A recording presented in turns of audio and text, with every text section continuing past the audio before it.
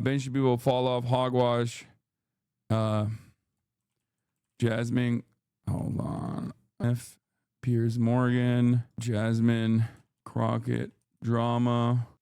Is Jordan Peterson dead yet? I think so, but I don't know. As Cristobal said, ignore her at your peril. Don't say anything too bad about her. She got stands. No, I know she has shooters.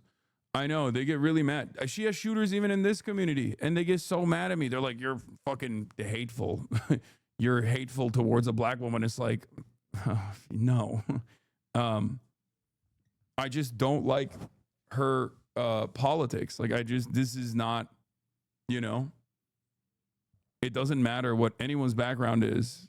You should know that by now. This is 2025. I think we've moved beyond this kind of politics. You think Benny Johnson fucked JD Vance? I need your take. I don't think so. But I mean, he is gay for sure. Benny Johnson outed. That's another right-wing drama situation.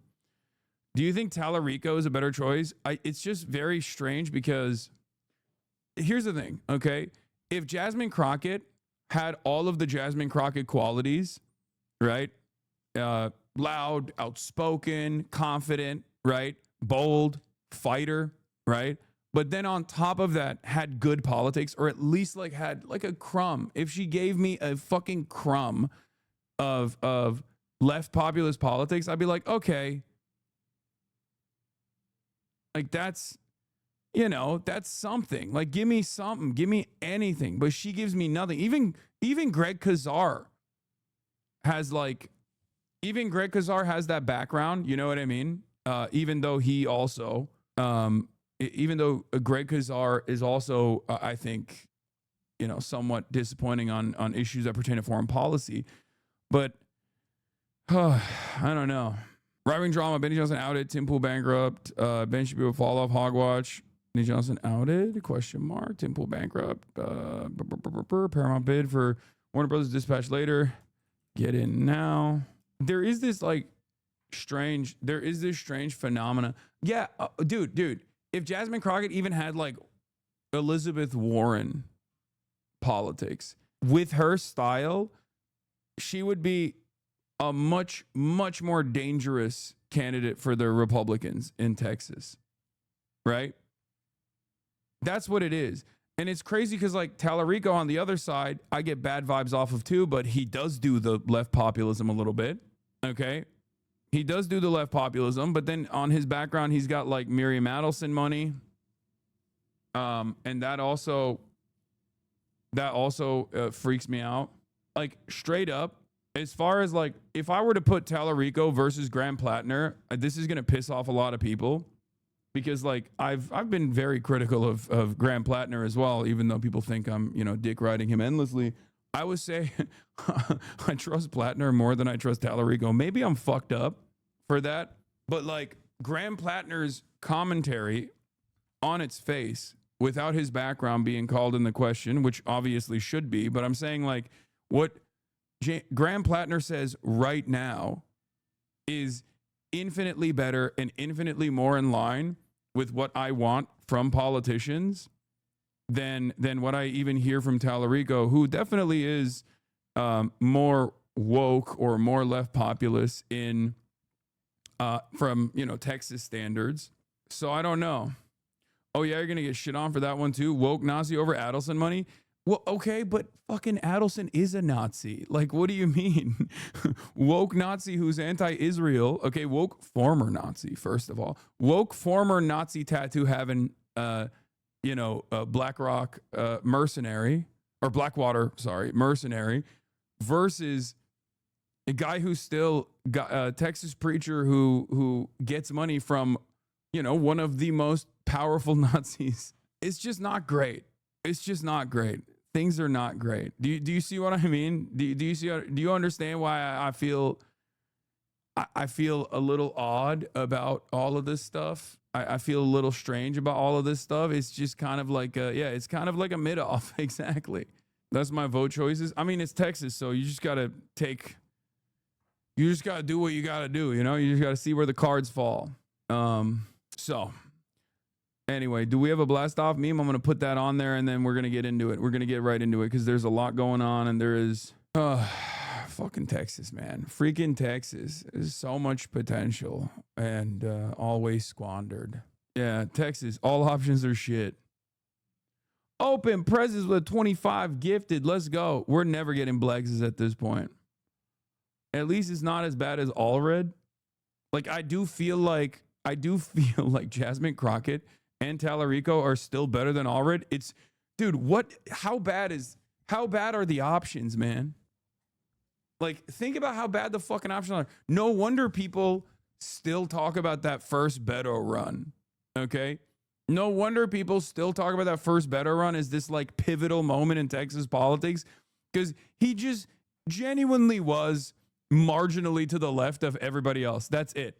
Like, for the first time, they were like, oh my God, this guy is seemingly somewhat normal. And obviously his career fucking fell apart and everything he did after that was dog shit. But that first run was so exciting for people because they were like, oh, he's kind of chill and also seemingly progressive. And he had all the motion, he had all the momentum. And I totally understand why people were like, the more I look at current Texas candidates, the more I understand why so many people really believed in Beto the first time around. Okay? The guns thing broke his election. Yeah, I mean, he went nutty mode on that. It was pretty crazy. Brother, if you're going to run on, I'm taking away your guns in the state of Texas, then you might as well fucking say, like, you know, I think we should reappropriate every American military base and restructure the military into being, the Army Corps of Engineers only or something. Because, like, it's such a fucking insane take. Like, at that point, you should not just say Medicare for all. You should say, like, I'm going to jail every insurance executive. Do you see what I mean? Like, use it on something that's actually impactful. If you're going to fucking go on, like, we're not just doing modest gun control. We're coming to your home and taking away your guns. You know what I mean? Might as well offer the entity of Texas to Oklahoma. It's just one of the craziest things that you could run on. It's one of the craziest things that you can run on in the state of Texas, right? So if you're running on that in the state of Texas, you might as well run on fucking Medicare for all. These guys would rather say we're gonna shoot you at your home if you own guns in the state of Texas before they say we're doing Medicare for all. You know? It's fucking crazy. I was muted. Is this Beto? The Republic of Texas can't do it without a lot of work. Isn't there agreement to join? Logs, please. The libs are going to say that leftists are attacking Jasmine and calling it misogynoir, but every single criticism I see from the left about Jasmine is that she's been openly an Israel glazer and she has no clear policies to speak about. But like you literally said, she has such great qualities, including her being a strong black woman. That is a shame. She has no good policies to back her up. Yeah, I just need a crumb. I need a crumb from Jasmine Crockett, please. Like, it sucks that she's like a fighter. She's anti-Trump. All of those qualities are so great. Okay. And she has a decent presence on TikTok. People seem to really love her, but like, you're squandering it. What the fuck? Just give me something to hold on to, man. What the fuck? She should get a Nazi tattoo. Yeah. Show me some bipartisanship. No, but like it's Jasmine Crockett is the 2016 era resistance lib, and it's genuinely it is genuinely a sign that things have deteriorated even further, that the 2016 era liberalism is still seen as like this bold radical step in the right direction by liberals. I don't care for her too much. She's the Kamala of Congress, say a whole lot, but stand for literally nothing. No, she's definitely more outspoken than Kamala Harris is. Like, she's definitely more of like a clapback, like hashtag resistance clapback style candidate. She's definitely better than Kamala on that front.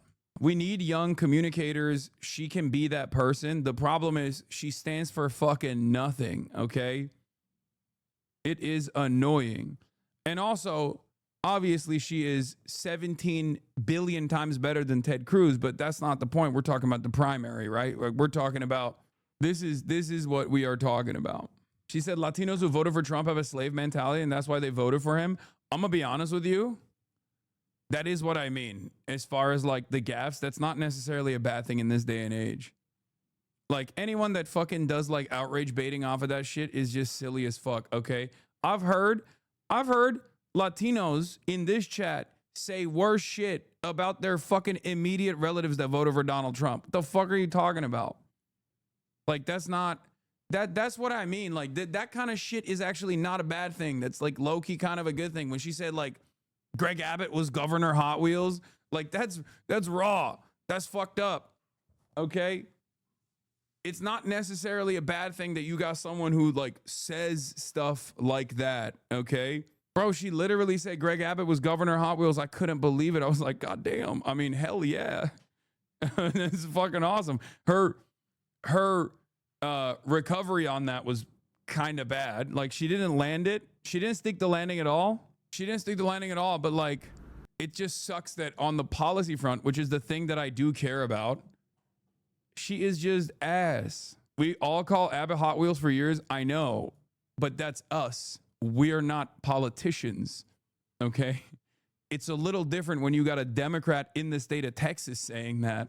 Like that is, it's why Trump is so popular. Yeah. But I mean, you know, there are differences here. Okay. There are differences. You can't be just all clapbacks. Trump is not just popular because he's all clapbacks.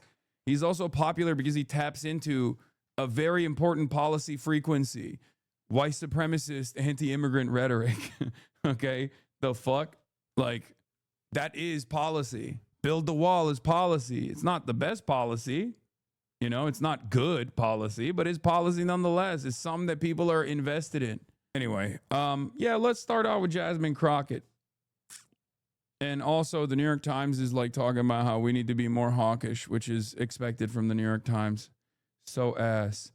But yeah, Jasmine Crockett came out and had a couple moments. People are very critical of her. I'm gonna say the good and I'm gonna say the bad. Okay, from the jump. Let's start with the biggest negatives, right? The pros and cons. The biggest negative is her policy platform is kind of ass. It's not even kind of ass. I'm just going to be honest. It's really bad, actually. It's really, really fucking bad. It's not even Jasmine Fetterman Crockett because John Fetterman actually was like at least lying about being progressive on a lot of issues, right? Your blast off tweet redirects to some ad? Wait, what the frick? What do you mean? Oh, shit. Oops. You're right. I didn't spell Twitch correctly. I updated it. Oops. I misspelled Twitch. I was so excited to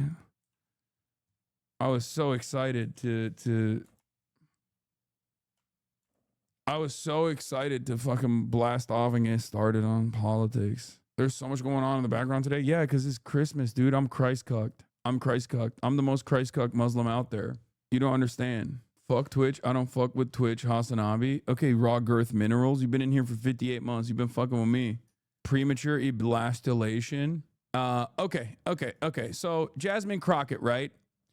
One of the things that I'm obviously very frustrated by is the fact that, you know, she is pro-Israel, right? She's pro-Israel. And it's crazy to me that, like, Israel has actually played a big role in buying out a lot of fucking black congresspersons on the Democratic Party side. Well, that's where all the black congresspersons are, let's be real. But they have done this, okay? They have straight up done this. Like some of the most powerful, they've done it across the board. But the expectation obviously is that, you know, black congresspersons could be more progressive given their own personal background and personal experience, experiencing white supremacy, right? Experiencing white supremacy in the United States of America is supposed to be it's my expectation at least is like, okay, like I want to vote for you because I assume that like your lived experience is going to motivate your worldview, is going to guide your worldview, it's going to motivate your policies. Did I miss the Black Israelite discussion? No, that's not what? No, that's not what I'm saying. Come on. Let's be real. I know this is a touchy subject. Everyone's going to fucking yell at me and clip me out of context here, but like, the expectation is that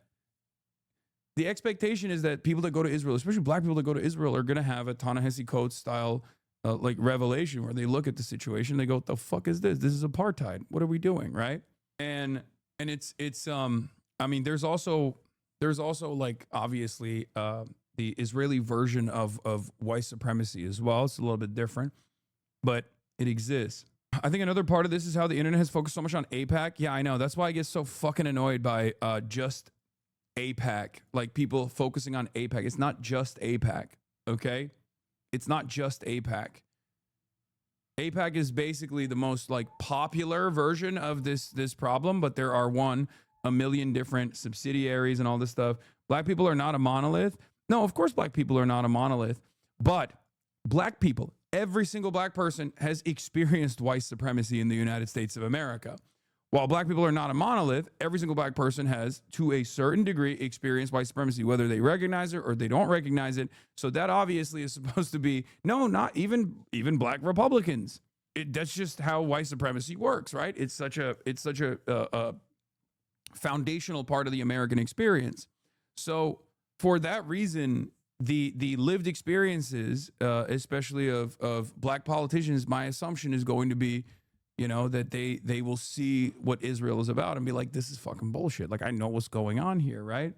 So it's always confusing to me when I see the Congressional Black Caucus take certain decisions, or if I see like power players in the Democratic Party be so pro-Israel like Hakeem Jeffries. It's just very frustrating, okay? Very, very frustrating. Jasmine Crockett is another example of this, right? An example of the type of scrutiny Jasmine Crockett has escaped so far. She was sufficiently pro-Israel at the start of her time in Congress to be featured in a tweet from the IDF's official account standing in front of an Iron Dome battery. IDF posted this before October 7, of course, but we hosted a U.S. Democratic congressional delegation organized by AIPAC, led by House Minority Leader Representative Jeffries and Representative Steny Hoyer. The delegation toured an Iron Dome battery and Hezbollah's terrorist tunnels in northern Israel. We held productive discussion on shared security challenges. And it doesn't end there, because Jasmine Crockett has been questioned about America's allegiance to Israel and allyship to Israel, and she has straight up said, like, no, Israel is a very important ally. Israel's a very important ally. She is to the right of the average Democrat at this point, I think, unless she has some new takes when she's running. This is an indication to me, because I'm not a single issue voter by any means, but like Israel is a very good example of like not listening to the base, right? For me, when I see a Democratic politician look at the issue of Israel right now and still take this like dodgy ass position, I see it as a litmus test. Like, if you're doing that for Israel, you're not going to do anything for your voters. You're not going to do right by your voters at all. You're not going to give a shit about your constituents, because your constituents are literally saying like, fuck Israel, right? I'm not doing this assessment on some moral grounds, even though you absolutely can, and many people do, and that's understandable if you do that. But for me, this is beyond that, right? I wear many different hats when I'm doing this kind of political commentary. And one of the hats I wear is an assessment of performance, right? I'm looking at this from a pure performance basis. In this day and age, at this stage, when Gavin Newsom is out there talking about, oh, I've never taken money from AIPAC and I never will take money from AIPAC, right? Like, when he's saying shit like that because he has ambitions to run for office, to run for the presidency, when you got the governor of California saying shit like that, and a lot of people don't realize that refusing to speak at AIPAC was a controversial moment for fucking Bernie Sanders only like 5-6 years ago. Okay. That was seen as like a crazy thing that Bernie Sanders would refuse to speak at AIPAC. And now you got Gavin Newsom being like, fuck AIPAC, because he wants to run for president. In that environment where the attitude, the popular sentiment is shifted so dramatically against Israel, when you still have Jasmine Crockett talking like this, I see that as a major litmus test. Also, yeah, I know he's taking JPAC money. It's California's top pro-Israel super PAC. I know you're talking about Gavin Newsom. Yes, Gavin Newsom has taken money from Israel. He's just fucking saying, "Oh, I wouldn't take money from AIPAC." Like, he's performative. And also, not only is he performative, but also the reason why I'm using that as an example is because he's doing performance in the direction of anti-Israel. Okay? Do you understand?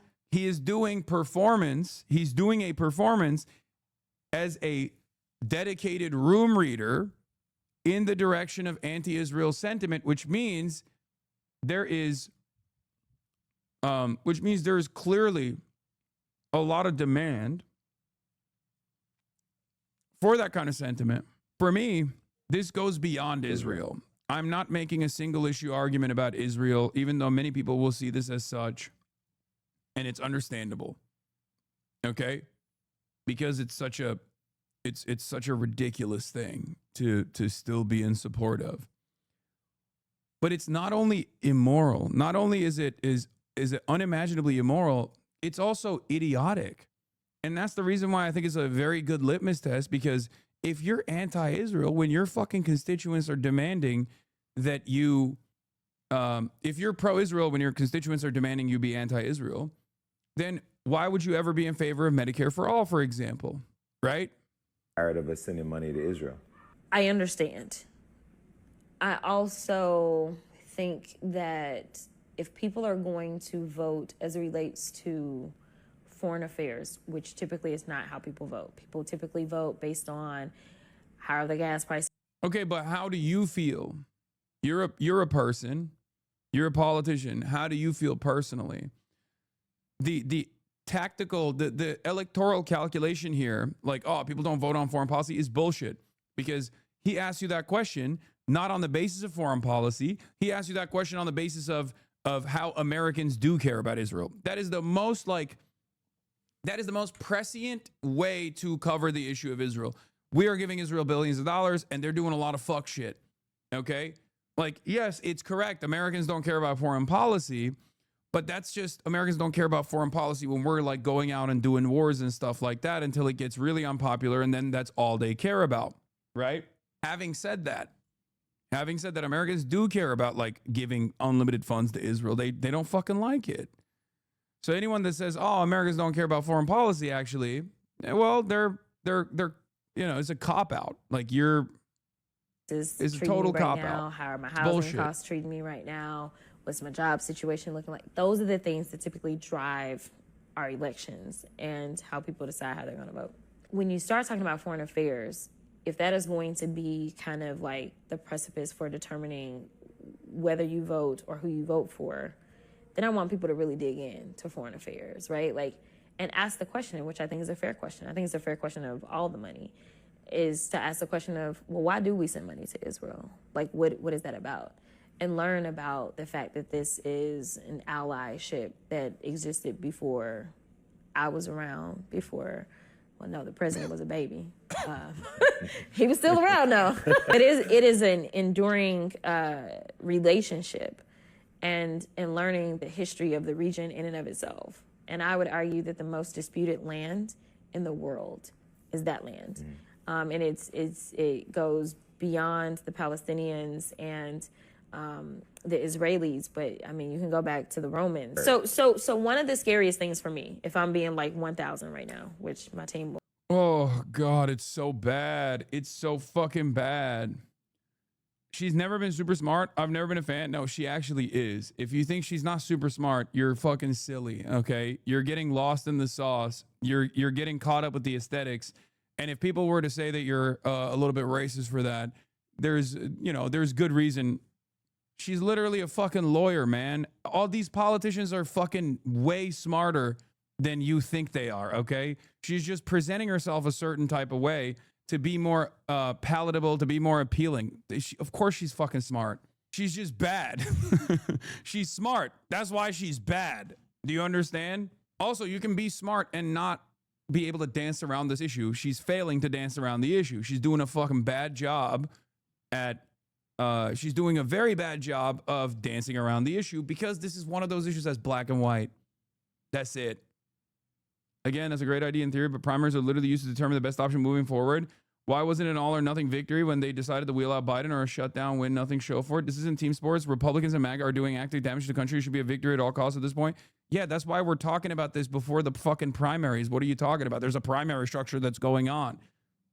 What are we doing? Is every election calculation going to be the same? People coming in here and being like, you didn't want Kamala. You were being so critical of Kamala. Yeah, if Kamala Harris were to listen to some of the fucking arguments that I was presenting, maybe she would have been able to put forward a stronger fucking candidacy and actually defeat Donald Trump.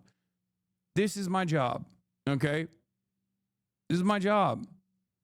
Like I said, there is a lot that I actually would like about Jasmine Crockett. Some of the things that actually a lot of white people despise about Jasmine Crockett, I like about Jasmine Crockett, okay? She's bold. She does clapbacks. She's unafraid of, saying shit that is very polarizing at times. I like that, okay? I like all of that. That's good. Democrats want to fight her, okay? Like, Jasmine Crockett will literally call Marjorie Taylor Greene a racist bitch, okay? And that's the energy that I think a lot of people want right now, and that's a good thing, okay? The problem is she's only a fighter on the aesthetic front. And if you are going to be a politician, if you're going to be a senator, you need to be a fighter on the policy front first and foremost. That's the most significant part of your fucking job. Okay? So her pros are great, On paper, she has a lot going on, at least in a first glance. But the things that matter the most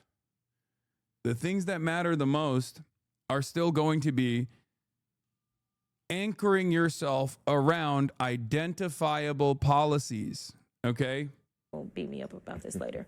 But if I'm being 1,000 about this, when you think about, and because of the conversations that I've had, if the United States says we will throw away our 75 plus year relationship with Israel because we don't like their leader, then if we end up with Trump, we set a precedent for all these other allies to throw us away, because I have heard from other allies. Oh, this is so bad. Oh, it's such a, what the fuck? This argument is so dumb, dude. Oh my God. I'm sorry. You did not think this through at all.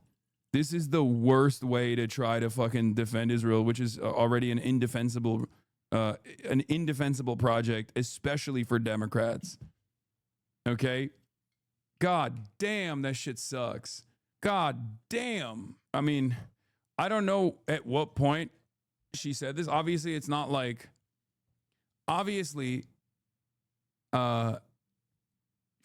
it must have been somewhat recent. Like, it's not, because she has the bleach blonde bad body t-shirt, which was her quote against Marjorie Taylor Greene. Anyway, the point is, you can't look disingenuous, and you can't look too self-centered. And unfortunately, I think in the absence of any sort of tangible policy position that you can associate her with, she will come across as disingenuous to maybe not her super fans, which she has cultivated a legion of, but to the other voters that would vote for her. Unless she makes it out of the primary, I don't know how she makes it out of the primary with this shit. Nations that they don't fucking like Trump, right?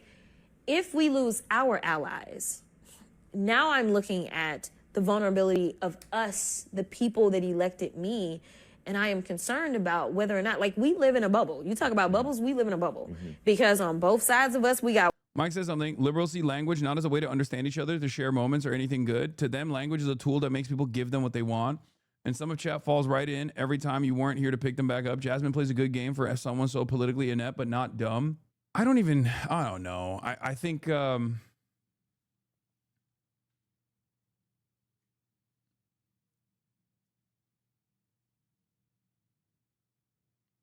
I don't think many people have seen this. I haven't even seen this before. So I think that's probably the reason why. Because a lot of people have only seen her highlights, her highlight reels, right?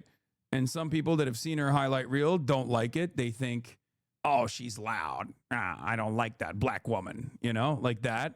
Some people feel that way, right? There's like a lot of racial animus. And then some people see that and they really like it, right? And I think, like, the thing I've been very critical of Jasmine Crockett for a long time. because I've always maintained the position that like you can't be all smoke and mirrors, you can't be all flash and no meat and potatoes, right? That's the problem.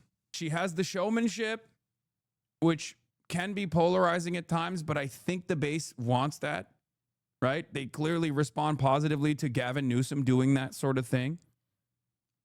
But she doesn't have the bare bones policy backing. Like there is no this has been my major gripe with Jasmine Crockett from the start. I always say, anytime I see her popping off on the timeline, what do I always say? I say, look, it's great that she's like sticking it to the Republicans and she's really telling it like it is, but where the fuck's the policy? Okay? Like, we're not trying to sell t-shirts here. You're a politician. You're supposed to fucking have actual tangible goals. Like, you have to fucking make people's lives better. That's what you're supposed to do. Water and North and South, we got pretty decent friends, right? Like, we closer with the people up north than we are the people down south, but either way, we got friends. And this is policy, by the way, for the record. It's just really dog shit policy. This is a bad defense of really bad policy. A policy of being pro-Israel. On both sides, right? That don't mean that we are liked in this world. Mm-hmm. Like, a lot of people hate us. Mm-hmm. But it's about being able to flex. Like, oh, do you want to play with us? Mm-hmm. It's like, think about, like, those people that used to go to your school and they had, like, the biggest family. They had all the brothers and sisters. If you decided you was going to fight one, you was going to have to fight the whole family. Right. So you, like, forget that. I ain't finna do that, right?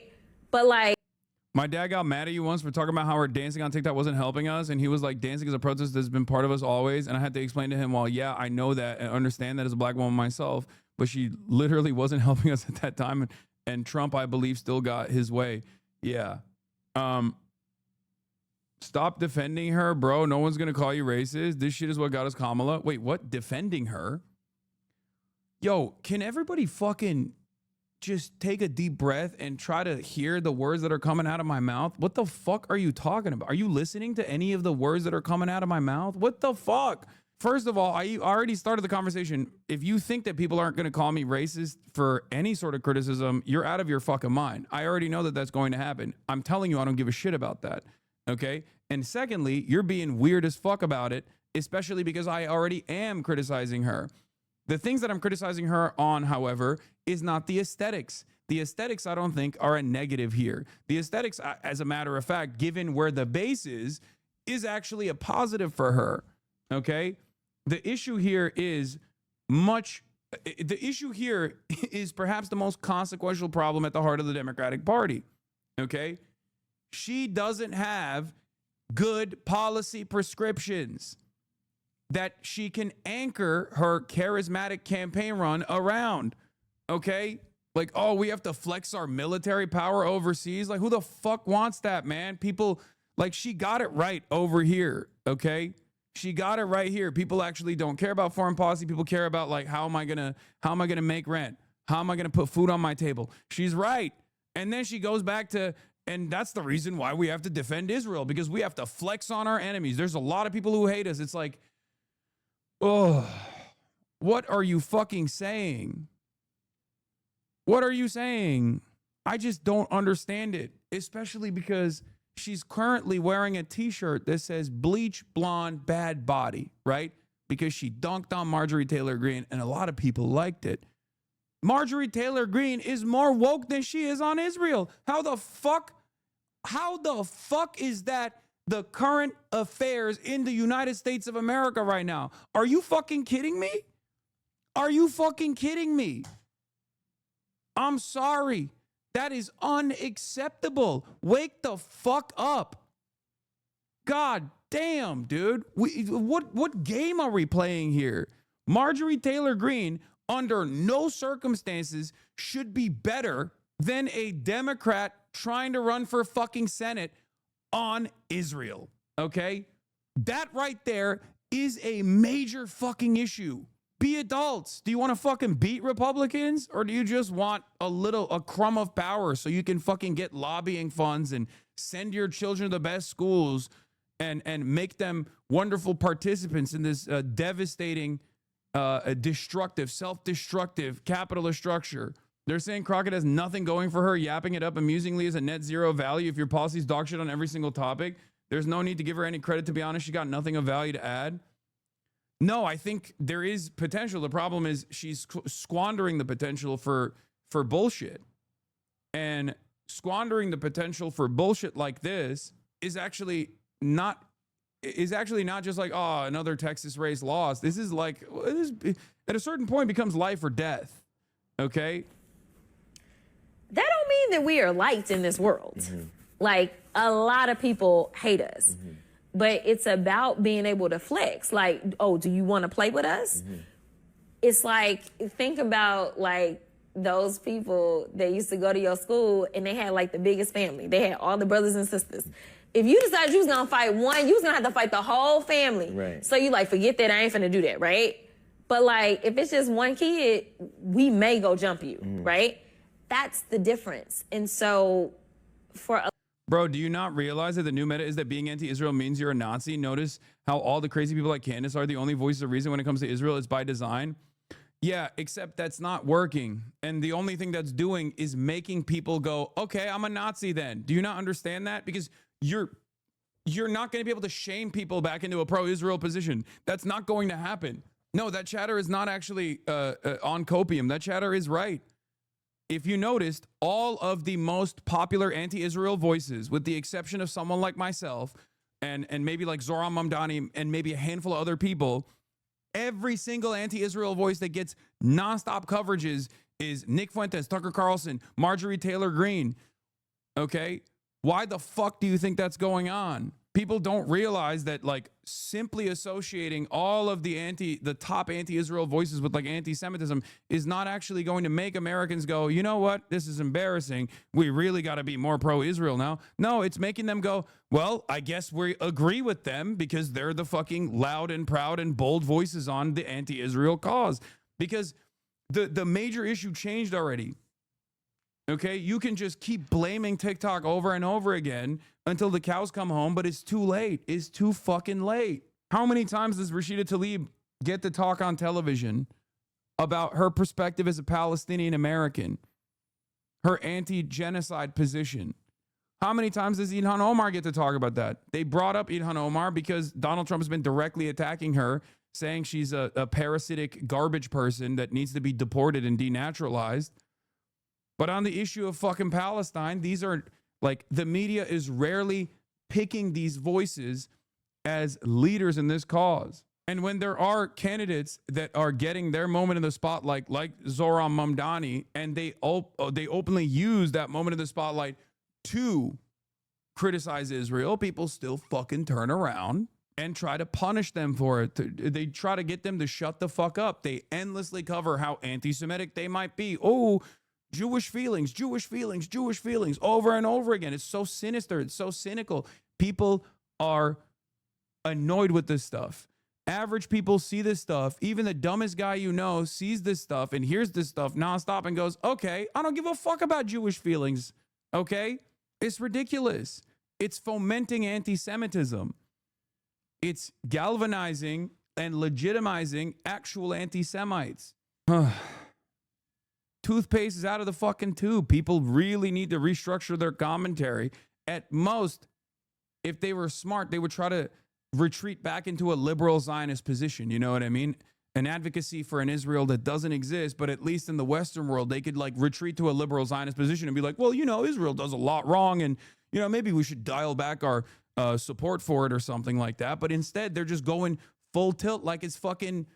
Like it's 1978 or something. Like they think that there is a level of control over the media messaging here, where you know, the State Department opinions are just repeated ad nauseum, and people just go, yeah, you're right. Israel is our most valuable ally. It's the most moral nation on the planet. Oh my God, we have to do unconditional defense for Israel, and if I don't do that, I'm an anti-Semite, and I'm actually scared to be called an anti-Semite. Like, it doesn't work that way. Okay, and I do think that because Americans are so they're so one note, and they are so easy to convince, and they do care about the aesthetics quite a bit. Like, I think more than ever now, anti-Zionist Jewish voices need to be as prominent as possible, like on the fucking forefront, to be like, listen, we're Jews. This is fucked up.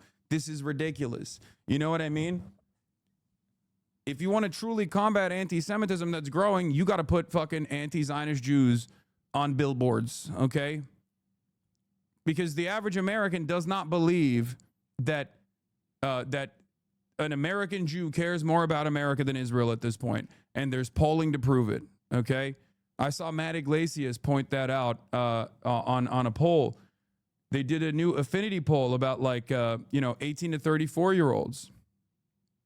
Okay, asking them, what they consider is anti-Semitic policy prescriptions, and the overwhelming majority on every fucking ideological boundary said American Jews care more about Israel than they care about the United States of America.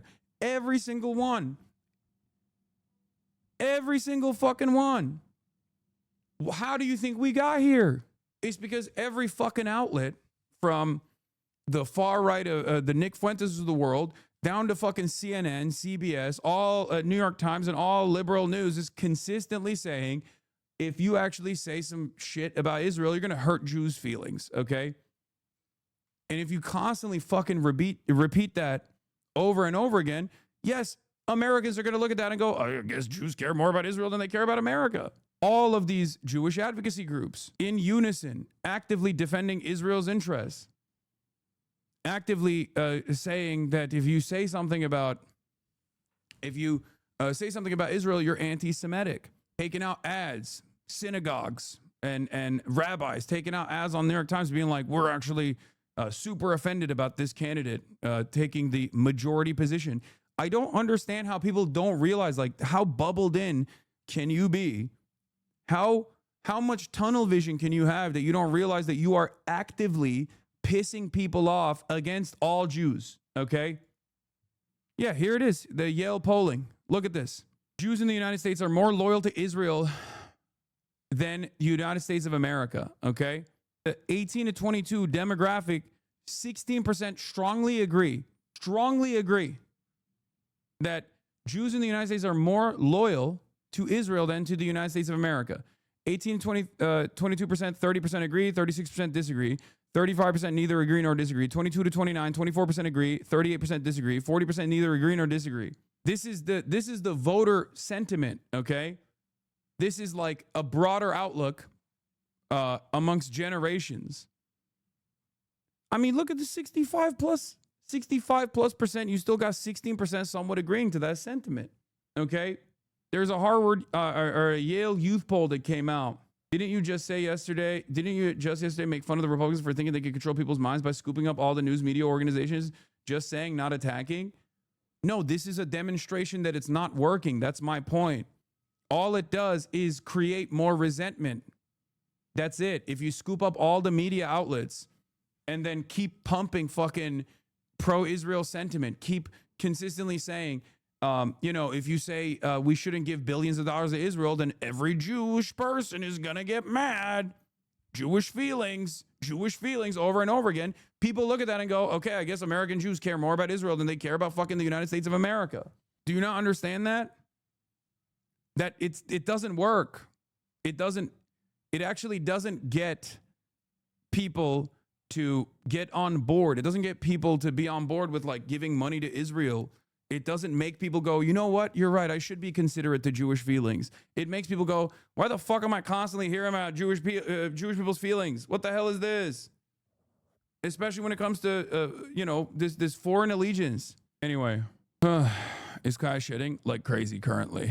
It's shedding season. All right, let's finish off this Jasmine Crockett piece, and then I'll talk more about that as well. A lot of us, it's history. It's also thinking through possibilities in the future, and those are the conversations that nobody really wants to have and talk about. But it will set a certain precedent for allies potentially leaving us if we were to disagree and just be like, well, we don't like your leader. It's all about the relationship between the people and the countries.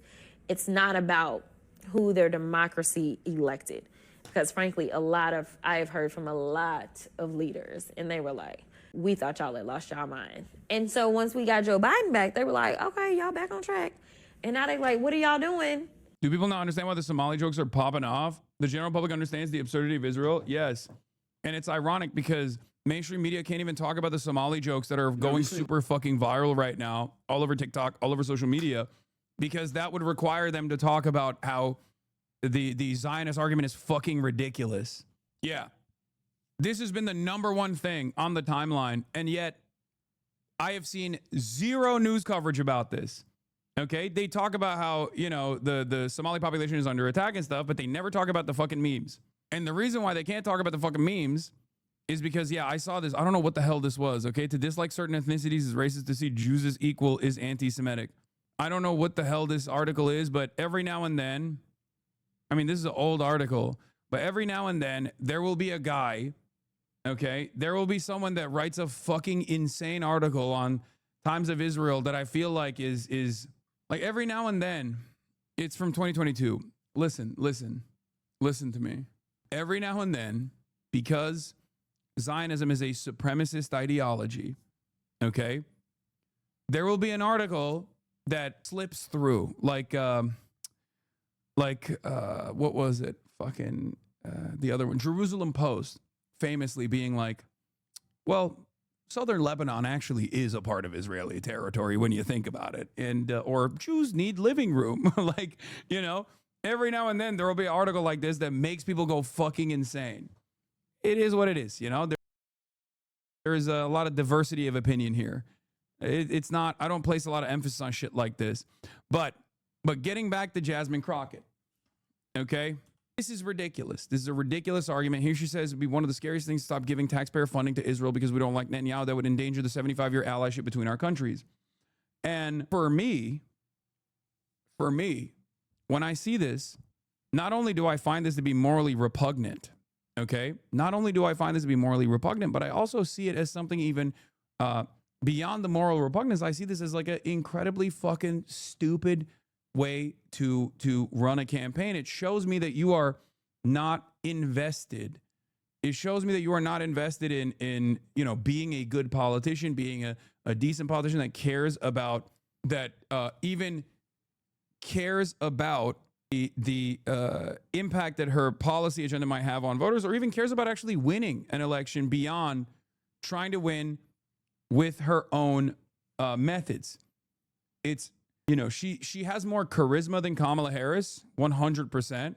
But that was a very big problem with the Democrats in general, and certainly was a big issue in the Kamala Harris campaign run, when she did not just want to win unconditionally. She didn't want to just defeat Donald Trump.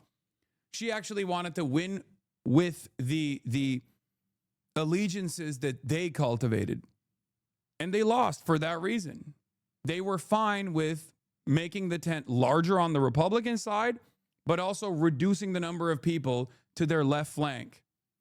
They were totally fine with that. They thought, this is how we're going to win. We're going to win with the Liz Cheney constituency. That was non-existent.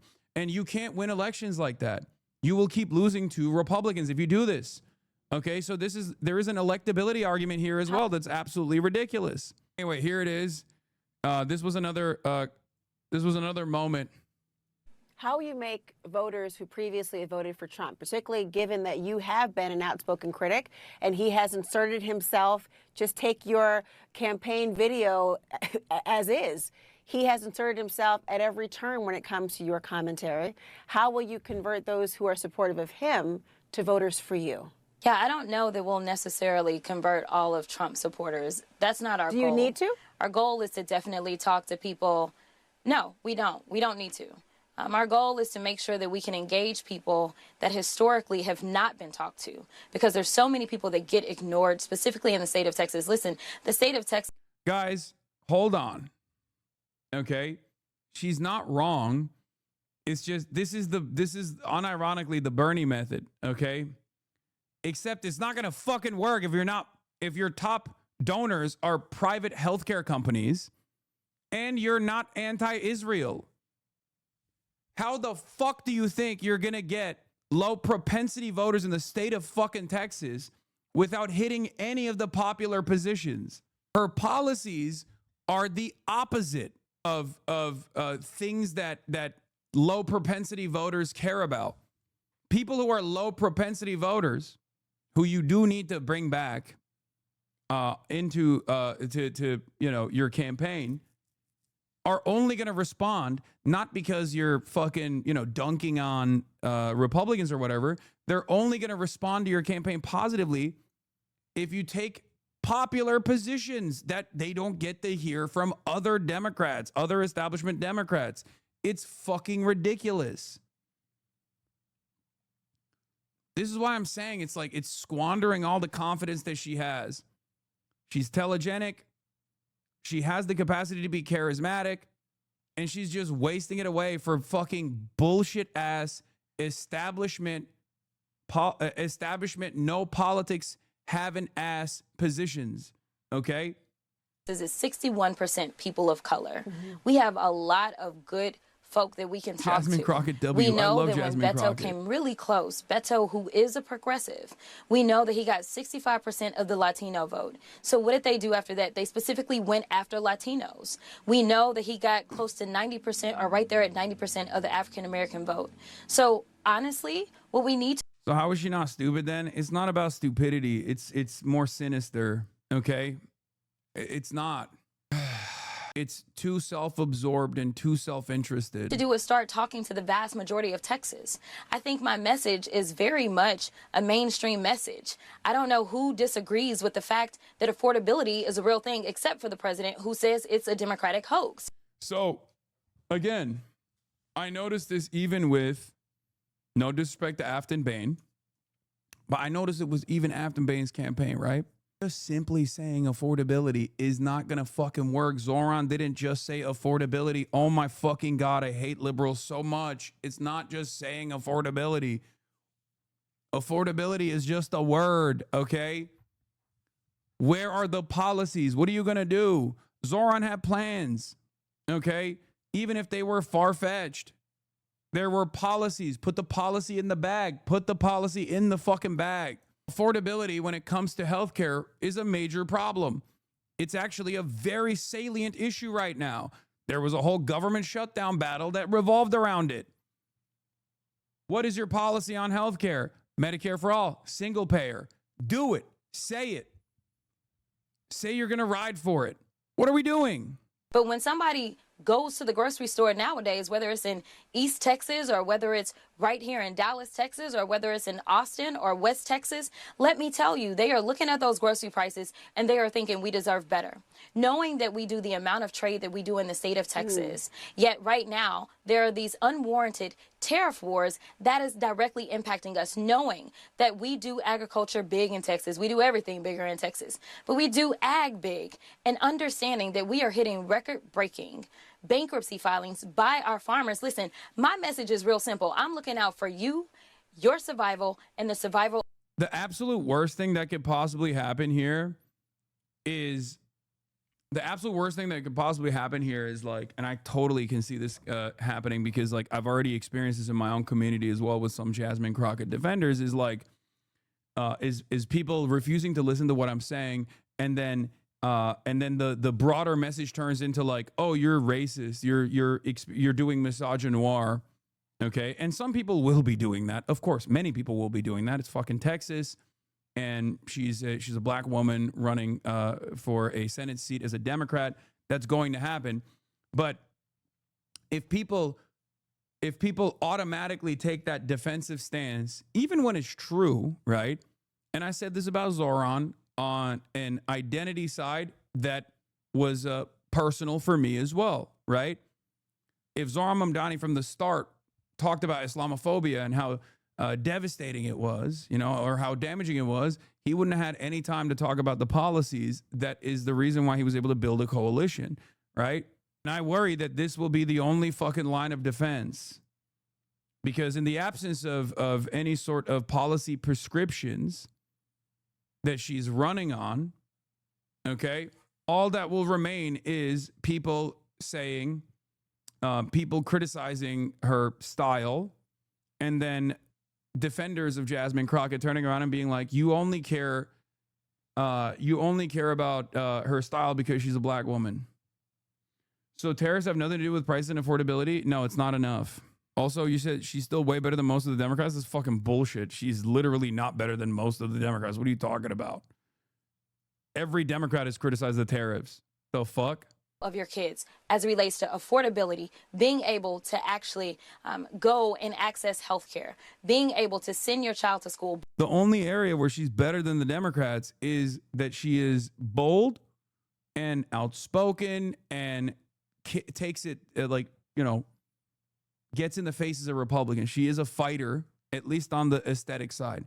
She is optically seen as a fighter. And on that front, and she's young. So on that front, she actually is better than a lot of Democrats.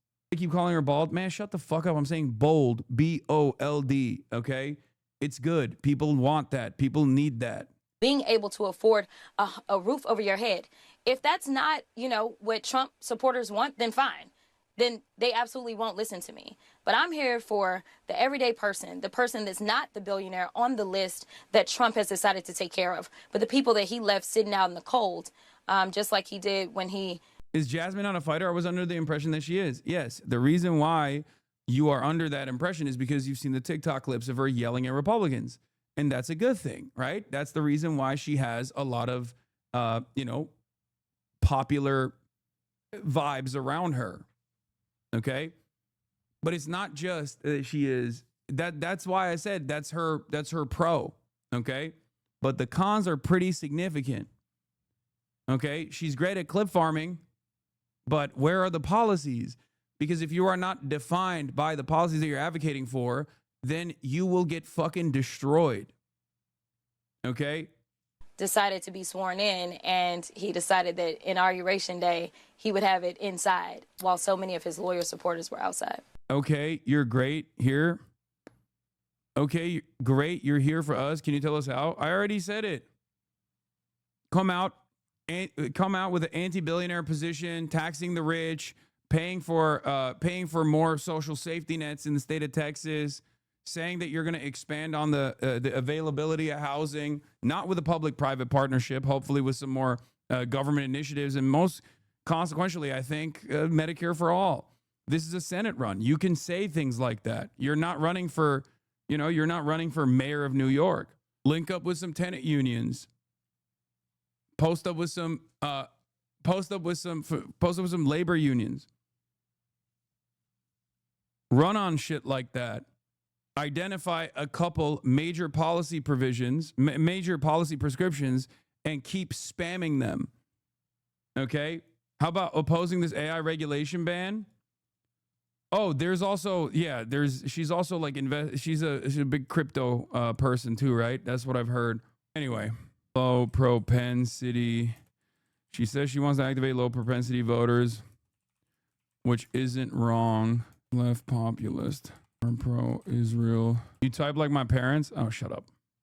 I'm old enough to be your parents. Then I guess we're just fucked in Texas. Cool. No, I mean, Sam is, and I also want him to tell us his view of him.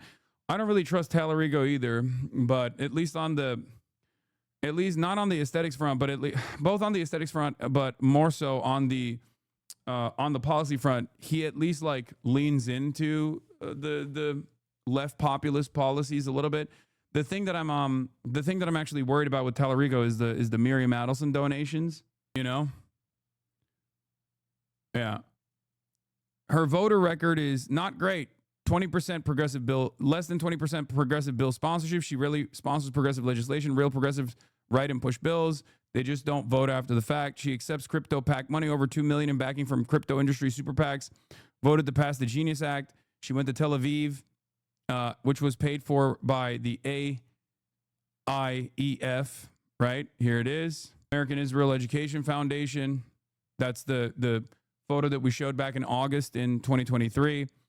I don't really care about saying that, like, Latino voters that voted for Donald Trump are demonstrating slave mentality or whatever. It's a bold and polarizing statement, but I don't think that's like necessarily going to be bad for her. Talarico is principleless, so your argument can convince someone like him. The problem with Crockett is that she's an ideologically committed gigalib. She's a worst case scenario kind of Democratic Party figure. It's a stupid statement. No, I don't care about that. I think I think that in and of itself is not as problematic, or like calling fucking Greg Abbott Governor Hot Wheels, stuff like that is not as problematic as people try to make it seem to be. Because in this day and age, I think like in this day and age, at least for the liberals, okay, they want someone to say shit like that. They think shit like that, and they want someone to say shit like that. And the reason why they want it is because they hear it nonstop from the Republicans. But well, disabled people don't particularly. This is what I mean. Look, listen. Is it ableist? Absolutely. But I think we're talking about normies, okay? I don't think normies give a shit. Don't get mad at me for saying this, but I don't think normies give a shit about the aesthetics of stuff like that. Because it doesn't even reach it's not even near the boundaries of like permissible bigotry. It's way below that. Especially because I'm fairly certain that every disabled person in the state of Texas with a conscience also fucking despises Governor Greg Abbott.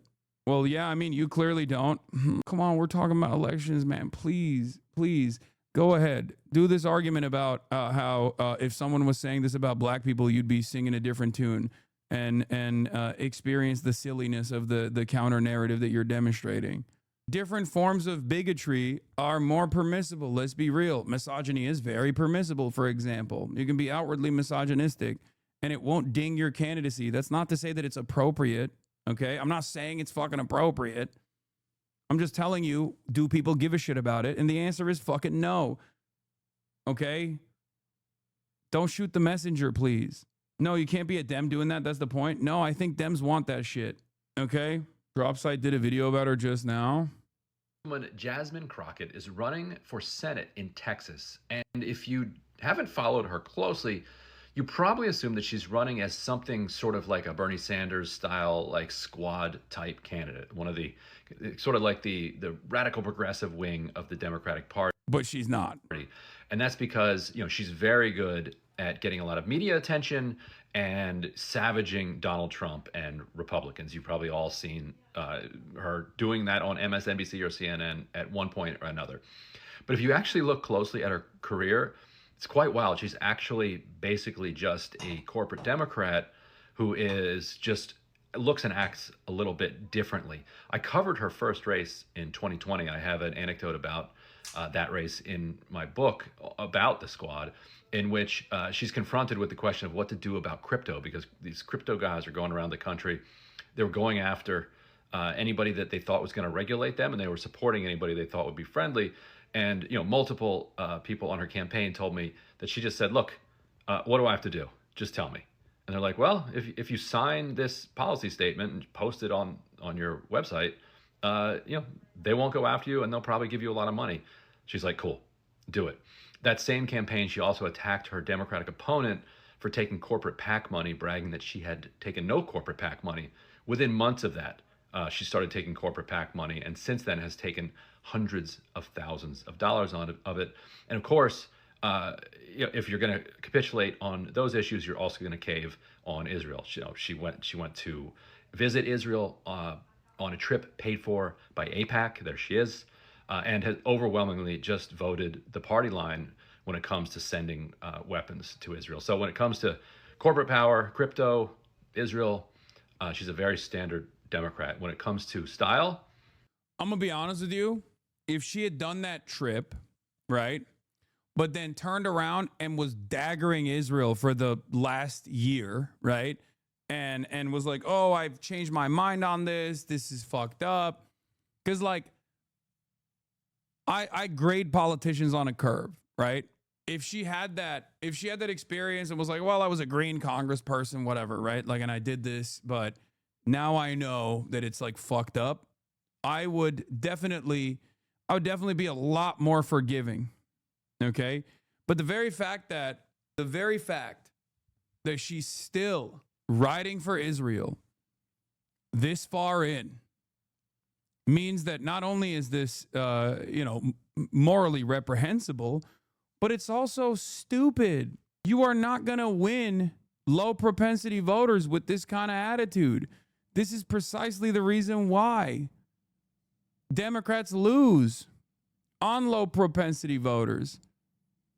Because on the aesthetics front, for the low propensity voters, the type of shit that Donald Trump is presenting, the culture war stuff, is way more appealing to them. So you have to beat them out on you know, fixing material issues, material problems. Where's the support for Medicare for all people? More than, hold on. I was tweeting about Jasmine Crockett. I'm putting, you know, I'm getting in the fight. Anyway, so she also had this this first messages like why she's running, and I'm gonna cover that as well. I think a lot of people were very annoyed with that too. Let's finish this video. Not real so quick. much. So we'll see how that goes. Yeah, so that's the drop side take. But here's a clip. Especially in this moment. There are a lot of people that said, you got to stay in the house. We need our voice. We need you there. And I understand. But what we need is for me to have a bigger voice. What we need is not only a voice, but we need to make sure that we are going to stop all the hell of us.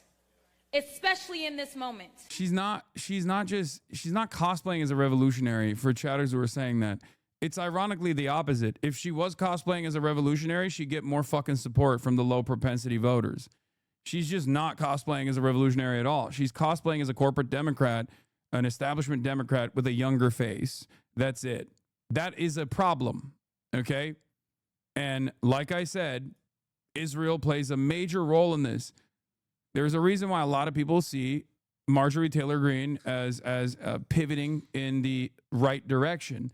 Okay, there's a reason why all these people have gotten a lot of all these people on the right, on the far right, with their anti-Israel position, have garnered a lot of support.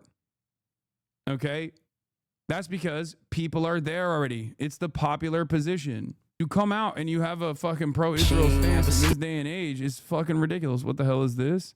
What is this? She ain't never been. Who else willing to go toe to toe against the president?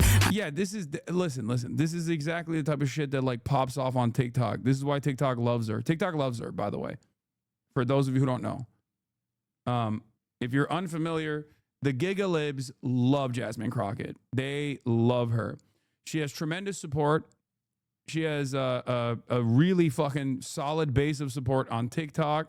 Can't wrap my head around someone who votes Republican. She advocate for feeding kids. They protect the ones touching them. Trump invading his own country with an army. What a joke. We remember Pearl Harbor by illegally bombing boats. What y'all thought we wasn't gonna do nothing but they think again. They only trying to scare out of running cause they think she win. Listen, thought I told y'all we ain't never scared. Now look who name on the docket. Got 2 words for every racist bigot living, Jasmine Crockett. Everyone in MAGA isn't racist. Yeah, that might be true, but in all of history, I never seen a Nazi flag be blue.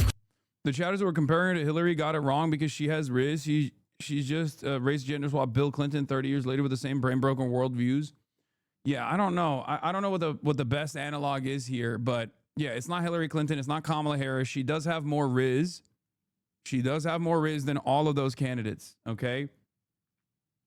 This type of stuff is annoying for us. But I'm willing to bet we would be eating that shit up if she had a comprehensive pro-Medicare for all, pro-left populist agenda, okay?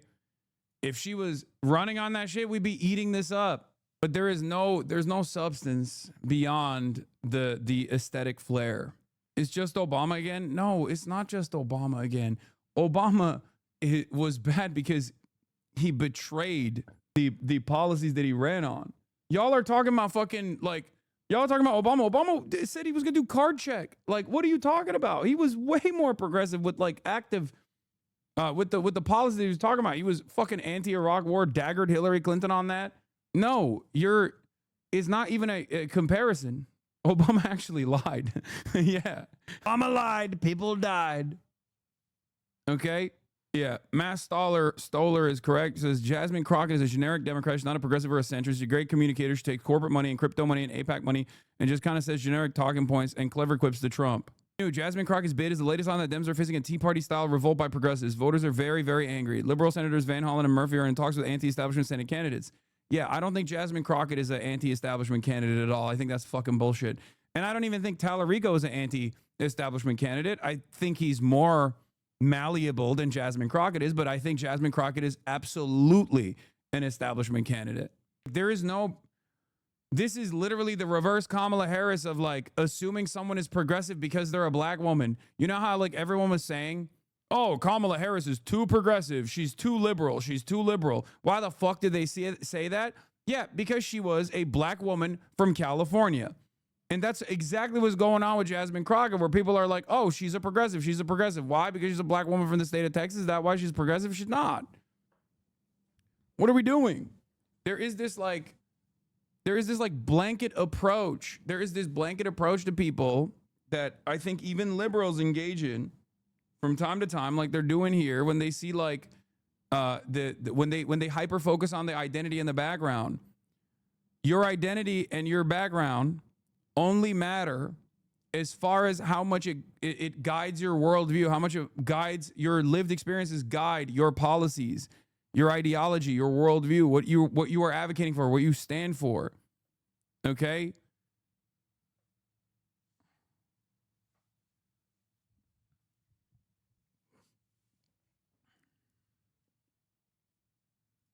So which side you wanna choose? Me, I hope my money goes to the side that isn't trying to say affordabilities. I hope she stand on business, all 10 toes. Texas tough, don't need no more bad built, bleach, blonde, butch bodies moving forward. Never scared and 126,000 likes. That's my future president right there. And it's so funny because like one of the things that I've seen, for example, is people talking about how like Zohran Mamdani won, right? Like a lot of liberals who love Jasmine Crockett also love Zohran Mamdani. This is why I said like Zohran is actually very popular, much more popular than you guys would think. To the naysayers, I'm sure y'all were saying the same thing about the new mayor like in New York. Let the people decide. Only God knows the outcome. Let's go. Except Jasmine Crockett wasn't fucking pro Zohran Mamdani. What are we talking about? Jasmine Crockett only came out and said positive things about Zohran Mamdani after the fact. Do you trust Plattner or Crockett more? Oh, that's a tough one. I mean, that's a tough ass fucking question to answer because Plattner's background is the problem.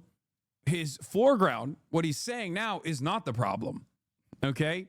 With Jasmine Crockett, it's not with Jasmine Crockett, the issue is that she is utterly devoid. If Jasmine Crockett was running on, if she took Graham Plattner's campaign, right?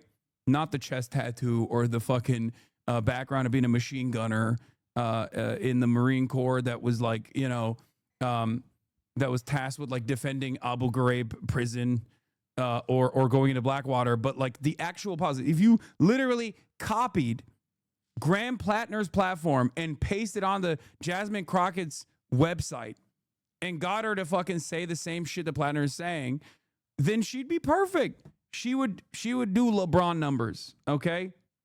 If she had the same energy, the same vibes, and then simultaneously was like, I'm doing this because there's a lot of poverty in my state and I want to fix it. And none of these fucking Republicans actually care about that shit. All they want to do is suck up to Donald Trump after saying that Donald Trump was ass.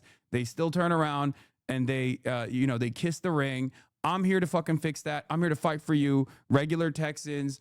I'm here to fight for all Texans. Doesn't matter if they're Republican. Doesn't matter if they voted for Trump. Doesn't matter if they didn't vote. I'm here for you. I think we all deserve better. If she ran on that and then said, you know, fuck billionaires. I'm for Medicare for all. I'm going to do everything in my power to make sure that your rents go down. Stuff like that. She would be fantastic. Okay? But yes, choosing between a reformed Nazi, currently revolutionary, skeptical, or a Dem who will sell you to crypto. Yeah, I mean, that's just, American politics is literally just that. Even on the Democratic Party's primary side, it's fucking crazy. Focus numbers. She's currently doing LeBron numbers right now. Okay, dude, why do you have to turn this? Everyone has an agenda. Maybe the TikTokers were right. This is objectively a white supremacist community, okay? And not even because of the Jasmine Crockett criticism, but because you guys are bringing up the fact that LeBron, who recently ended his incredible streak of having 10 points per game no matter what, you're just coming after LeBron like that because it seems like a lot of white supremacists in this chat was just like waiting for the opportunity to start shitting on LeBron, and it took like what 20 plus years for you to finally fucking talk some shit. I don't want to hear about this. Okay, let's move on. I was talking to Buddha about this, and it doesn't count. His streak is not over because it was technically on Canadian soil. Okay, it was a Toronto game. It actually doesn't count. The streak in my mind is still going on because it's like that was like an away game, not on U.S. soil. It was an away game somewhere else. We don't count those. Yeah. Also, it was a game-winning assist as well because he's a selfless person. He's a selfless person, and he demonstrated that he's a selfless person by instead of driving into the paint, he passed it, and it was a game-winning assist. 8 points in the USA is 10 in Canada with the exchange rate. The Earth wasn't regulation. Also, technically, he still has an 8+ point streak that's been going on. And also, I think it doesn't count regardless because, like I said, it's in fucking... Like I said, it's on Canadian soil. That doesn't count. It's not. Yeah. In Toronto, if we go by hockey standards, assists would also count towards a point. And technically, that assist should count more than a point, honestly. I like to think that it was worth 3 points. If it's a game-winning assist and it demonstrates selflessness, then technically that's 11 points overall. Anyway, let's just move on from this stuff. The Coriolis effect is different at higher latitudes. True. Okay. I feel like I'm watching Russian state TV. All right. So, speaking of Israel and Jewish people and anti-Semitism, I saw this complete... Jasmine Crockett possible platform assassinate Trump bash. So fuck one time and that's relatable. The word affordability with no further specifics. Pro-Israel. Oh yeah, Candace Owens is going to come out and have some choice words as well. We'll talk about that. But yeah, I will get into the Israel stuff real quick. Tuning into the Hasanabi broadcast is just LeBron today. Okay, calm down. So LeBron takes over what's killing your media credibility on the super valid chart. Okay. So, a couple things to talk about here. New. A majority of adults under 35 favor decreasing or stopping U.S. military aid to Israel. That figure rises to 69% among the youngest adults. This is from the Fall 2025 Yale Youth Poll. Do you favor the United States stopping all military aid to Israel, which is at 23%, or decreasing military aid to Israel, which is at 20%? Maintaining the same amount is at 31% with the plurality. But when you look at younger voters, 46% between 18 to 29, okay? 46% between 18 to 29 say stop all military aid to Israel. Between 30 to 34, 36% say all. These are incredible numbers, okay? What's really interesting to me about this dynamic also is that, one, as always, we got to get those fucking numbers up, okay? We got to get those numbers up. Too low, to be honest. Okay? Too low.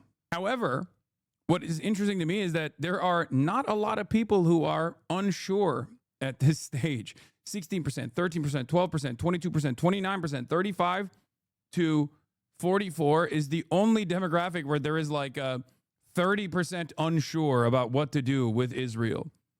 And of course, this is the case with everything. Boomers fucking suck. The older you get, the more you're dick riding Israel, whatever. Okay. So now the overall is at 23% and decreasing military aid is at 20%. Maintaining the same amount of military aid on overall is at 31%. And increasing military aid is at 9%, with 16% saying that they're unsure. Okay. So that's one thing. The other thing is, plurality of all voters and a huge majority of young voters support decreasing or stopping all military aid to Israel, yet that is still treated as a fringe position by the media and the political consultant class. But the other side of this story also is like the affinity polls or the attitude polls towards American Jews. Okay? I saw Matty Iglesias post this, and I thought it was pretty fucking insane. Right? Let me see if I can find it. I feel like that data is sus. Gen X doesn't support Israel either. I mean, it reveals a broad cultural shift, I think, and that's what's important here. It reveals that it is the majority position to either limit or completely cut off all military aid to Israel. Israel doesn't need support. That's so funny. Yeah, no, totally. Anyway, where is this fucking thing? Mr. Moderator. Oh, here it is. It's interesting that there's no real gradient here. Anti-Semitism just pops hard among extremely conservative young people. Except, I think what's crazy about this, there's a couple things that's crazy about this assessment. Number one, okay, these are what are identified as anti-Semitic, right? Among voters 18 to 34, self-identified extremely conservative voters are most likely to agree with statements commonly considered anti-Semitic. Now, some of these statements are anti-Semitic, some aren't, okay? And some of them are vague. Number of statements agreed with for ages 18 to 34, number of statements agreed with from A, okay? What is this? Maybe Jasmine is still willing to fight for people who are compliance with Israel is disheartening, but it may not yet be time to defund Israel. Okay, take a day off and really reconsider your fucking idiotic position, okay? Maybe it's not time to defund Israel. No, it's never time to defund Israel, dude. They should just keep doing genocide. Why won't you let them keep doing genocide? Why won't you keep advocating for them to do genocide? And also get the Democrats to advocate to do genocide. Please suck my dick, okay? If you are a Democrat, and I said this even during the election cycle, okay? And I was fucking right. And nobody listened to me. I said this in the election cycle. If you're a Democrat and you're not on fuck Israel o'clock, you are falling behind. People are not going to listen to you. People are not going to see you as a sincere advocate for the people. Okay? I cannot believe that we have already established that people are on fuck Israel o'clock. People are running on that timing. And you are still trying to be like, well, maybe this is not the right time. I just don't know. Anyway. So Jews in the United States are more loyal to Israel than to America. This sentiment is fucking insane. Okay? It has gotten, what, 62%? Is that what it is? Am I misreading this poll? 62. Oh, wait. Among extremely liberals, they're saying like they don't agree, right? Is that what it is? 0% agree on 62%. Okay, I was misreading the chart. Oh, I was confused. This is a horrible fucking... They did a horrible job with this graph, by the way. Oh my God. Okay, I misunderstood it. Okay. Oh my God. Okay. I read it wrong. I thought it was like 62% of people say like more Americans. Oh, thank God. Okay. So we're not completely cooked. What a horrible way to do this. I thought this meant 62% agree Jews in the United States are more loyal to Israel than to America. My mistake. I thought extremely liberal people were going crazy. And it confused me because it was like extremely conservative people don't agree with that. Like, what the fuck? Is there a breakdown of this and is there a better charting of this? Is there a better graph that we can look at? Hassan, you need to acknowledge that you're more invested in the anti-Israel fight than the average person. You just over-critiqued an otherwise top Senate candidate over her Israel stance. I think you need to suck my entire dick from the front to the back. Okay? Not only did I not do that, but I also explained to you that it is a understandable litmus test because at a time when a lot of people are openly demonstrating their discontent, and not only openly demonstrating their discontent, but offering favorability to people like Marjorie Taylor Greene and Nick Fuentes and Tucker Carlson because they are taking advantage of the void of the anti-Israel sentiment being expressed by the Democrats, and they are rising to fucking prominence in the absence of Democrats actually boldly saying that they also want to decouple from Israel. I see this as a major litmus test because if you're not even taking the fuck Israel, if you're not even saying that we need to reanalyze our relationship with Israel, they're not our fucking most loyal ally at all, then you're not invested in anything. You're not even invested in winning the election. You want to win with your own rules. Not only is this a basic morality test, but I'm moving beyond the basic morality. Oh. People are literally boycotting celebrities that are pro-Israel. And you're over here talking about like, oh, well, you just care too much about this. No, that's not the reason. Okay? I have never said that this is the primary concern for the average American. Not even once. Okay? It's not. This is not a niche issue in the way that many centrist liberals try to present it as. Okay? But not only is it not a niche issue, it's also indicative of a person's overall opinion on popular policies. She's not even, and there is no other discernible policy prescription that you can point to with Jasmine Crockett to say she's actually pro, worker, or she's actually in favor of the average working man beyond she says fuck Trump a lot. Okay? Do you understand? That's why I said she's also not in favor of Medicare for all, for example. That's another clear-cut example that she is not invested in adopting real, discernible policies that she can be associated with, that people would go out and vote for her for. It's so ridiculous. In short, she is not a socialist. Is that a socialist position? Really? That's the socialist position now? Wanting people to have health care is the socialist position? Oh, Hassan, you're making perfect the enemy of the good here. What the fuck? And what is the good here? A crypto pack backed candidate with no real fucking tangible policy prescriptions. What are we, fucking crazy? God damn, people are so ready. People are so ready to fucking dump everything. So instead of supporting the Democrats, the plan is to nitpick compared to the freaking Republicans. Hey, I don't know if you're aware of this, but there's a primary happening. Okay? And in the primary, you don't run against Republicans. You run against other Democrats. Did she win the fucking primary yet? No. And even then, even if she won the primary, that wouldn't change my attitude towards her fucking campaign. If she's not running on policy, she's gonna fucking lose. God damn it. People are so used to Brad Summer. All it took was for someone to actually say fuck Trump a bunch of times. Oh my Lord. This is what democracy is about. You don't vote for a politician because you like them and you want them to fucking sit on that throne or to unseat just a Republican, okay? You vote for them because you are extracting concessions out of them, okay? That's the whole point of democracy. God damn, I thought Democrats were actually beyond this point. It's crazy. Nope, they snap right back into it. Politics is not team sports, okay? Anyway, getting back to the Israel thing, a lot of Israel defenders sued themselves with this argument that the problem is just social media and news diet. I'd urge them to think about how patronizing this sounds to people of all ages who sincerely are upset and angry about the very real documented bloodshed in Gaza. If you want to make the counter argument, great, make the argument. But don't tell people that the death toll, the airstrikes, the starvation, the civilian casualties were just totally made up and expect them to be convinced by that. Yeah, it's fucking stupid. Hillary blaming TikTok for the turn against Israel, 77% of Democrats now think it's committing genocide, shows how many liberal elites remain mentally stuck in a pre-digital 20th century media environment. But the broad mainstream authority of CNN, etc., is never returning. Fragmentation of media is actually the norm in American history. It prevailed until the big three of the network television in the Cold War in the 18th and 19th century. There were thousands of little newspapers. There is no unified, mainstream media and legacy publishers, when they unite on a specific message, still have a decent amount of persuasive capability, especially for older voters. We see that reflected in the polling results when it comes to Israel, for example.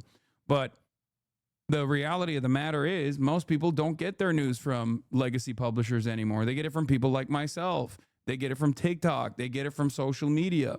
And in that regard, I think a lot of Democrats still think we're gonna put the cat in the bag. We're gonna put the toothpaste back in the tube. It's gonna be fine. We're gonna control all the social media outlets, and we're gonna fix this problem.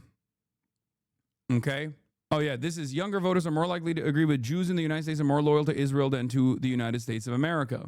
18 to 22, you have 16% that strongly agree with the sentiment that Jews in the United States are more loyal to Israel than to America.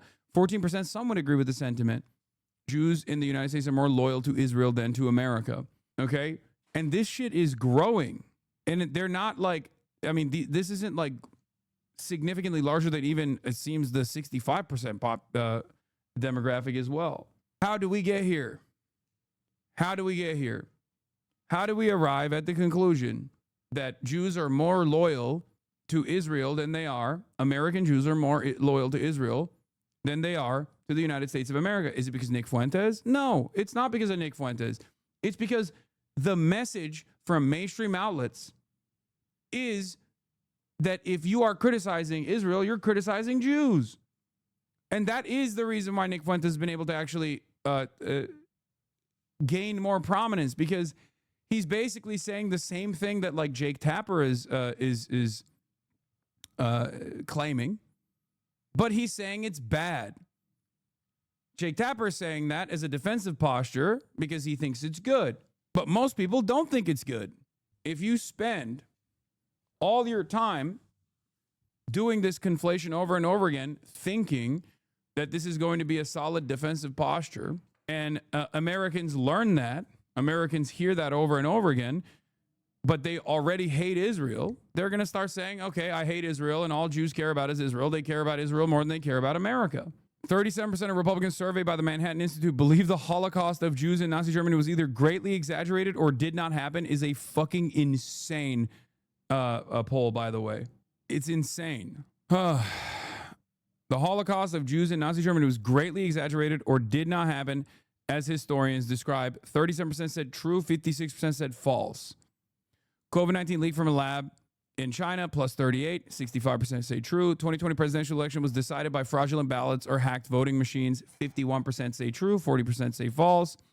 9/11 terror attacks were carried out by additional actors beyond just Al-Qaeda or other Muslim extremist groups, likely orchestrated or permitted by the U.S. government.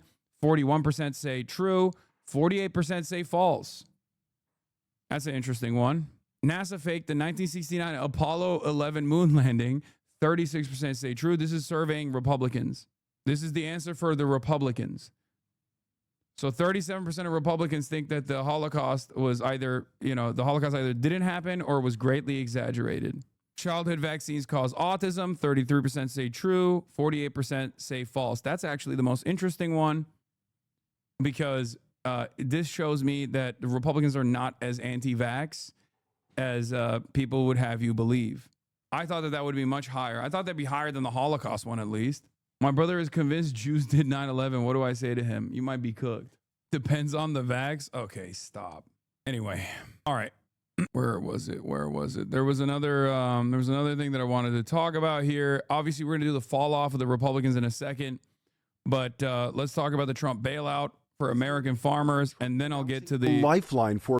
I'll get to the Republican fall off that must be studied, because I think it also plays a role in the polls that I just showed you. American farmers hurt by his trade policies. Trump now planning to use revenue from tariffs to pay for a $12 billion bailout. This relief will provide much needed certainty to farmers as they get this year's harvest to market and look ahead to next year's crops. And it'll help them continue their efforts to lower food prices. The president blaming Democrats for Americans' concerns about affordability. We inherited high prices. We inherited the biggest inflation in the history of our country. One major affordability concern centers around health care. Insurance premiums are set to skyrocket next month for millions of Americans because Obamacare subsidies are set to expire unless Congress takes action.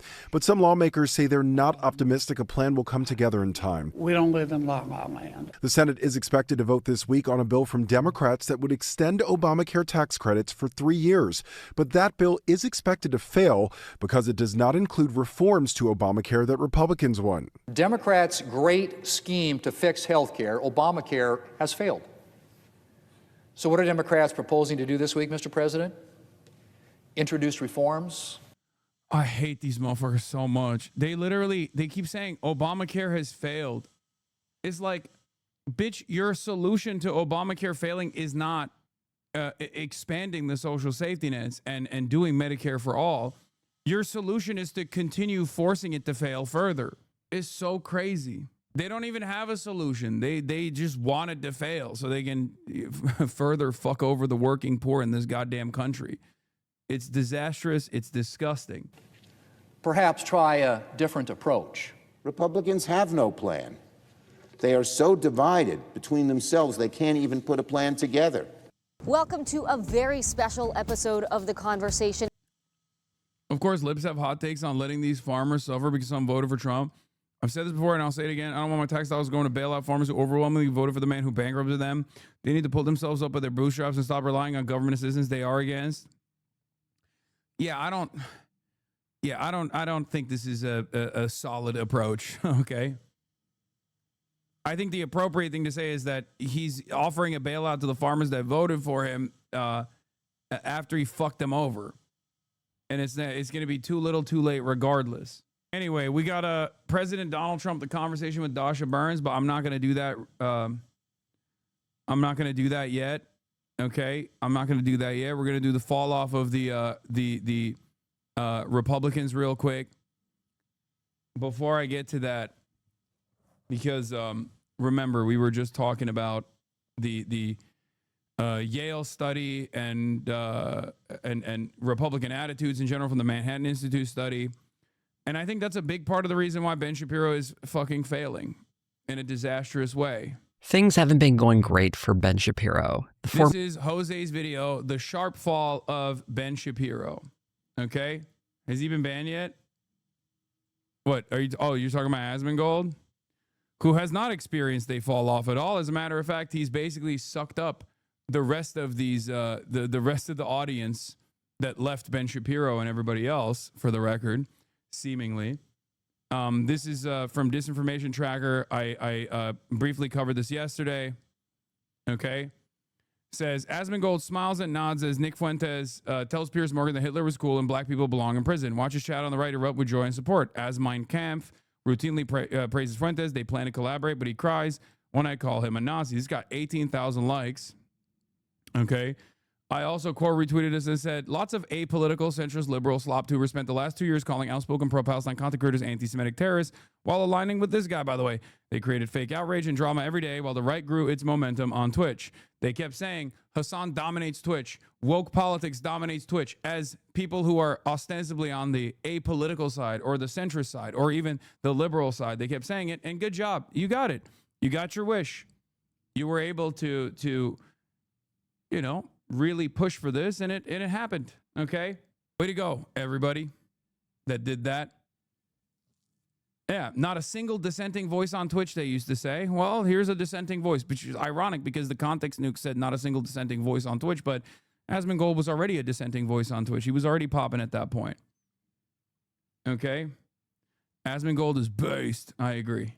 What is this? It sucks that the average Asmongold viewers are shut in. Oh God, he's gonna see this and lose his fucking mind. You are being too nice. No, did Asmongold watch the nuke? Of course he did. These guys, I covered this yesterday. His community actively, Asmongold's community, that is saying that Nick Fuentes is based and celebrating that he's saying like Hitler is based or whatever, actively partnered with the ADL. They sent emails to every fucking Twitch advertiser directed by Asmongold to say that Twitch actually had, Twitch was harboring anti-Semites, such as myself, radical terrorists, such as myself. Okay? Over and over again. Meanwhile, they very clearly did not give a shit about anti-Semitism. They were simply weaponizing false allegations of anti-Semitism against someone that they fucking hate. This is classic Gamergate shit. Okay? It's classic Gamergate shit. And there was no pushback whatsoever. There was no protection whatsoever. As a matter of fact, Twitch on numerous instances actually conceded to the fucking manufactured outrage. The manufactured outrage was directed by some top content creators on this platform, Asmongold being one of them, and a bunch of top content creators on Kick and also YouTube. A lot of the slop tubers and the supposedly apolitical content creators that just farmed the whole like Hassan is a fucking Hassan is a rabid Islamist fundamentalist, terrorist, a rabid anti-Semite, all this shit. They got millions and millions of views.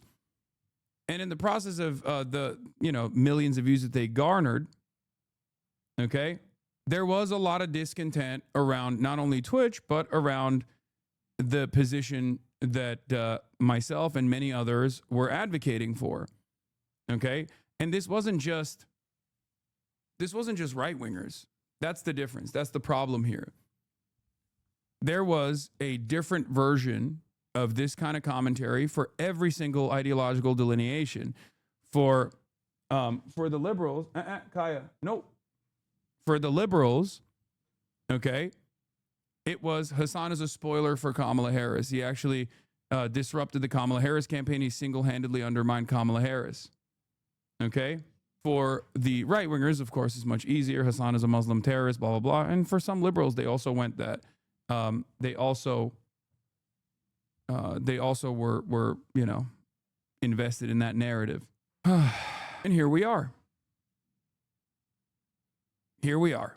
The real anti-Semites and the real bigots have more prominence and more protection on the platform than ever before. Okay? Here's the ADL. In the time of dangerously escalating anti-Semitism, we commend Twitch for changing the policy regarding the use of Zionist as a slur and proxy for hate against Jews. We are glad that Twitch acted on our recommendation to make this change. However, policy is only as strong as enforcement, and we will be vigilant and appropriately skeptical about Twitch's enforcement of this new policy. People celebrated this shit. When one of the largest streamers on Twitch, Hassan Piker, spends the hours after Amsterdam pogrom, the Amsterdam pogrom, remember that one? Minimizing its harm without consequence, it's clear the platform still has far to go. Every single person that participated in this kind of nonsense, actively spending every waking moment going after a prominent progressive content creator with this cynical framing, actively trying to deplatform me, allowed this space to be completely fucking dominated by the Nick Fuentes of the world and the Asmongols of the world. They did. If you spend all of your time trying to, quote unquote, warn random centrists and apolitical people that are just simply invested in the drama of it all, that I am the real danger, they're not going to fucking get information from me. They're going to get their information from whoever the next best thing is. And the next best thing was a guy that they weren't actually shitting on at all. It just happened to be Asmongold or Nick Fuentes. The question I have for everyone is, if you watch, you know, the Pegasus guy or Willie Slop Show or numerous other slop tubers on YouTube, and you get your political takes from those guys, okay? Do you never wonder, like, why there is virtually zero coverage of the likes of Asmongold, Destiny, Ethan Klein, Nick Fuentes? Very few coverage, very little coverage. At a certain point, you must realize that maybe they actually agree with Nick Fuentes. Maybe they are too afraid to say that they agree with Nick Fuentes openly, but they'll fight his battles for him. Just saying, it really makes you think. Maybe they're not apolitical at all. Maybe they're not centrist at all. Maybe they're not liberal at all. Maybe they're simply presenting themselves as liberals, but all the smoke that they have is for people who are actually progressive. That's it. I hope people at a certain point will wake up, you know? Because if they don't, right-wing sentiment is still going to be completely dominant on every platform, including this one. Having said that, moving away from the Nick Fuentes defense from Asmongold, which is the most popular side of right-wing commentary right now, we're going to move to a side of right-wing commentary that used to be the dominant force, the old guard, that is completely washed now. Ben Shapiro. Former darling of right-wing media has been under a lot of fire from his right flank, and his once enviable position now seems very precarious. Only 8 years ago, things were dramatically different as Ben Shapiro was making his ascent. Back on November 13th, 2017, an article in the New York Times described conservative commentator Ben Shapiro as the cool kids philosopher. The article is a relatively gentle profile of Shapiro, describing him as a conservative firebrand who holds extreme views, who is finding a young audience online. There's a part of this article that has an odd echo in the present. It reads, Mr. Shapiro is trying to define conservatism at a time when its meaning is up for grabs, and the Republican Party and traditional conservative media outlets like Fox are built for older audiences. This is even truer now, but the next sentence in the article is even more interesting. Shapiro does not like President Trump, and he disagrees with his old boss at Breitbart News, Stephen K. Bannon, that Trumpism is the future of the Republican Party. Obviously, Ben Shapiro has changed his tune long since then, and that's part of how Shapiro has succeeded, a combination of being morally lucky within the context of conservative politics and willing to sit at the altar of Trump, cashing in on the rightward shift represented by Trump and knowing when to fall in line when he saw. Except there was one issue where he couldn't fall in line with the broad popular demand from the audience, and that is Israel. It doesn't even matter that Trump is pro-Israel. He could not convince his right-wing fan base to be pro-Israel. Where that push towards the right was actually coming from. Not people like him, but the constituency more aligned with Donald Trump. This nimble movement helped him ascend the space to be one of the most popular voices in online conservative media in the early 2020s. But his metrics have been way down in 2025. In fact, I suspect further down than the publicly available data suggests. The reasons are many, and ironically, much of it is Shapiro's own making. I want to look through some of that history and explore just how someone can go from being one of the big dogs in the conservative movement to one of its favorite whipping boys. For those somehow unfamiliar with Shapiro's backstory, the very fast version was that he was a young conservative who got a taste of the limelight in conservative commentary before the age of 20. He tried to break into the world of Hollywood and failed. I've written a couple comedies, kind of hour-long dramedies for, spec script. And have they been bought? No. He helped launch The Daily Wire, a conservative media company that had massive success in its earlier years, although its fortunes have turned as of late. I made a whole video about that if you're curious to learn more. As The Daily Wire weakens as a company, largely as a result of bad business decisions costing them tens of millions of dollars and losing key talent, driving down viewership, being so closely tied to that company has damaged Shapiro's reputation as well. Even though he isn't the CEO who has been driving some of those bad decisions, this company is still very much associated with him as a talent. Where Shapiro stands on a lot of issues hasn't changed much over the years. Going back to that 2017 New York Times article again, his positions are described like this. His views are extremely conservative. Transgenderism is a mental illness, as per the Encyclopedia of Mental Disorders before 2013. Yes, blacks have been historically discriminated against. No, institutions are not broadly discriminated against them today. The rich pay too much tax. Abortion should be illegal. Social Security ought to be privatized and Obamacare repealed.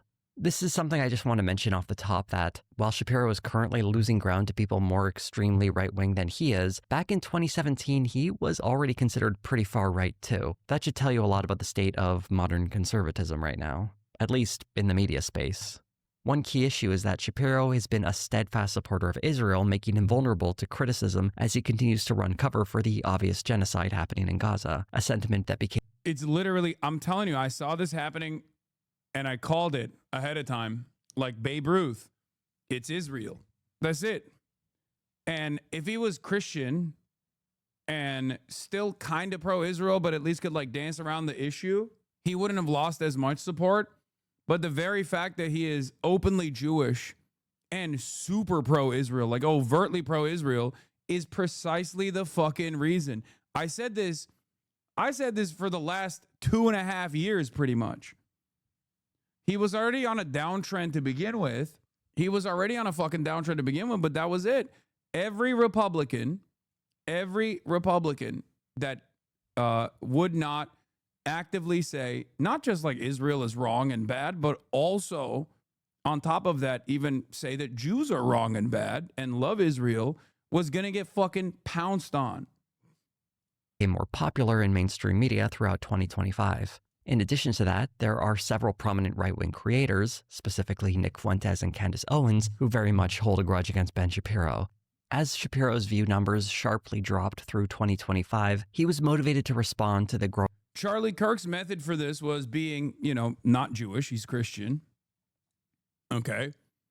But then also really increasing the fucking intensity of his reactionary sentiment on all of the other marginalized identities like Black people, immigrants, women, trans people. Like, Charlie would try to distract the base, right? He would distract the base by just actively beefing up the whole, like, oh, I just, like, despise, all these other different races. Like, I love Donald Trump, all the shit. To try and carry their attention, to try and hold the coalition together. Matt Walsh does the exact same thing, by the way. But more and more people are realizing that Matt Walsh is also kind of fake because he still works for Ben Shapiro. Okay? That's the reason why even in the Nick Fuentes video on Piers Morgan, people are shitting on Matt Walsh. Does Matt Walsh even have any motion at all? Out of all the Daily Wire people, Matt Walsh is the only one that still has a little bit of motion. And part of that is because he is not as overtly pro-Israel as these other guys are, but he's also not anti-Israel either. But like his avenue basically is everything but the Jews, right? His avenue is hating everyone but Jewish people, right? So I think a lot of the bigots that want bigoted content, that demand bigoted content, still kind of entertain him, because at least he's giving them enough like hatred for Somalis, hatred for trans people, all this stuff, right? And it's really interesting because if you recall, there was a point in time when Matt Walsh was under a lot of heat from the audience that was like, Matt, you ain't saying nothing about Israel. What's up, Matt? You're still working for Daily Wire, Matt? What the fuck's going on? And Matt Walsh posted that AI, the white family AI photo that had like a sneaky swastika in it. And I don't have evidence for this, but in my headcanon, I know that he went up to Ben Shapiro and was like, listen, I have to post like something. I have to post like a swastika, please. I have to post a swastika or something, don't take it, don't take it the wrong way. I don't hate the Jews, but I have to do it because people are really, really fucking needing me to say something, or at least like dog whistle in that, I gotta deploy a tactical swastika. Did that really happen? Well, the conversation I'm speculating took place, but the fact that Matt Walsh posted an AI video of a white family to say like, we have to preserve this kind of family in America, and the white family actually had like a secret swastika in the fucking AI photo, that is real. That did happen. I'm sure someone can link us the photo real quick. That tweet happened at the peak of Matt Walsh. That happened. Like, you deployed a tactical swastika in the iDubbbz content cop. Yeah, exactly. Exactly. Famously, I am also, I'm doing a really bad job demonstrating my anti-Semitism, my secret anti-Semitism, since I fight against that form of bigotry for the last 12 years. But you caught me. That wasn't even in the content cop. I think there was a random Twitter photo. But, oh, here it is. I've been in the middle of some bullshit outrage cycles in my day, but the one that you cooked up this week is probably the fakest of all. There are even controversies hounding me and demanding that I apologize for a hidden swastika someone else posted in a tweet I replied to. Just to be perfectly clear to all the slimy little smear merchants playing this game, I apologize for nothing. I owe you nothing. It was literally fake outrage. Like, he basically threw this out there, okay? He threw this out there. I thought you said it was hidden. It is. It is. It is a hidden swastika in the photo. The image is like very clearly designed so that if you squint your eyes, you see the swastika. It is literally one of those like, oh, squint your eyes to see a hidden prize type shit. Okay? It's one of those magic tricks. Just squint and you will see what I'm talking about. It's very clear. If you squint your eyes and look at it, you very clearly see the fucking swastika. Okay? Anyway, these people are native to Europe, not the Americas or Africa. Sounds like you need to Google what the word native means. Matt Walsh quote retweeted this and said, people who look like that have been living in the Americas for 5 centuries. If 5 centuries is not long enough to qualify as native, then how long do you need? If the answer is that your ancestors have to actually originate from the place, then nobody's native to anywhere. So where do you draw the line? And then Dreamleaf posted, I like how he pretended not to notice. No, he posted that specifically. He quote retweeted that specifically so that there was a swastika in it because everyone was calling him a fucking doormat to Ben Shapiro. Okay? Like, he did that as a lifeline to maintain his audience. In any case, then, of course, when, leftists or liberal people on the timeline called it out, this created an opportunity for him to be like, see? The woke libs are fucking up my ass. You see? Oh, they're so stupid. They're so dumb for saying I posted the swastika. I apologize to nobody. So you did Nazi the swastika? Well done, sir. You, sir, have won the internet. Oh my God, so Reddit. Anyway, he was performatively posting the swastika so that all the fucking anti-Israel, anti-Semitic audiences would get off his tail a little bit. But that's precisely the reason why Candace Owens, Nick Fuentes, Tucker Carlson, and everyone else is blowing up at a time when these guys are on a downtrend. Matt Walsh is the only one under Daily Wire that hasn't been hit with the fall off gun in the same way that even Steven Crowder and everybody else has been. An alternative in conservative media, one that was growing increasingly hostile towards him. But just think about that. I want to point this again. This is why I always say, like, Republicans are literally motivated by vice signaling. It's fucking crazy. Like, they have to do Nazi posts. They're deploying tactical swastikas to maintain their audiences. That is where we're at, okay? A video from October 30th titled "Woke Politics Infected the Far Right" is his attempt to explain just what's going on. You do have one party, the Democratic Party, that has increasingly made it clear that there is a population they do not like, and that population that they apparently do not like is white Christian males. That is the population that must be targeted. To evidence this claim that the Democrats are targeting white Christian males, he mentions the candidacy of Zohran Mamdani, who was recently elected mayor of New York City. Mamdani received, at best, tepid support for his candidacy from the Democratic Party, even after winning the party's nomination. What is it, though, that has held you back? I mean, usually this is somebody that won a Democratic primary. You know, it usually wouldn't be that much of a question whether or not, you know, a congressman from the city of New York, the Democratic leader, would endorse him. What's given you pause? Well, we've had very good conversations over the last few months. He even had supposed fellow Democratic politician Andrew Cuomo run against him in the general election. Whatever problem Shapiro has with Mamdani, it's incredibly dishonest to present him as a representative of the Democratic Party as a whole, or even someone warmly embraced by the party. It's one of the ironies of Shapiro, though, trying to present the left as being taken over by the extremists, when he has folks even further right than him entrenching themselves on the right. Shapiro's other example of the left targeting of white Christian males is even sillier. You're people of faith? You go to church on Sunday and pray in church on Sunday and pray on people the rest of the week? What is this? What is this? Right, the kind of scorn that Nancy Pelosi has for religious people, religious conservatives who go to church on Sunday and disagree with her on politics. Well, that has led to a massive backlash. I don't even know how to respond to this. I'm not even convinced that Pelosi is putting on an accent here, but it does remind me of how Candace Owens will string together nonsense anecdotes like these, attach them to a narrative, and pretend like it's a settled story.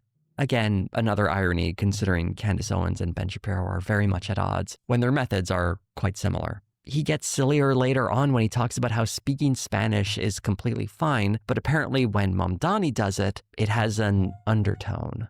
If you want to appeal to an audience, speaking to them in their home language is a smart thing to do. But the entire undertone of everything Mamdani does is, I am one of you, right? I am an immigrant. I am not of Western culture. How does speaking Spanish signal you aren't part of Western culture? The language comes... Yeah, it's awesome. It's awesome. He just can't hold the coalition. It's also hilarious because Candace Owens and Ben Shapiro agree on pretty much everything, just like Nick Fuentes and Ben Shapiro agree on pretty much everything, with one exception. Okay? And they agree on even, like, you know, bombing Venezuela, for example, right? The only thing that they don't agree on is Israel and Jews. Israel and Jews. Okay? It's a pretty solid exception, it seems.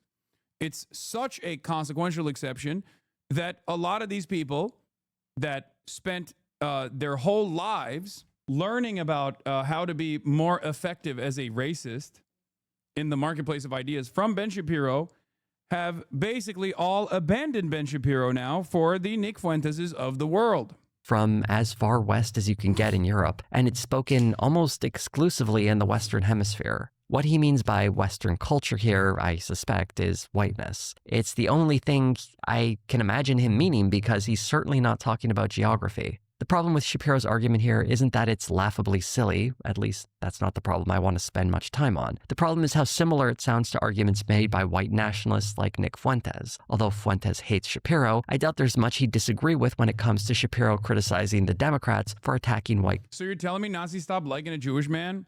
I mean, if you recall from the Tucker Carlson conversation that Nick Fuentes had, He quite literally said he learned about the Great Replacement, about white people being displaced in the United States of America, a Nazi theory, from fucking Mark Levin, another Jewish man who is a neocon and a huge dick rider for Israel. So yes, a lot of these Nazis don't start off as Nazis, but they do certainly learn a lot of Nazi sentiment from conservative Jews. They learn it from, conservative WASPs and conservative Catholics as well. But this is the one issue where they will always inevitably arrive at the maximalist position where they start blaming the Jews. The Nazis still love a Mexican gay man, a black woman, and a black schizophrenic man. We've reached race-blind Nazism. Yes. Christian men. It all contributes to the same political project. While Guys, Ben Shapiro and David Horowitz, rest in piss to David Horowitz, former trot turned neocon, major Islamophobe David Horowitz, are responsible for half of these fucking Nazis' careers. Okay? That's what's so fucking insane about this story. David Horowitz and Ben Shapiro created Candace Owens. Do you understand? They created Candace Owens. They are responsible for Candace Owens. David Horowitz plucked Candace Owens from writing an anti-Trump blog in 2016 to conservative fame. Her career was elevated by first David Horowitz, then Charlie Kirk, and then Ben Shapiro. Like, she is now one of the most prominent anti-Israel voices in American politics, one of the most prominent anti-Semitic and anti-Israel voices in American politics. these guys are openly hostile towards one another, they are very much pushing in the same direction. Shapiro goes into greater detail about how he believes this rise in bigotry on the right arose, and he can only express it in terms where he accuses the left. So if the left says that white Christian males are the problem, the way that you respond is instead a DEI for precisely the people who are said to be the problem. Right now, the idea is that the systems should only benefit white Christian males. It's cute that he's trying to rope DEI into all of this, because there's actually a term already for what's being tried here, and it's called white supremacy. And trust me, no one from the right got this idea from the left. And I'm sure Shapiro knows that, but he needs to play these word games to massage this civil war within the right as somehow being the left's fault. When you spend your entire career relentlessly attacking the left and excusing the right, he can't even attack the extremists on his side without first pretending like this is somehow the left's fault. When the truth is, if anyone is to blame here, it's people like him who have been turning a blind eye to this growing problem the whole time. Not because he's unaware of it, but because he's ideologically more similar to it than he's willing to admit. There's a great example of Shapiro's own. Yeah, this whole actually the anti-Semitic right is actually the new woke right is so fucking stupid. It was such a desperate attempt to try and hold on to the hemorrhaging base, right? And it was such an abject failure because those guys are literally taking the maximalist logical position that you have created your entire world around. Fuck everybody that's not white, okay? And if you are not white, you still have to abide by white supremacist values. In that dynamic, when Jews are also not considered white all of a sudden, why the fuck shouldn't you shit on them? You know, especially if you're a Christian, especially if you're Catholic, you're like, America's a Christian nation. America's a white Christian nation. If you're a Christian nationalist, why the fuck wouldn't you turn around and say, yeah, and also Jews are also a parasitic force that's destroying the country in the same way that they say about, Mexicans, Guatemalans, black people in general. It is you, Ben Shapiro, that comes across as woke. It is those who try to maintain this weird inconsistent position where it's like everyone who's not white can get it except for Jews. We are doing DEI only for Jewish people. That's the way that right-wingers approach this. That's the way that most right-wingers understand the situation. They look at you and they go, what do you mean? Why are you so woke about Jewish people? Why are you so woke about Israel? Extreme standards in this very video. He has the audacity to claim that Donald Trump is a normal president. President Trump is as close to a normie president as we have had in the last several decades. which is bizarre considering, again, his sort of personality. But that is the reality. Notice how they don't say Judeo-Christian anymore? Yeah, that was another lock that I had, if you recall. I've been saying this for years. I was like, Judeo-Christian, America was founded on Judeo-Christian values. It's a relatively new phenomena. What makes you think they'll keep saying that? Okay, you had a good run. Post 9/11, it really popped off, okay? And then it took around 25 years for them to decide, no, actually, America's a Christian nation. It's not founded on Judeo-Christian values at all, especially when all of these conspiracy theories end up revolving around a group of shadowy lizard people that are responsible for all the evils that people are experiencing. And it's not like these guys are very invested in finding new narratives. They're going to go back to the one narrative that has remained so successful throughout time, whether it be the pogroms, whether it be in Tsarist Russia, whether it be in Western Europe, Eastern Europe. They're going to go back to the Jews. And they snapped back to that so quickly. I said that so much. I urge you to go back and listen to my Oxford Union speech. Okay? If you watch it now with today's perspective, you will see every single thing that I warned against happening in real time. Okay? This was my Oxford Union speech. This is what I covered. This is what I said. I was like, listen, as a Muslim guy living in the United States of America, supporting Israel as a Jewish person comes across like you're supporting ISIS as a Muslim person. It's so wild to me that people think that this is going to be, that this is not going to explode in I urge you not to succumb. Crazy fucking wave of anti-Semitism. Yeah, look at this one. It got 28,000 views, dude. It's also partially because it took them 6 months to upload. I'm confused. Many other videos, the hall looks packed with people. This one's zoomed out throughout the video. Are there not many attendees? Yeah. These are all very violent endeavors. Yeah, they took them 6 months. Also, no, it was fucking packed with attendees. What is he talking about? Oh, because they don't do a crowd shot? Is that why? They just assume that it wasn't slammed? Get that hairstyle back, freaky unk. Where's the vlog, unk? It'll come out. There are masked men in the streets kidnapping people, labeling them criminals without due process, and deporting them, including some being sent to prisons in other countries. He has imposed sweeping tariffs that are wreaking absolute havoc in the economy. He's handed over health and safety to people who are gutting medical research and spreading misinformation and anti-vax nonsense. I could go on for far longer listing all the very non-normal things he's done, even for someone who supports all this stuff.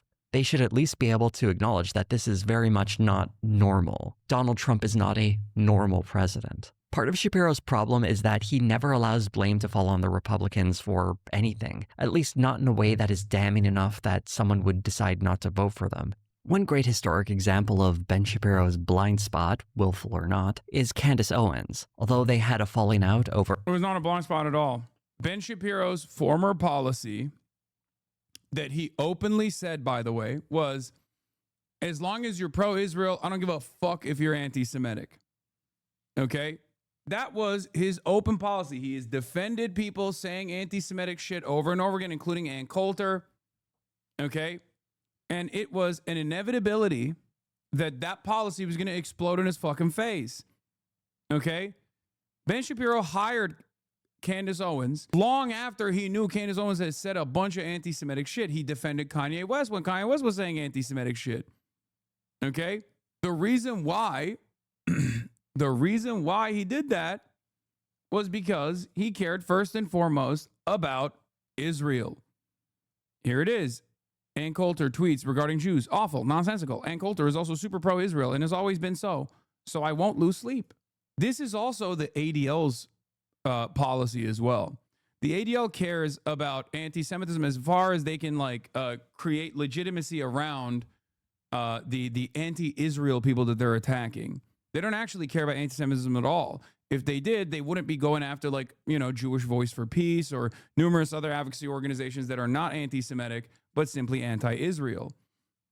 Okay? They only care about anti-Semitism and even all these other civil rights issues, for example, as far as they can create legitimacy around them. Oh, we're going against all forms of bigotry. We're combating all forms of bigotry. The reason why they do that is so that when they actually say someone is anti-Semitic cynically and smear them as an anti-Semite, there is some level of legitimacy surrounding their call out. At this point, though, they've completely dropped all notion that they care about anti-Semitism altogether. They even fired, at a time when they've raised more money than ever before, they literally fired their entire civil rights research team because they just don't give a fuck about that stuff anymore. They don't even care about presenting themselves as a legitimate advocacy organization that cares about anti-Semitism at all. Her opposition to Israel eventually leading her to being fired, it almost certainly had more to do with her anti-Zionism than her well-known anti-Semitism. Owens got her job at the Daily Wire well after she had made her comments about Hitler's problem was trying to extend his vision outside of Germany. If Hitler just wanted to make Germany great and have things run well, okay, fine. The problem is that he had dreams outside of Germany. He wanted to globalize. He wanted everybody to be German, everybody to be speaking German, everybody to look at different. No. No, totally. It was totally fine. If Hitler was doing like a more localized version of the Holocaust, then it would have been totally chill. By the way, you know who was sitting next to her when she was making that statement? Charlie fucking Kirk. And for the record, if you were to say, oh, well, how do you expect Ben Shapiro to know everything that she's saying? Okay. This was such an insane statement at the time that it literally made its way to Congress. Like, there were congressional representatives grilling Candace Owens on this statement. Way, that's not, to me, that's not nationalism. Anyone with a grade school understanding of history should be well aware that Hitler's vision was pretty bad for Germans, too. Yeah, if he just did Dachau and now Auschwitz, he would have been fine. Is a fantastic take. Particularly if they were Jewish. Owens also defended Kanye. Hitler's vision was pretty bad for Germans, too. Particularly if they were Jewish. Kirky. Owens also defended Kanye West while he was first melting down. And in this case, Shapiro joined in, defending him, too. And this was well after it had been established that Kanye West had started hanging out with Nick Fuentes. Here's Ben Shapiro on October 7th, 2022. I care about the fact that there's more black babies being aborted than born in New York City at this point. That 50% of black death in America is abortion. So I really don't care about people's responses. I perform for an audience of one, and that's God. Wow, I mean, frankly, it sounds fantastic. Frankly, Kanye sounds much more sane than virtually everybody else in public life. No, Ben, don't do that, Ben. Uh-oh, Ben. Ben, you don't realize. This is always so funny because, like, I'm sorry, but it's insane not to notice that every single prominent figure that openly loses their minds on the timeline in a very public fashion ends up finding themselves in the throes of right-wing sentiment for some reason. Very strange phenomena. It never goes in the opposite direction. It's always, no one goes, oh yeah, I went insane and became a fucking Maoist or a leftist. It's always, I went insane, or, you know, I had an aneurysm and it made me conservative. Interesting stuff. Shapiro in the October video also made this remark. The pathologizing of right-wing viewpoints goes back a long way. It goes actually back to a book by Theodore Adorno called The Authoritarian Mind. The suggestion was that there was a pathological drive in capitalist societies that led people to become authoritarian. It was a Marxist view of what America was. And so the idea was that if you were right-wing, you were going to become a fascist. First, the book is actually called The Authoritarian Personality. I can't say I've read it myself, but it's very funny to me that Ben Shapiro tries to critique its supposed claim of conservatives being more prone to becoming fascists by using the example of Kanye West. Every human being has something of value that they brought to the table, especially Hitler. It's very important. Bro, this is my least favorite. God, I can't fucking stand this shit, dude. I hate the whole, like, oh, I love God. Like, as though that's the exit ramp. You know, you could just be the most heinous motherfucker of all time. And as long as you just say you love God, it's fine. It's like, is like your big cheat code. Like, what the fuck are we doing? Remember your reaction to the Yay Alex Jones thing, lol? You even tried not to highlight Nick Fuentes even when he sat next to him? Yeah. It's the most annoying fucking cheat code of all time, especially because it low-key works. It low-key works for some Christians. They hear that and they go, hell yeah. This guy does love God, actually. So fucking annoying. To state how completely wrong Ben Shapiro was in this instance. In the same video, he's also responding to an interview Tucker Carlson did with Kanye West, which was later revealed to have edited out various racist conspiracy theories that West had mentioned, almost as if Carlson does these interviews to help bigots seem less extreme than they Yeah, he did. He literally, I called that out at the time too. actually are. I prefer my kids knew Hanukkah than Kwanzaa. At least it will come with some financial engineering. All of this would, you would think, cause Shapiro to perhaps reflect on the alliances he's made on the right. In the case of Candace Owens, he was willing to look the other way because he was willing to accept a little anti-Semitism if it meant he would have her talents at his disposal at the Daily Wire. In the case of Tucker Carlson, he was a major host on Fox News and a useful ally. So there's a clear advantage to not turning on someone like that, even though he's clearly running cover for someone who holds some very troubling opinions toward Jewish people. This brings us to a major episode in Ben Shapiro's decline, his response to another interview Tucker Carlson had, this time with Nick Fuentes.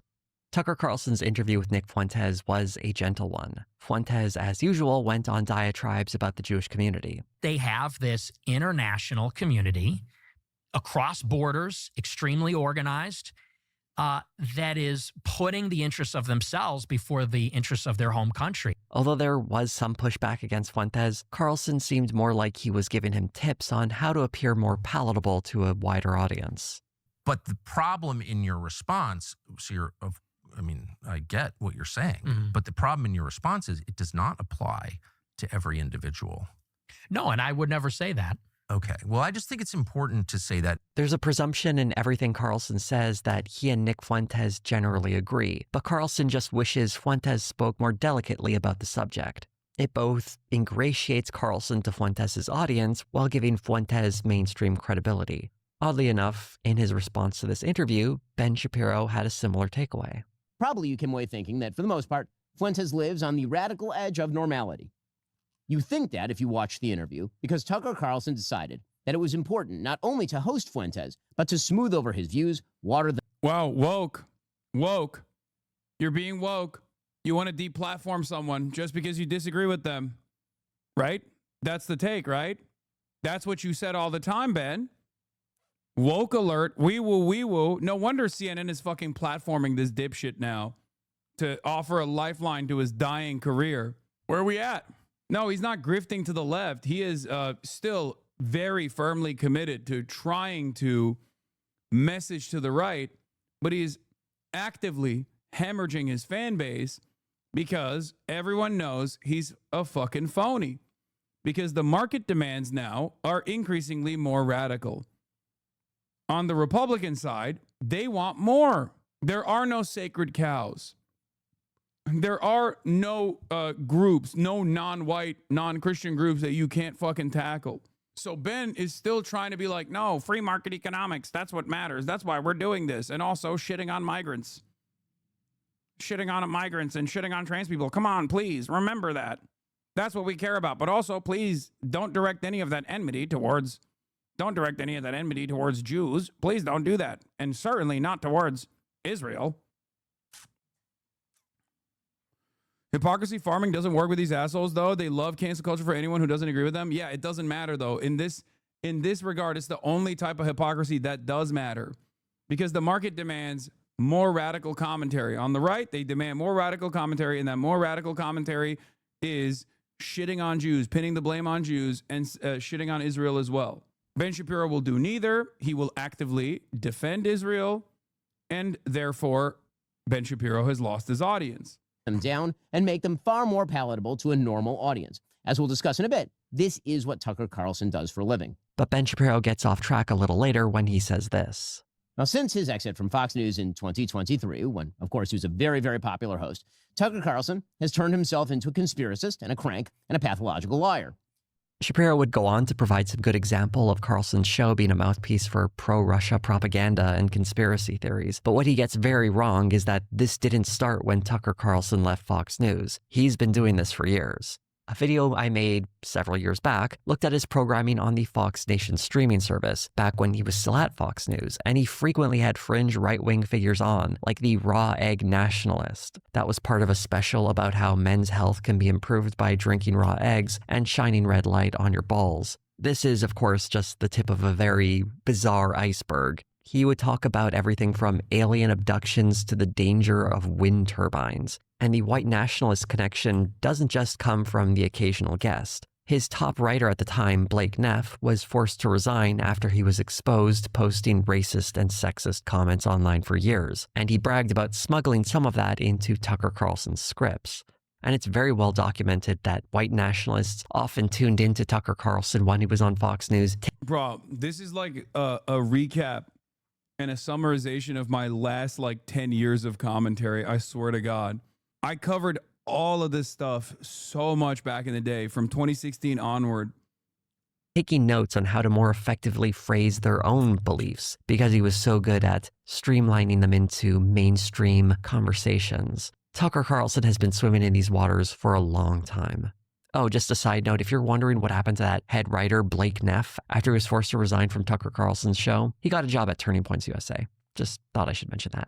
When Tucker Carlson was fired from Fox News in 2023, Ben Shapiro's pal and former Daily Wire CEO Jeremy Boring made a comment about how they'd love to hire him. Ben Shapiro at the time had expressed disagreements with Carlson over foreign policy, but did describe him like this. Whatever Tucker is, he is certainly a compelling presence, and he does, when it comes to social issues particularly, have an extraordinary amount of moral clarity. And he criticized the media's commentary on Carlson. The Times did an investigation into how Tucker Carlson stoked white fear to conquer cable. This, of course, is their routine, is that anybody they don't like is a white supremacist. This really captures the bind Shapiro finds himself in. His criticisms of Carlson in the... Yeah. If you prime your audience into thinking that every racist person is good and that anytime someone actually calls out their bigoted opinions is actually they're bad, why the fuck wouldn't they also have anti-Semitic opinions as well? You can't just snap out of it just for anti-Semitism. Everyone's going to go, what the fuck do you mean?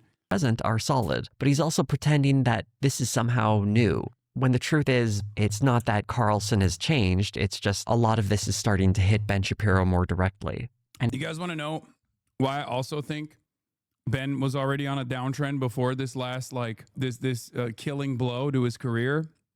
Israel being the killing blow. There's two factors here. Jose does a fantastic job of identifying the Israel side. But as someone who is a student of racism, as someone who has a PhD in racism studies, okay, let me tell you, let me put you on some real game. There's two factors at play here. It isn't just Israel. Israel's the final blow. But these guys were already losing their audiences before Israel. And the reason why they were losing their audiences before Israel is because of anti-intellectualism. All the way throughout Gamergate and onward, leading into the 2020s, Republicans on the internet wanted someone to come across as smart. They wanted to come across as smart. They wanted to still, the political arena wasn't as polarized as it is now. So they actually really cared about appearing as though they were reasonable centrists. The IDW blew up as a consequence of this, right? And they got positive coverage from the New York Times from Barry Weiss, ironically enough. But the reason why the intellectual dark web fell and the Jordan Petersons of the world fell and the Ben Shapiros of the world lost their relevance is because they were presenting a nerdy ass, annoying version of right-wing sentiment. It was actually Andrew Tate that kind of busted this. When Andrew Tate came into the fold and presented an openly anti-intellectual argument that was slammed with machismo and more focused on the aesthetics of being a man and what it looks like to be a man, guys like Ben Shapiro were seen as boring fucking losers. Okay? People wanted more. People wanted someone that was more charismatic. People wanted someone that was more fun to watch, easier to consume. I assume that short form content also played a big role in this as well, as people's attention spans have shortened. They wanted something like high impact and super fast. They wanted a jock. And they didn't even care if this jock was not demonstrating traditional values necessarily. He was a pimp. He was allegedly sex trafficking women, right? None of that mattered for this new crop of young men that only cared about the drama, that were only invested in the drama of it all and the constant antagonism of it all. They found someone who was better at trolling and owning the libs. That's also shifting a little bit. That landscape has shifted a little bit. It delivered that's when Ben Shapiro and all these other people basically came, that's when Ben Shapiro and all these other guys looked way more boring in comparison to the Andrew Tates of the world. The Andrew Tates of the world were able to shift the attention to themselves rather than the likes of Ben Shapiro and whatnot. Now that's also shifting, though, because of the overwhelming nuisance of men's right activists on the internet and how fucking annoying and how lame they are and how acquainted we are with the MRA side of the world. People are also looking for an alternative as well. And I think the alternative nowadays is someone who is not an intellectual at all, but someone who demonstrates a common sense position, but someone who is basically focusing on like one form of advocacy in one side of culture that's still heavily invested in pumping right-wing sentiment. And that's why Asmongold is really blowing up, because Asmongold's politics are very, very far right.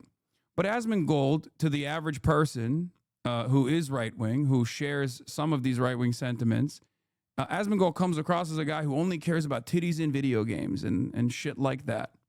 Okay? But Asmongold's commentary is not exactly based around an ideologically consistent right-wing movement. Okay?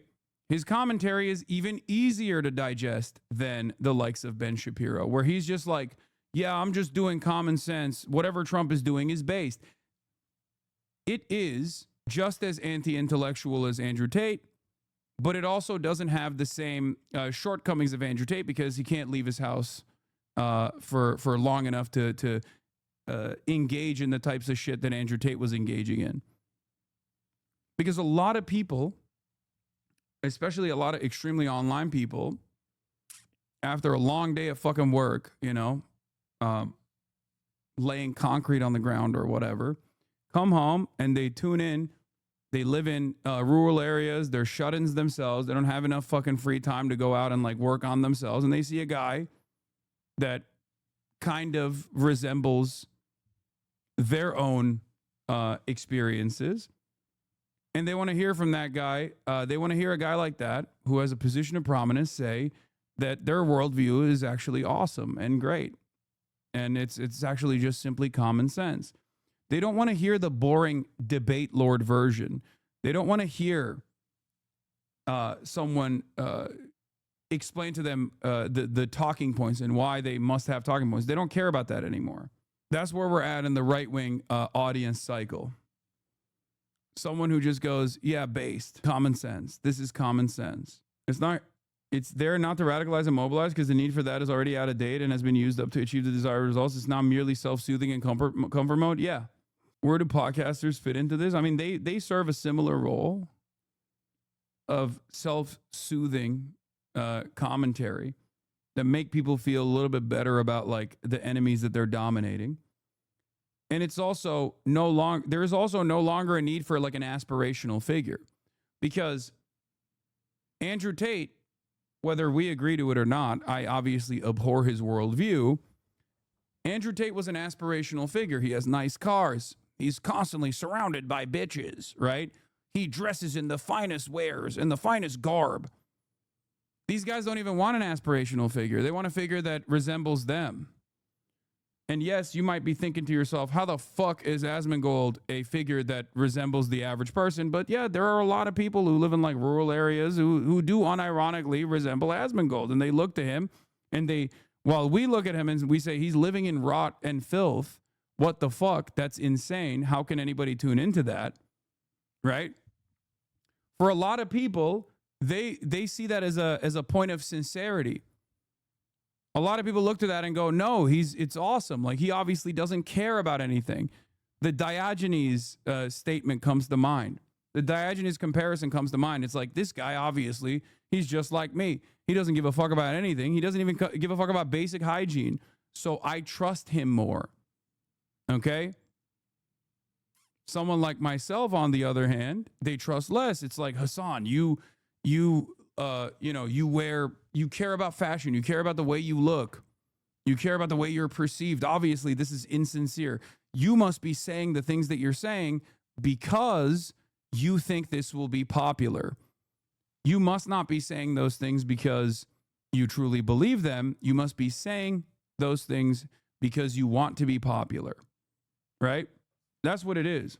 So I think a lot of people who have like completely checked out of the system, who have succumbed to deep nihilism, look to a figure like Asmongold and think, no, that's a real one. He's a real one. He doesn't even care about showering. That's like what normal people would consider a point of, what normal people would look at and say, well, I can fucking see that this guy is clearly not all there. I mean, he's not even like demonstrating basic hygiene, and I can literally see that through my screen. I don't even need to smell him to be in his physical proximity to know. Right? Normal people that have that attitude, a lot of abnormal people on the internet, on the other hand, look to that and go, well, that's a point in his favor. It's a point of pride. And it's that interview with Nick Fuentes that really seems to have brought things to a head. For those who don't know, Nick Fuentes has hated Ben Shapiro for many years, in part because of Shapiro being Jewish, but also because he sees Shapiro as someone who undermined his career. In his interview with Tucker Carlson, Fuentes described how Shapiro was initially an inspiration for him. We do this debate about Trump versus Hillary. And so I'm there and I'm pro-Trump, and I say, I think Trump's going to win. And I'm straight up like ripping the Ben Shapiro talking points. This admiration didn't last as, according to Fuentes, Shapiro publicly called him out over some of his takes regarding Israel. If Nick Fuentes said the sky was blue, I'd stick my head out the window to double check, so it's important not to take it on faith that he's being honest in any of this. But what is easily verifiable is that he has been talking shit about Ben Shapiro for many years now, including one very messed up incident where he confronted Shapiro in public while he was out with his family. Although Fuentes and Shapiro insist none of this is personal, it's hard not to notice that Ben Shapiro had for years avoided calling out Tucker Carlson this aggressively, and now he's saying stuff like this. Tucker Carlson, for example, would never say out loud what Nick Fuentes does. He wouldn't say the things many of his guests say. And so instead, he acts as an ideological launderer. He takes other people's hideous ideas, he softens them, he treats them with love and care, and then he provides them with a massive signal boost. He isn't merely talking to people in good faith, of course. He's promoting certain people and ideas and attacking others. And Shapiro goes so far as to point out how even Nick Fuentes can see how Tucker Carlson... Like, Ben Shapiro, if this wasn't about Israel and anti-Semitism, would be saying the exact opposite. He'd be yelling at the left, saying the things that Ben Shapiro is saying, and go, this is guilt by association. Why can't we have a normal, honest conversation with people that we disagree with? Okay? That's what he'd be saying. So his audience is probably expecting that. Well, the audience that remains. ...is a fraud. And after years of bragging about being an elite, bragging about being so out of touch and so rich, now he's going to be the spokesperson for all the white people. Now he's going to roll up his sleeves. I just like to hunt and fish in my log cabin. I care about Klarna and credit card debt. And now Ben Shapiro is very much on board with the idea that Tucker Carlson is spreading the same ideology as Nick Fuentes, which is especially ironic considering just a few years ago, he put out a video titled, Tucker Carlson is not Nick Fuentes, where he defends Carlson when his rhetoric was compared to Fuentes's. This is a godless country. I hate it. You're right. They're godless. That is exactly right. I never talk like that. But okay, pause it right there. Okay, so again, this idea that if you say that God has gone absent from the public square, that you're in league with Nick Fuentes? No, Nick Fuentes literally says that he wants a Catholic dictatorship in the United States. That is not the same thing as what Tucker Carlson is saying. This is the stupidest game. It's incredible that not even 3 years later, Ben Shapiro is going after Tucker Carlson for being aligned with Nick Fuentes when he was criticizing The Daily Show for noticing patterns in their rhetoric. I want to highlight another part of the Carlson interview of Fuentes that might explain the phenomena going on here. When you get attacked, when people call you names, like they always called me racist, and I would always think to myself, I'm actually not. Maybe the point is to make me racist. Where you just get to a point where you're like, well, if you're going to slander me, then I'll just become the thing you're calling me. I do think that's a feature of human nature, don't you? This is, of course, a deeply silly thing to say. It's basically recreating that webcomic of someone who said they had no choice to become a Nazi because someone made a comment about Trump supporters being racist. Ben Shapiro said as much when Megyn Kelly asked him about it. I'm a little tired of the excuse that if you are called something enough, that justifies all of the subsequent activity. I've been called every goddamn name in the book. Every name in the book. And I have not, but I have not shifted my positions because people call me names. That is a childish thing to do. He's absolutely... I agree. Wow. I think you're a pussy and a coward. If someone calls you a racist, I've been called a racist. I've been called transphobic. I've been called every name under the sun. My positions have not shifted at all through that name calling. If you actually change your entire worldview because someone called you a racist, then maybe you were kind of racist. Maybe the people calling you out were potentially right. It shows me that you're a spineless individual. Okay? Now, this doesn't mean that people should go balls to the wall and consistently fucking take like minor transgressions and turn them into major points of contention, right? They shouldn't do that because it is off-putting, and our job is to bring more people to our side, right? So I'm not saying that we should take this, morally purist standpoint and run along with it, especially because not only is it off-putting to normies, but it also is completely oblivious to the social conditioning that takes place that leads people into the positions that they have. Okay. Wow, my most hated IRL villains are fighting each other. I need some popcorn for this shit. What do you mean? Like Nick Fuentes and Ben Shapiro? Or are you talking about me? Anyway, my point is, Nick and Ben, yeah. My point is, there is a tendency on the left to go, we are morally righteous, and therefore you have to abide by my standard. You have to abide by my worldview. And even if you're morally righteous, even if you are morally on the right side, you still can't market like that. Unfortunately, you got to brand build a little bit. You got to market a little bit, okay? And you especially have to do that in America, where there has been so much anti-socialist, anti-left sentiment that has gone unchecked and uncontested, that has basically warped the collective consciousness of Americans. You have to be you have to go extra hard in terms of your advocacy and in terms of branding and in terms of marketing your worldview to others. And that comes, or at least that starts with a place of understanding. Right here. And one thing I noticed that every time I agreed with Ben Shapiro on something, it's when he was saying things people on the left have been saying for years, which honestly speaks to how effective we are at criticizing the right, whether they acknowledge it or not. Tucker Carlson plays the same game. Recently, Ben Shapiro made some comments about retirement that went viral. No one in the United States should be retiring at 65 years old. That was a classic. That was a classic fucking free market capitalism advocacy moment from Ben. I love when these guys get honest, dude. I love when these guys get so honest. You are not going to ever retire, and you are going to like it. You're going to eat the bugs. Frankly, I think retirement itself is a stupid idea unless you have some sort of health problem. Yeah. Yeah, obviously, it's easy for you to say. You talking to a fucking microphone, dumbass. Yeah, good luck. Good luck with that message. You have to keep working in an Amazon distribution facility for pennies on the dollar until you fucking die. Yeah, how do you make that advocacy for people who are working like normal jobs? It's fucking ridiculous. There's no way he actually believes that. Oh, he unironically does. What do you mean? That's his fucking worldview, brother. What? Says you? Yeah, exactly. I speak into a microphone every fucking day, and I'm not some dumb fuck who believes that someone working a construction job cannot retire at a fucking reasonable age. What are you talking about? Yeah, I'm advocating for people to retire early, unlike Ben, who advocates for people to retire later. Tucker Carlson responded to that, sounding a lot like someone on the left. Poorer people, working class people, blue collar people are aching. They have trouble walking. Their backs hurt. So retirement for a man who climbs ladders is a little bit different from a man who hosts a podcast. Yep. Carlson said the exact same shit. Carlson even brought up the impact of systemic failures. We are subject to forces that we can't control. It's just a fact. I didn't write the tax code, for example.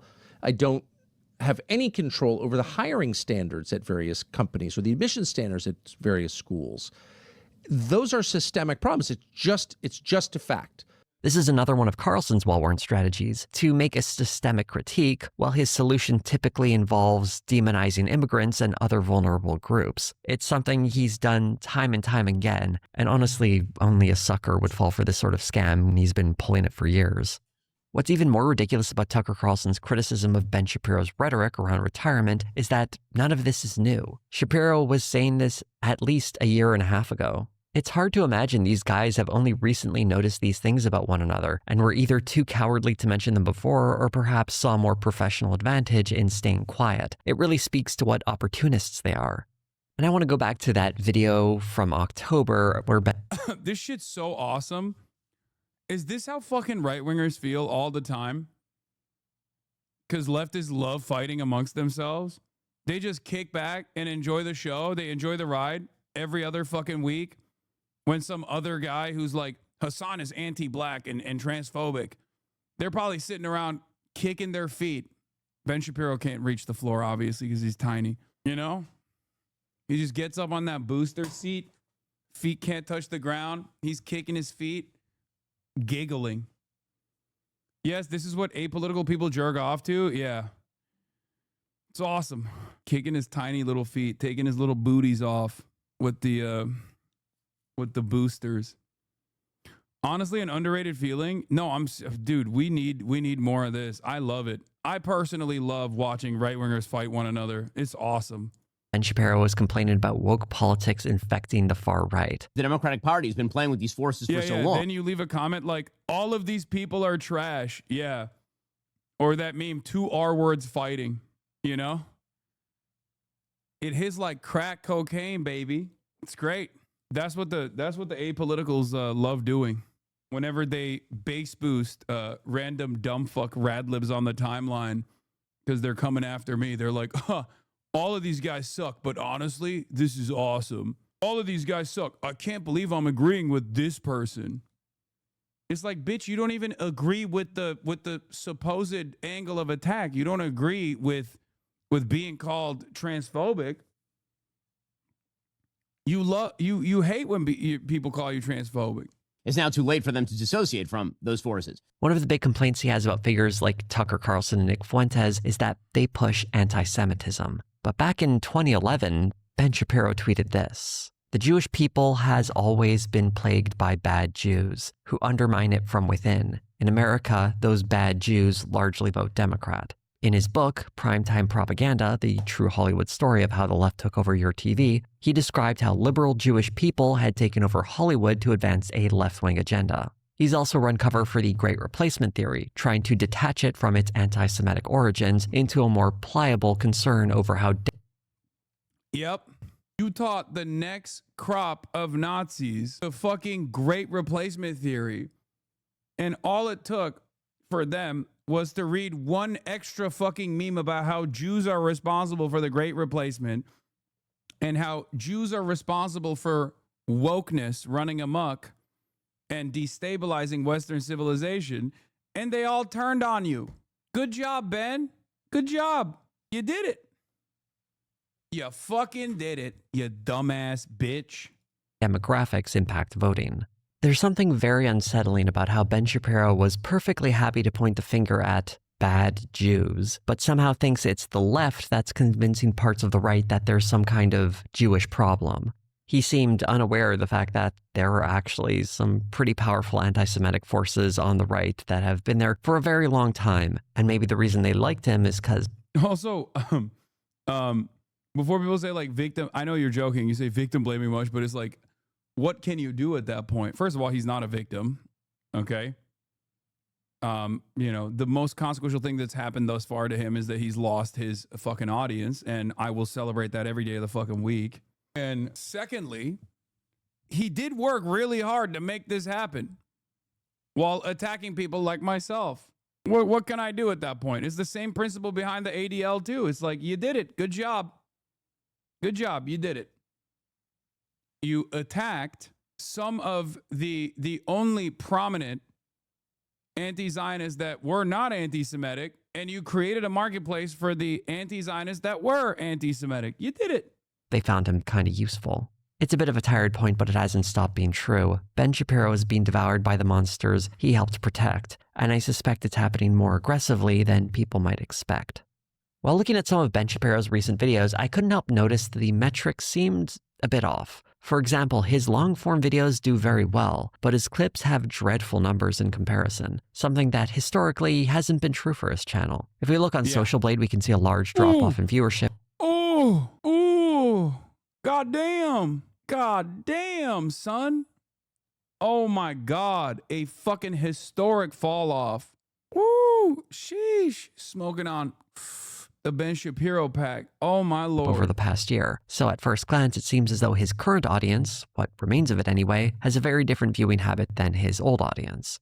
I wanted to look closer at what might be happening, so I decided to graph out what was publicly available with some comparisons. In this first series of graphs, I'm counting views in 100s to compare them with the total number of comments. The reason I'm counting views like this is because it makes the graph read a little better visually, and since I'm doing it for each graph, the presentation of data is consistent.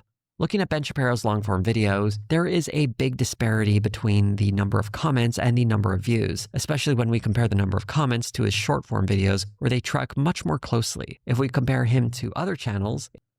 Where's the dip coming from? Wait, where's the big dip coming from? Hold on. Oh, this is all 2025 numbers. Never mind. I want to see... Oh, wait, here it is. 2023, October... You can kind of map out this trend here, interestingly enough. Picking up steam here, picking up steam. And then kind of feels like it's all down since then. I wonder what happened. I guess he too had October 7 levers, but he never ended up recovering from the October 7 levers. I guess his October 7 levers were leaving for a different reason. Interesting. I wonder if there's another content creator I can think of that has damn near identical metrics. There's definitely some podcasts out there. Presentation of data is consistent. Looking at Ben Shapiro's long-form videos, there is a big disparity between the number of comments and the number of views, especially when we compare the number of comments to his short-form videos, where they track much more closely. If we compare him to other channels, in this case I chose Candace Owens and Matt Walsh, we can see that Shapiro's long-form videos are getting much less engagement. And if we go back in time to January of 2025, Shapiro's long-form videos are a bit closer. There is still a gap, though not quite as big. If we calculate the odds of whether or not a view will lead to someone leaving a comment, we can see Ben's long-form videos are far less likely to have its viewers leave a comment under them, clocking in at less than 0.3% of viewers leaving comments, slightly more than half of what his videos used to get, and far behind Matt Walsh and Candace Owens, who get 3 and 5 times as many respectively. And keep in mind that of all of these channels, Ben Shapiro is the only one who doesn't do a premiere for his longer videos, where the earliest viewers are sounding off in the chat rather than leaving comments under the video. In fact, Ben Shapiro used to do premieres, which might explain why his older long-form videos had so few comments. We can see this pattern repeat itself when it comes to the number of likes left on videos. With all the other types of videos I looked at, the number of likes were significantly worse. Viewers are 3, 4, and even 5 times less likely to click on that like button for Ben Shapiro's long videos than viewers of his long-form videos back in January or videos from Candace Owens and Matt Walsh. What all of these numbers amount to is, in my mind, two likely conclusions. Ben Shapiro's long-form videos are being heavily inflated by people who are only showing up to hit the dislike button or nothing at all. And if they're leaving comments, those comments are being deleted. The alternative is that someone is bodying his long-form videos, giving it inflated view numbers and very anemic engagement. Whichever of those two conclusions is more accurate, it doesn't look like a healthy channel at all. I should mention that in my calculations, I did omit one video from Ben Shapiro's channel, the November 3rd one, titled Tucker Carlson Sabotages America. That one actually has metrics that reflect something that has nearly 1 million views, and it's also the one that has the most negative comments towards him. It seems like Ben Shapiro's only means of getting big numbers of engaged viewers these days is by being a lightning rod for hate. While we're talking about data, though, I also wanted to share some info I came across from Open Measures that attempted to gauge Nick Fuentes' growing profile and how it doesn't quite match the narrative around his ascent. Although Fuentes saw a massive spike in social media chatter about him after Charlie Kirk's murder, that growth has largely gone down. The Tucker Carlson interview didn't move the needle in nearly the same way. Most of the time Fuentes gets hyped up, people cite his Rumble stats, but it's something of an open secret at this point that Rumble's numbers are almost certainly bogus. My own investigation a while back found they were inflating their live stream view counts, and I would be shocked if that was the only metric that was being fudged over there.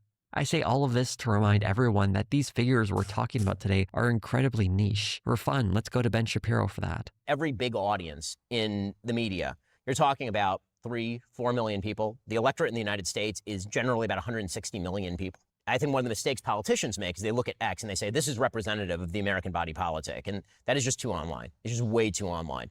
He could be talking about Nick Fuentes, Tucker Carlson, or even himself. But their importance, specifically... What are Hassan's thoughts on Nicki Minaj Coke rant? I don't care about this shit. I have no idea what it is. I hope you're doing all right, Casey Tron. To conservative politics, I think reflects how terminally online politics has become now, further getting detached from real people and instead being obsessed with these internet celebrities as if they've somehow permeated the mainstream when... Not him reading that. Lamau, thank you, Hassan. I'm not trying to get my ass eat by the Barbs right now, okay? I love the Barbs. Actually, the Barbs are struggling. Nicki Minaj's pivot to pro-Trump politics has been pretty wild. Another one of my ops that went right-wing. Another one of my ops. I need an apology from all the Barbs that said I was aging at the speed of white, that I was being racist towards Nicki Minaj, all this shit. Where are they at now? I need to be able to go to a Sephora without fearing that I will be assassinated now. Okay? They're still with Nicki Chill. Wait, really? They still here, don't worry. Why did Nicki Minaj become an op? Because I ratioed her back when she was glazing Tucker Carlson during peak COVID. Really, they are big names within a small conservative online media space. At some point, Donald Trump is going to retire from public life, likely due to failing health. And right now... All I'm saying is, there is one guarantee, okay? There is one fucking guarantee. If you don't believe in anything else, at least history has shown time and time again that virtually all of the people that put me in the fucking crosshairs end up making an open right-wing pivot. Okay? Many of them sex criminals as well.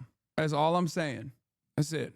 All my ops. His cult of personality is the one thing uniting a lot of disparate parts of the right wing. This is something Ben Shapiro is well aware of. I think that there are a lot of people who are planning for the post-Trump era, and they're trying to make moves right now in order to sort of consolidate their viewpoint in the post-Trump era.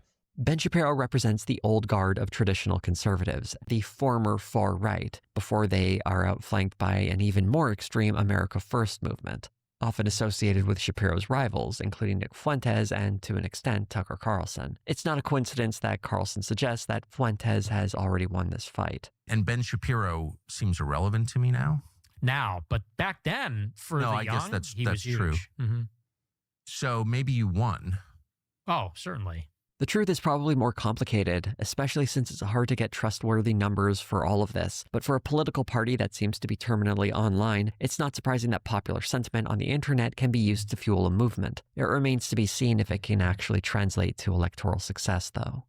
One of the keys to Ben Shapiro's success online is that he's been able to avoid or build alliances with people who clearly don't like him. Alliances that would never work long term, but I suspect he thought he could get ahead of. As public opinion has shifted rapidly against Israel, it's become increasingly difficult for someone like Shapiro to continue his vocal support for the country. Many on the right have used this opportunity to smuggle their anti-Semitism into the broader criticism against Israel, but Shapiro can't make that move. Back in 2024, Ben Shapiro and his father, a Hollywood composer, produced a musical in Israel that paired the October 7th attack with the Warsaw Uprising. It was called We Will Rise. Speaking to the Jerusalem Post, he said, "The ending is the most powerful part for me. The characters from the Warsaw Ghetto sing 'We Will Rise' as they move through the fog, but now they're joined by the Israeli soldiers who realize that their fight is the same. The fight to protect the Jewish people is timeless." Putting aside the grotesque pairing of the genuinely heroic uprising in the Warsaw Ghetto with the soldiers committing a genocide, what we see is that this is something Ben Shapiro genuinely believes in. He's a man who has a real passion for at least some of what he talks about, and I think that might ultimately be his downfall. While he was willing to make cheesy YouTube videos for clicks or endorse politicians he has serious misgivings about, there are some lines he won't cross when it comes to some of his values. In this case, it means defending a country committing a genocide, which is tragic in its own right. But in the world of conservative media, not being able to sell out your supposed values makes you vulnerable. Going back to the New York Times article, it's hard to imagine Ben Shapiro pivoting to be on the friendly side of the increasingly extreme right-wing base the way he had 8 years ago.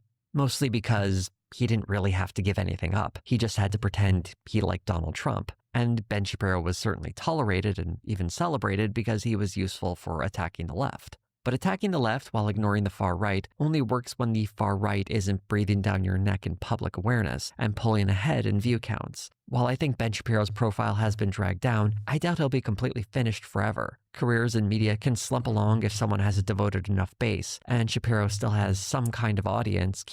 This is the ultimate downfall for like anyone that has any principles whatsoever. If they're going to be a right winger, you can't. You have to either be a Christian white guy, okay, with no principles whatsoever and are utterly malleable. If you want to stay relevant, you can't just you can't have any higher priority if you're simply invested in the grift, as he is for every other aspect of his commentary. Of course, this was going to be his inevitable downfall. This is something that he truly believes, right? Asman ripping you a new one. Oh, shit, dude. What will I do? Oh, my God. That's based.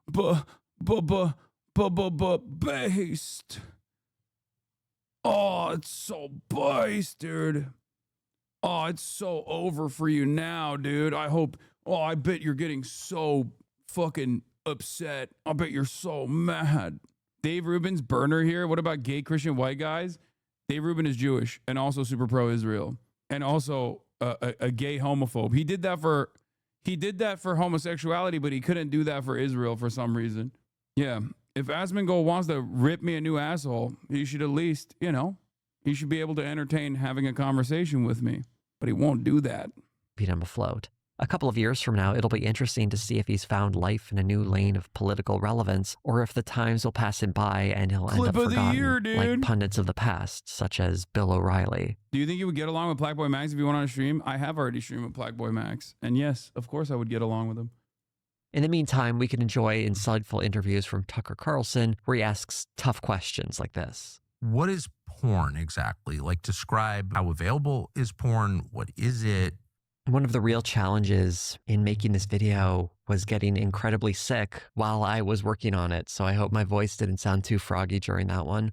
At one point during me being sick, my voice actually sounded incredibly sexy, and I was very tempted to record something, but I thought I should look after my health, and also having a sexy voice while talking about Ben Shapiro seems like some kind of crime against nature, so I wanted to avoid that as well.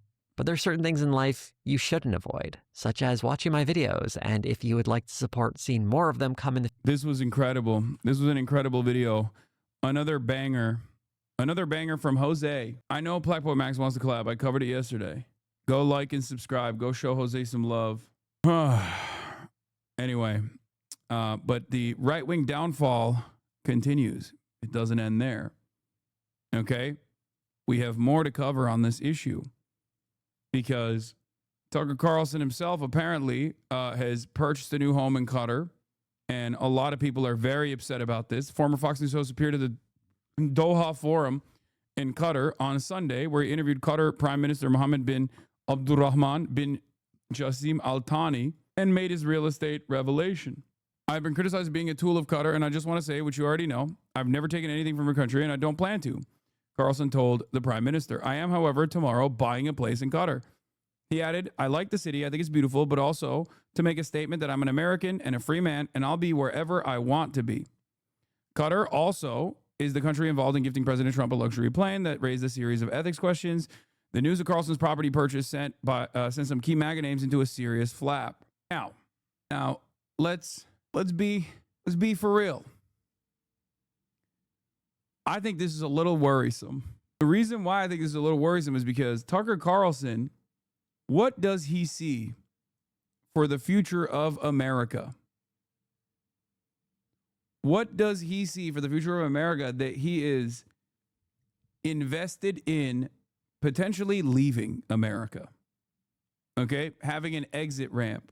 That worries me a little bit because I don't think he's like buying a house in Qatar because he's, going to do propaganda for Qatar or whatever. I mean, I'm sure there's some legitimacy to that, right? But I wonder what he is seeing about, the future prospects of Tucker Carlson, because I always assumed he would run for office. But this worries me a little bit. I mean, I guess it worries me that he would run for office too. But anyway, let's get to Tim Pool, because the right wing meltdown is continuing. Kremlin-funded streamer Tim Pool says he's in debt and ending his show after Russia cut off his $100,000 a week. Let's take a look. Leave us. We have 2 weeks left in the year before we go on our Christmas hiatus. I'm not a big fan of any kind of hiatus. I would prefer just to work. But it is taxing. It is grueling, of course. And there's a lot of infrastructure here that requires me to work all day, every day, Monday to Friday, with some extra work on the weekends, usually meetings. And I'm probably going to have a stroke. Oh, man. It's such a tough job, dude. Remember when all these guys were fucking yelling at me because of a misunderstanding, a clip that was, again, boosted on Reddit and shit, where I talked about how streaming actually fucking is soul sucking in a different way, where it like eradicates your social battery in ways that, in my experience at least, like other social aspects of a regular 9-to-5 never did. Having said that, of course, I obviously understand the privileged position that I'm in. And all of these guys went crazy with that. They love talking about that. All these like anti-union, anti-labor motherfuckers, from Keemstar down to like Tim Pool, Ben Shapiro, everybody was like running victory laps around that. Here's Tim Pool. Here's Timothy Pool talking about how he's just working so hard. Little baby working so hard. First of all, I stream 7 to 9 hours every single day, 7 days a week. Now, maybe we'll say 6 days a week. Tim Pool, on the other hand, goes live for what? 2 hours, 3 hours? However many times a week?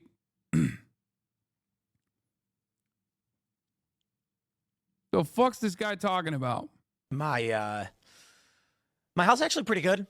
My blood pressure is great. My resting heart rate is actually around 45. I exercise quite a bit. Haven't been able to skate in the past month or two, the holidays, and but we have to have these conversations, and I have been with the people, our contractors, people we work with, our vendors, partners.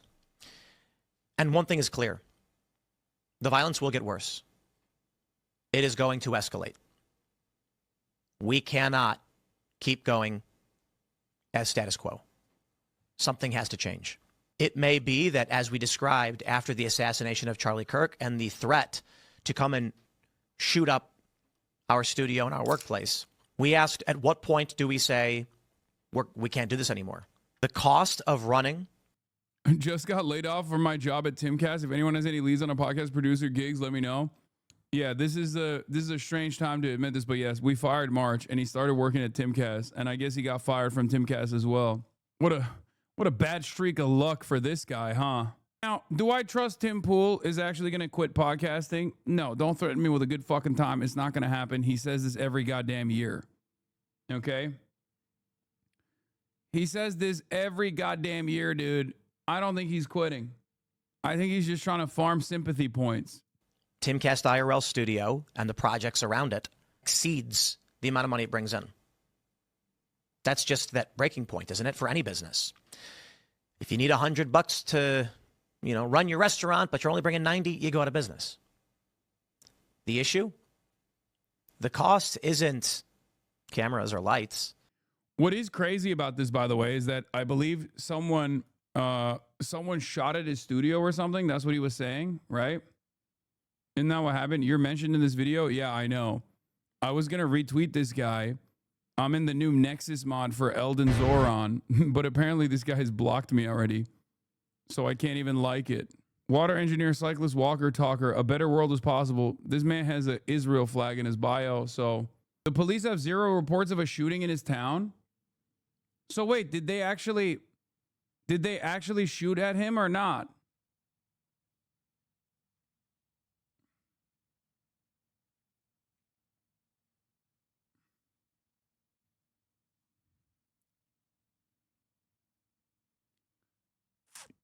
He said a threat.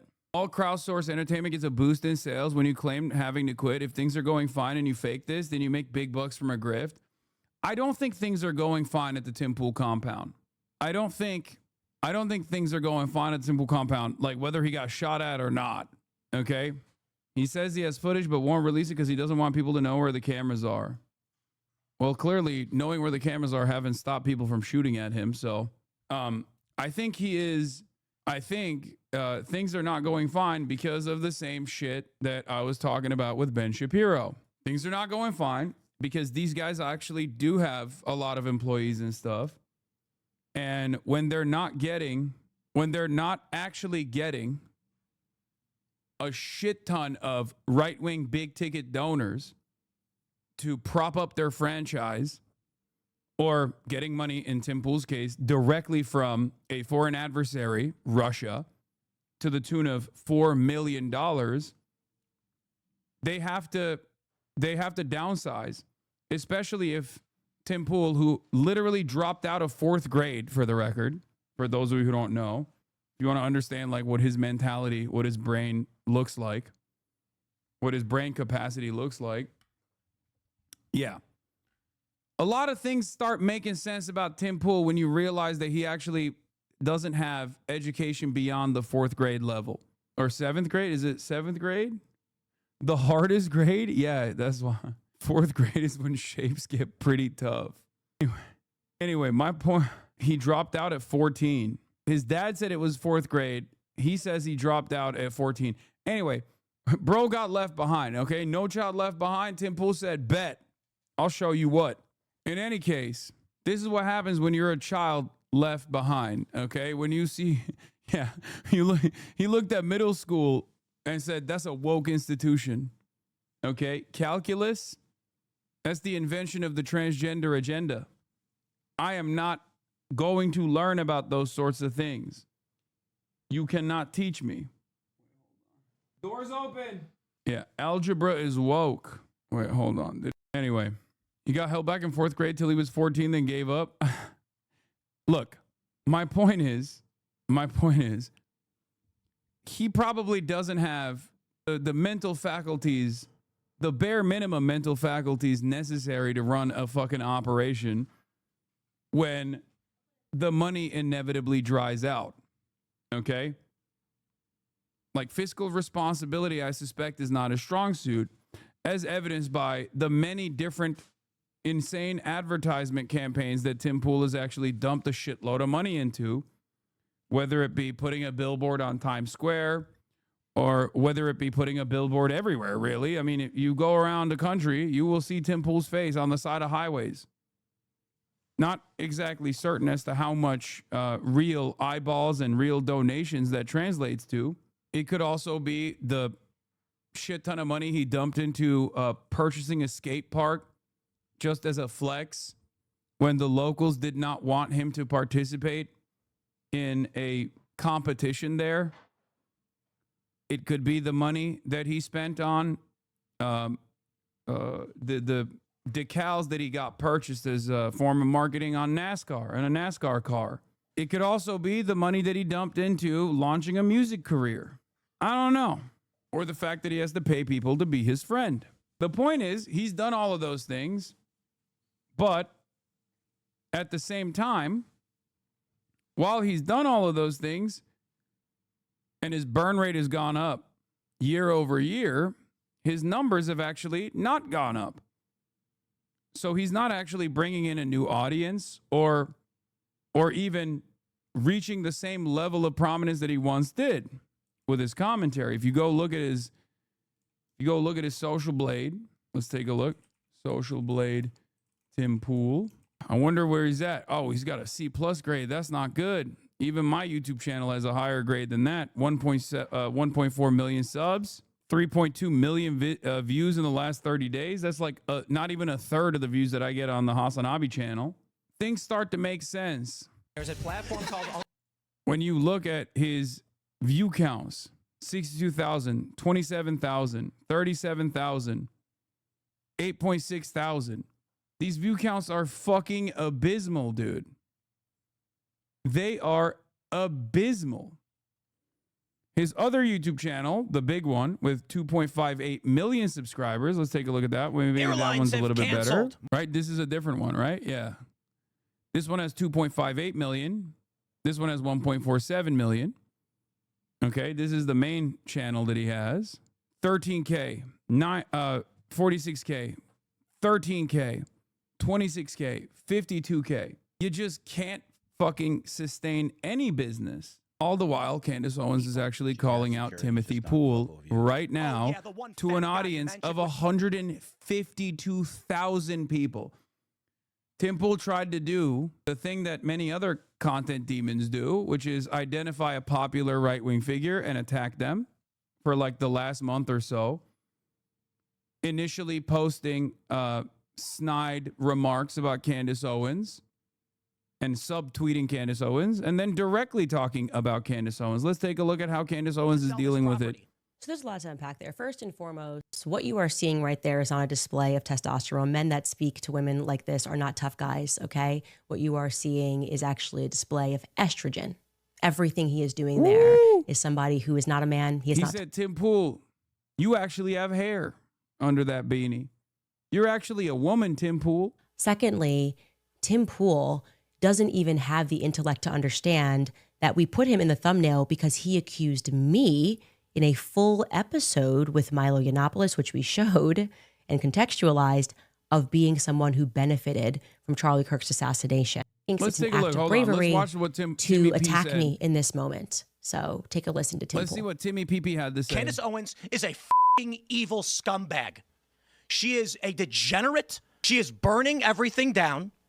And she's gloating and smiling while she does it. And you know what you told me? She has no security. She doesn't deal with the shit we have to deal with. She's a piece of shit. She's making everyone... The last time I saw him this enraged was when he was talking about Ukraine is the enemy of mankind. Oh my God, he hit the soy slam. Wow. Calm down, Timmy. Everyone else suffer.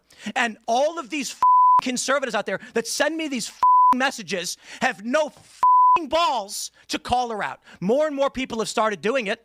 They send me these messages. Good for you, Tim. Good for you, Tim. I wasn't the first person to do it. I'm not going to take credit for that. But don't DM me like I did something for you as you cower, scared that she'll put you on her thumbnail and claim you benefited from Charlie Kirk's assassination, which he's doing to me right now. Yeah, that was the... I'm done with these people. She has security, just not on the level of you. Oh, yeah, the girls are fighting! This is so sick. Oh, my God. One fat guy you mentioned with no wall and no barrier in a suburban neighborhood with neighbors shouldn't give two no one's out for her. She's lying about all of this. You told me you went to her house and she's got a 4-foot wall and one fat guy. and she doesn't give a about our security. Meanwhile, I get bullets fired at my property, and I have to go live in the middle of nowhere. And I got strangers coming up to my house in Maryland, breaking in. I got people showing up and beating up the residents who trying to live there. How the am I even supposed to sell this property? So there's a lot to unpack there. First and foremost, what you are seeing right there is on a display of testosterone. Men that speak to women like this are not tough guys, okay? What you are seeing is actually a display of estrogen. Everything he is doing there is somebody who is not a man, he is not tough, and he would never dare to speak to a man like that, right? People that find that very easy. Yeah, that's what 45 beats per minute looks like To in the heart understand rate side. that we put him in the thumbnail because he accused me in a full episode with Milo Yiannopoulos, which we showed and contextualized, of being someone who benefited from Charlie Kirk's assassination. So he thinks he's being accused. No, you accused me of that in like a actually, I think it was 2-hour episode with Milo Yiannopoulos, in which Milo defended me and explained that I am not to blame for the lame excuses that the feds have given us regarding Charlie Kirk's assassination. And that if we do need to have some spiritual searching in terms of what the Republican Party has become, that the time for that is now. Okay. So this little, and I really like, he's a small person for this, a very small person who is also theatrical, Timothy Smollett, who pretends every year like people are trying to kill him. He's a chronic fence sitter, okay? Pretending like he is braving the wilderness for being what? The 110,000th person who's making a video about Candace Owens in the wake of Charlie Kirk's assassination. He thinks he's pioneering that. Are you out of your mind? It's only the safest thing you can do. What's True. next? Is he going to make a video and call Kanye West anti-Semitic? Like that's what he's pioneering right now. Oh my gosh, so original. Like, is he going to call Donald Trump evil in 2016? This is the storm that Wait, he's. hold on now. Candace, you did that too. Candace, you did that too. He is a fundamentally weak man for what he did there. He should apologize. He won't. I don't care what happens to his platform. He's now essentially trying Candace out. Owens He's literally under had a financial website. pressure. He's trying out for a Zionist. Candace I Owens- hope it happens for you, Tim. I hope it makes you happy. But to do that to someone who has never done anything to you other than disagree with you. You said about this is a fucking, why are we watching this? I don't know, because 154,000 people are currently watching. You can't see because people are subscribing to the Piker Broadcasting Service at an alarming rate, okay? At an alarming rate in massively consequential numbers. Therefore, you can't see it because the emotes are actually hiding the viewership. But the Piker Broadcasting Service, unlike Tim Pool, who is funded by the Kremlin, is sponsored by you, the viewers. For you, the viewers. Your subscriptions are the only way that you can support the show. The PBS, the real PBS, Piker Broadcasting Service, is for you and by you. Your subscriptions, totally voluntary, allow me to maintain editorial control. No ads, no nothing. You can also rewind the broadcast now if you are on a desktop, if you subscribe to the Piker Broadcasting Service. Everyone knows you're funded by Hamas, bro. I think they I don't think they have any money left to give me, you know? Charlie Kirk narrative. I have Was not Tim Pool actually funded by Russia? Yes. Oh, that's there was a whole FBI case on it, Chatter. Come on. focused my content on you, and anytime your name has come up, it has been because you have explicitly been attacking me. You are a coward. You are less than a man. Okay? You are behaving, your type right there is like a person who's having financial issues and yet decides to go out and put 100K on a poker game. And when he loses and is a further 100K in the hole, comes back home and beats his wife and kids and thinks he's a tough guy. That's how you're acting right now. I'm not your wife. I'm not your kids. Get your affairs in order and stop blaming me, because I'm actually traversing down the path that hasn't been traveled by standing up and saying that something corrupt happened and Charlie Kirk was assassinated. And I don't care. She's both right and wrong. Like, you know, care about your next saying Jews are responsible for everything is not necessarily a new meta. I don't wanna stand However, next to people she is right that would cover up because Charlie Kirk's assassination. her conspiracies are so fucking insane and go far beyond Jews are responsible for everything that like she kind of is reinventing the game. Cold outside. December Oh is my here. God. And she hit the ad break. Yo, that's awesome. She is so goated with this. She literally will insta lock an ad in between like controversy, whatever the fuck's going on. She'll just go, boom, ad break, bitch. Investigating what happened. She'll be like, I'm mourning the loss of my best friend, Charlie Kirk. And here is what's helping me cope with that loss. Flank steak. Are equally as brave, right? Ryan Matta has been amazing on X. Melissa, I always tell you about Melissa. Mel is Village Crazy Lady. She does really great work. And I keep wrongly branding her. I'm laughing as a Catholic. A couple weeks ago, she's like, I'm not Catholic. I'm like, I am so sorry. I don't know why I thought she was Catholic. I made that up. Hopefully she will be sued. Okay. That's what I will say to that. And she's doing a really great job, particularly focusing on that faith angle, because I do believe that the faith was the infiltration at Turning Point USA. And it is, by the way, a fact that in recent, in the last year, they even hired former cartel weapons traffickers at Turning Point USA who found God. Okay, so they were trafficking from Poland through to Mexico, weapons and drugs, but then they found God. Unemployment. Like, I don't know what to make of that. Who am I to question somebody saying that they found God? Dude, but every day Arizona she comes is up quite with place, she and cooks up a I new worry about what insane happened. And, thing. It's when you fucking, get to a certain level she's got in range, business, baby. They offer you what they say. What is the expression? It's either the silver or the lead. You take the money, or you take the bullet. And I wonder if that was presented to Charlie.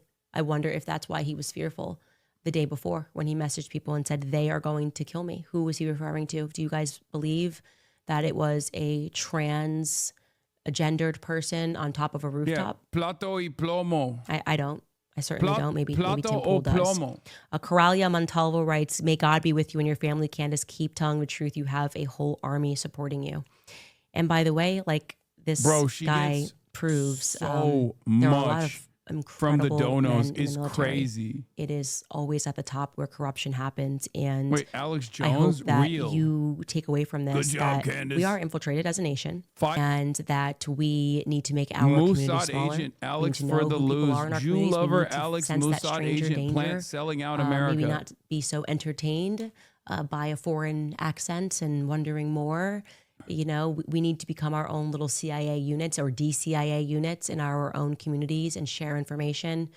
And yeah, I hope that's what we are pioneering here, because we certainly cannot trust the government to take care of us if they didn't take care of Charlie Kirk. And maybe that's it. Maybe people are terrified. She said we Maybe need to that's what they've known all crowdsource along, our own CIA. is that the cartels could have been involved in this. And yeah, that might be it. I don't know. It might be it. I'm just following the facts. Amanda Marias writes, we love you, lady. I'm so sorry you're going through this. You have a whole... Oh, I just read that. I'm sorry. Gracie Lou writes, there is no TPUSA without Charlie. I've never seen such a group of disingenuous groups, the likes of Andrew, Blake, Mikey, Tyler, etc. It's heartbreaking on top of heartbreak. Merry Christmas to you and your family. Continued prayers. Bro, she dropped the Jews killed Charlie Kirk like the next week. She said it was the French Legionnaires. I actually said to my husband... She said it was... First, she said it was Zog, Zionist-occupied government. Then she said it was FOG, French-occupied government. Now she's saying it's the cartels collaborating with the Polish. Okay? Every day it's a new conspiracy. It's fucking awesome. Chill, and this Dan Flood stuff is giving me a chill. And maybe we will actually accept that offer. I guess she and doesn't start a actually fund say. in She the still coming ties days it back or to the in Jews, coming weeks. even when it's the together. Egyptians. The other day it was the I will run that Egyptians. to I actually think that is a good idea. I think we need to. It's actually the Egyptians that occupy the government. This thing has really scared me. This French intelligence thing and the lack of commentary from the White House. This thing is really far-reaching. The good and the true and the beautiful writes, go Max, Candace. Thank you so much. And this person writes, what do you... She's mobilizing an army of the most gang-stalked people in the world against their enemies. Let me see. When she reads those donos, does it still pop off? Yep, people are still watching. That's crazy, man. So where did this start? Let's see. This is her big reveal, her big truth, her finale. My inbox. I was calling this person and I had no idea what it was going to lead Dude, to. I love the inbox stuff. Okay. I love the inbox shit. Like every other day, there's a new insane person in her inbox. I do believe that, by the way. I don't think that she's like inventing these people. I do believe that she just actually has farmed some of the most gang-stalked individuals.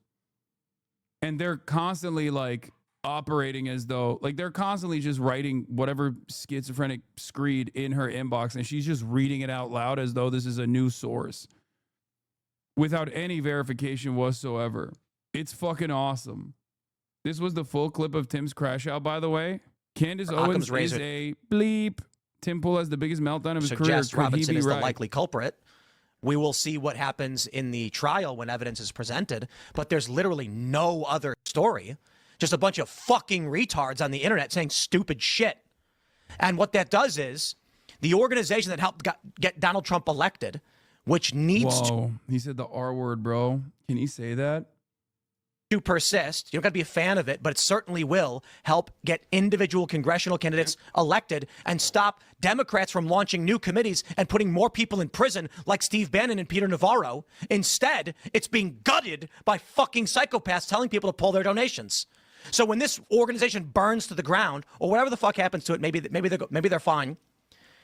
The organization that's rallying young people, causing a shift in the political leanings of a generation for the first time in history, is now in dire straits. Their leader and founder murdered, and prominent pieces of human trash are trying to destroy it. It's fucking evil. So you know what?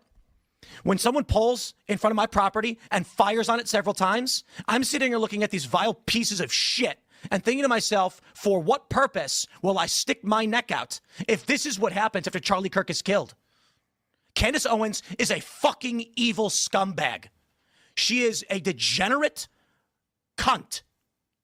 She is burning everything down, and she's gloating and smiling while she does it. And you know what you fucking told me? She has no security. She doesn't fucking deal with the shit we have to deal with. She's a piece of shit.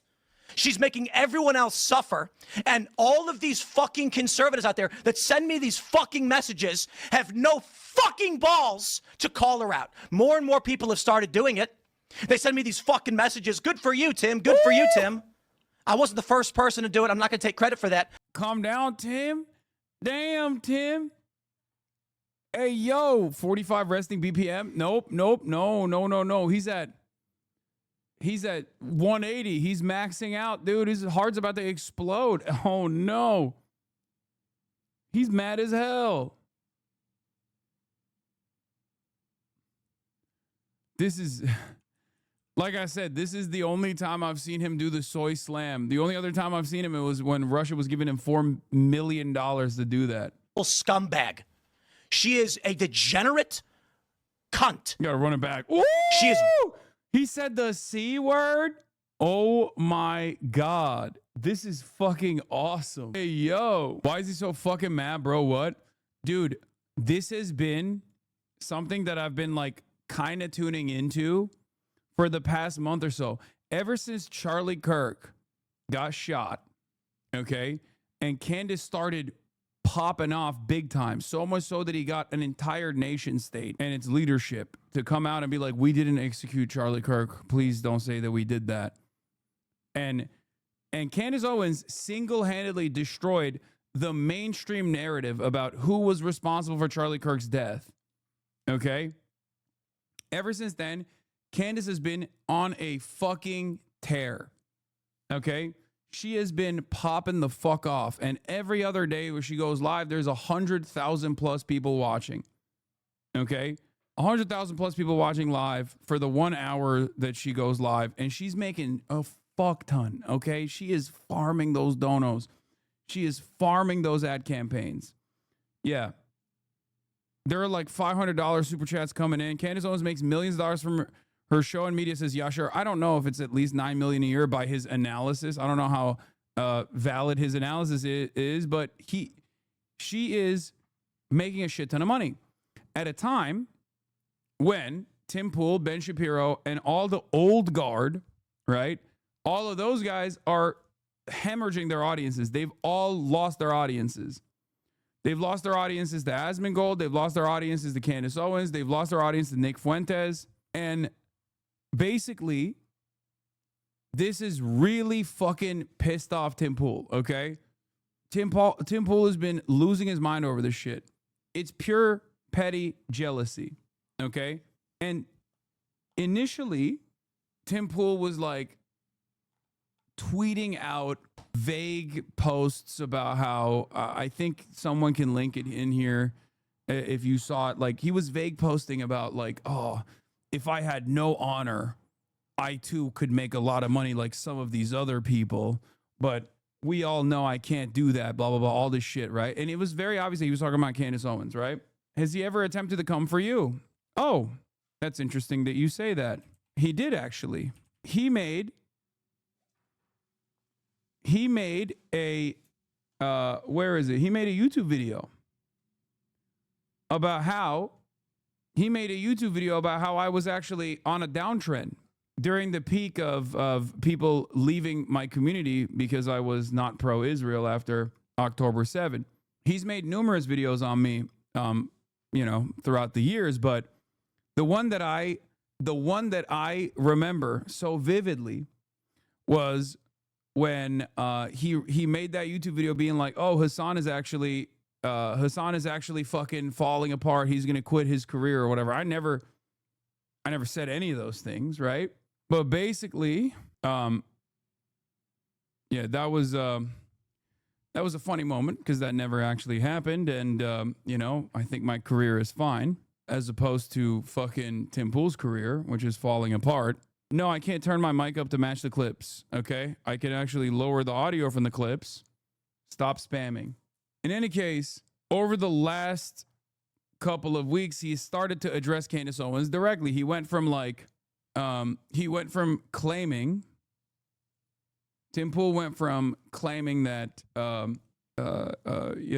are people that we all know that have no loyalty and no ethics, and that's why they're making a lot of money, to just straight up making fun of Candace Owens in his own way.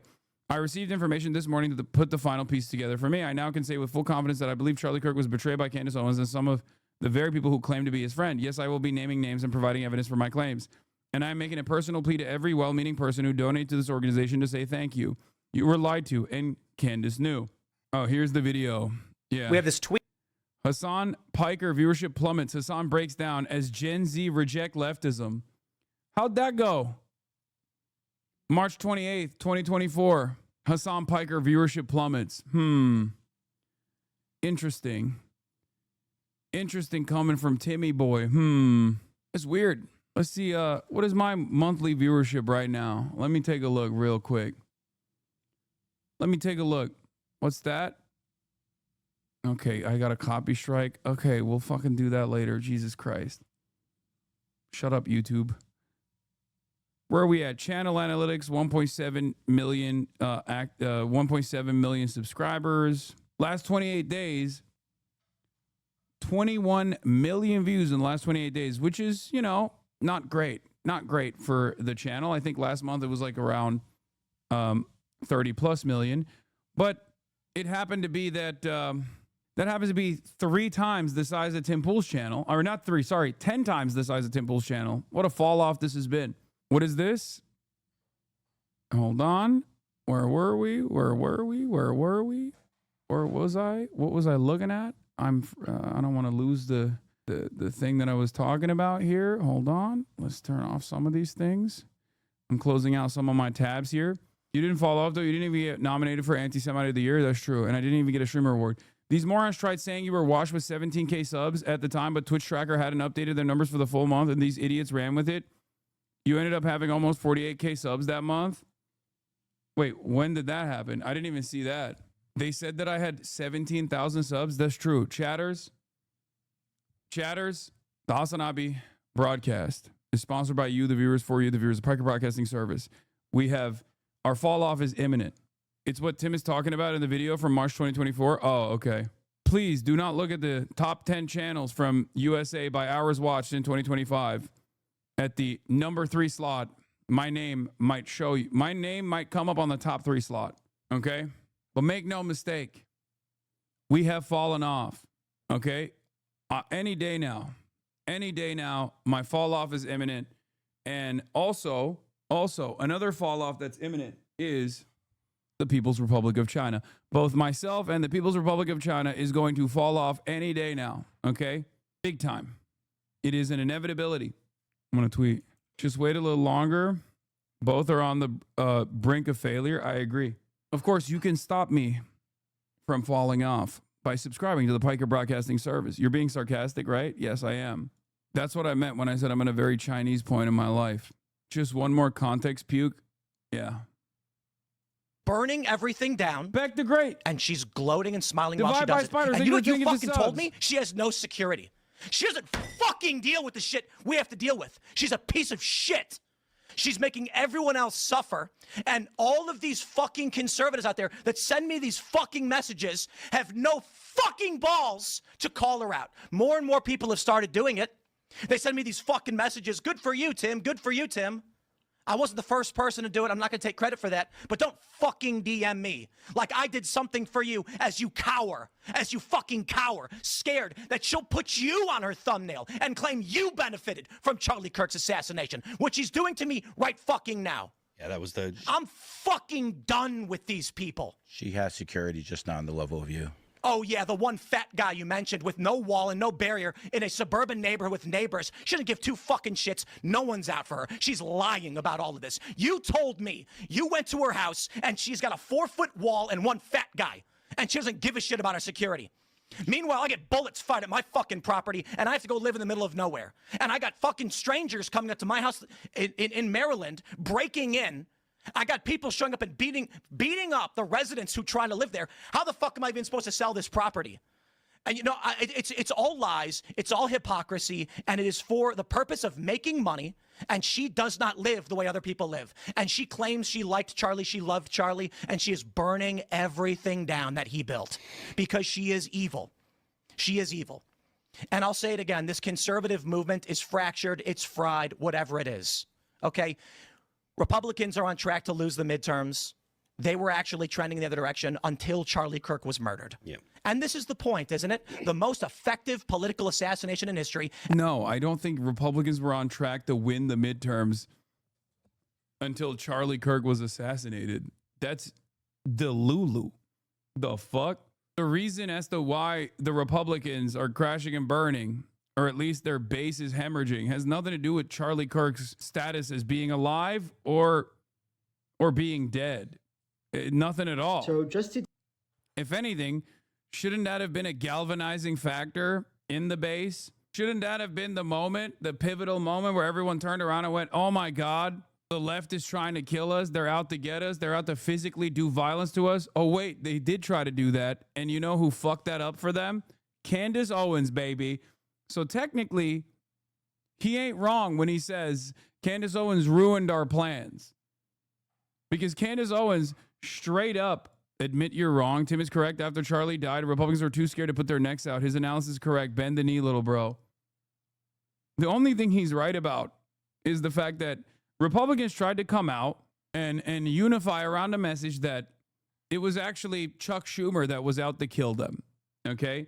Now, how successful that message would be, given, you know, things that people can fucking visualize and see with the way that Democrats talk about issues, that I guess we're never going to find out how successful that would have been in the absence of Candace Owens coming out and throwing a bomb in the middle of that conversation by immediately shifting every conservative's attention back to Israel by saying this was fucking Israel. But I do think, and this is true, Candace's total insanity over Kirk's death reads more as someone grieving a person than his wife hosting $10,000 per seat dinner parties, weirdly enough. So not surprised his fans have turned to her over Turning Point USA.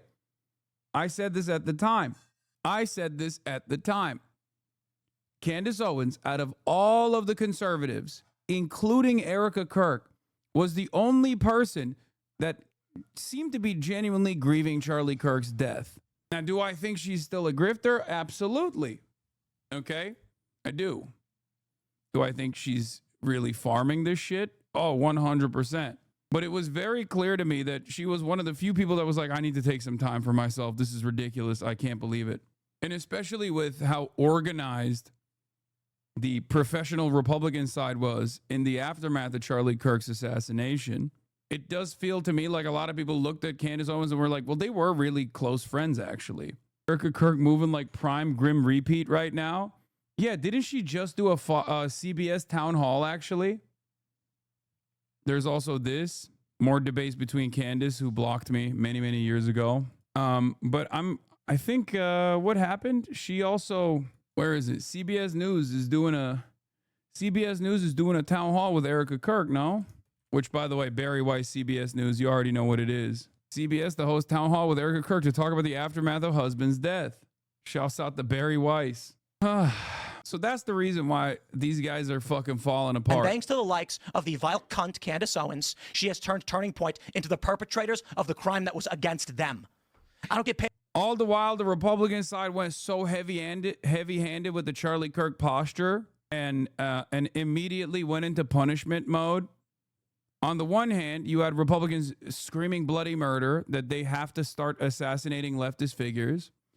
On the other hand, they tried to keep up this narrative that it was actually the left that's responsible for all the violent rhetoric that ended up killing Charlie Kirk. But this heavy-handed nature of the administration coming after the likes of Jimmy Kimmel and firing hundreds of people, which I tweeted about as well, which got a response from one of Charlie Kirk's homies at the time, led to all the fucking Kirkification memes. People obviously are all out of shit to give. They're all out of fucks to give.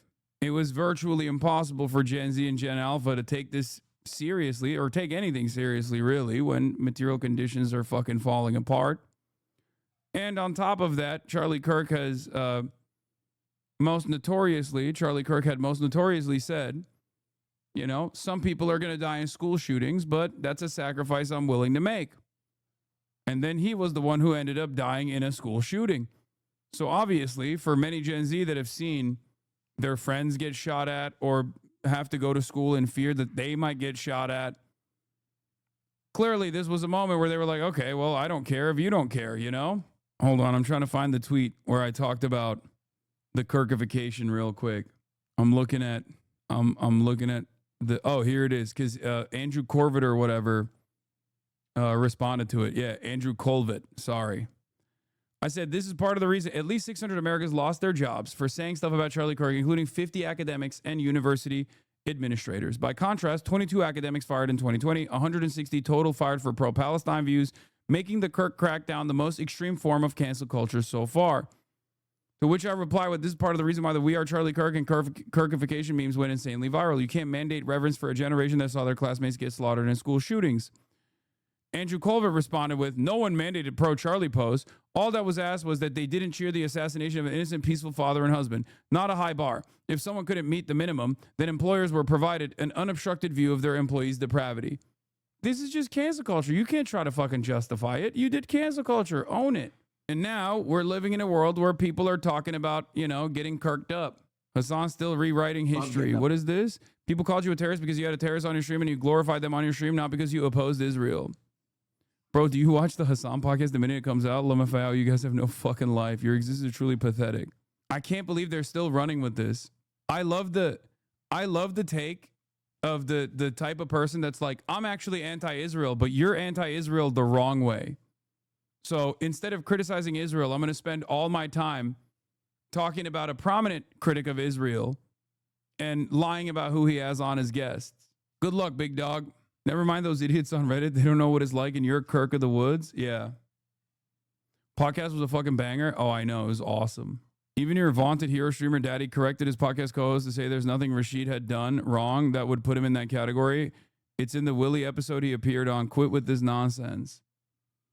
Oh, these are the fucking, this is the Japanese imperial soldier still fighting, still waging a war 39 years after it ended.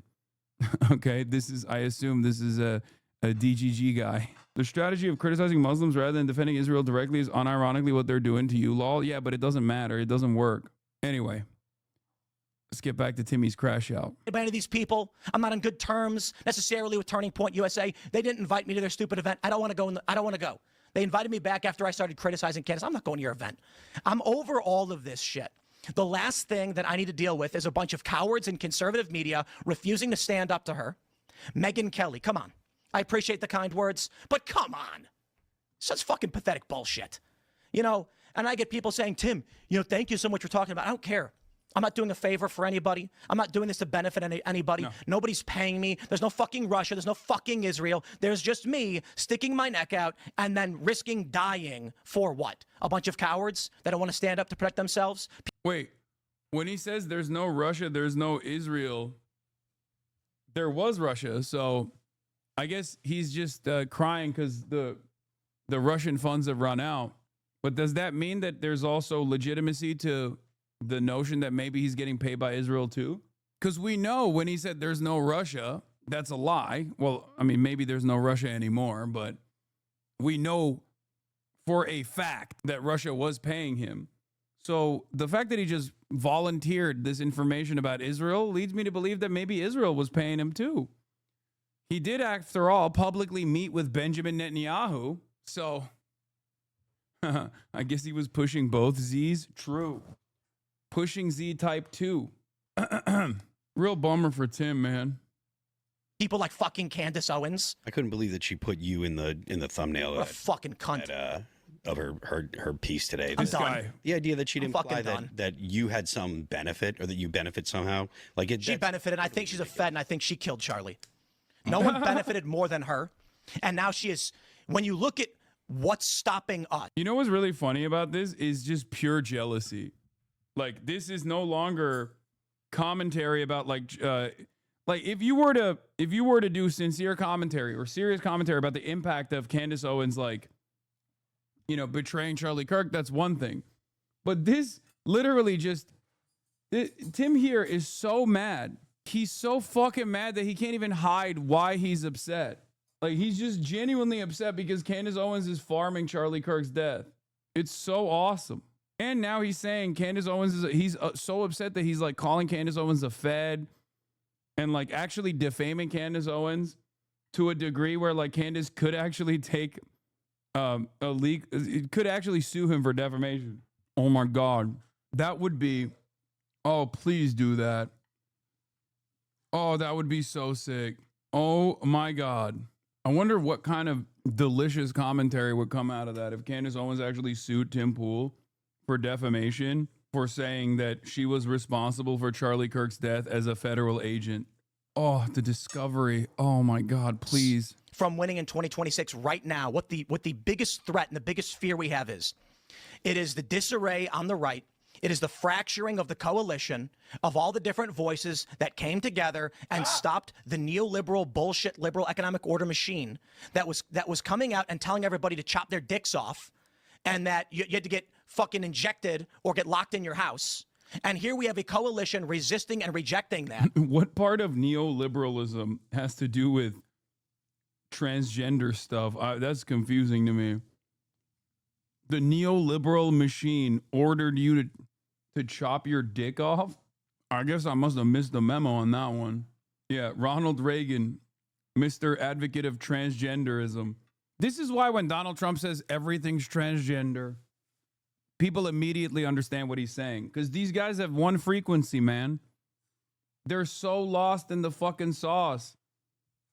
Unironically, this commentary also devolves into everybody transgender. The fuck do trans people have to do with this?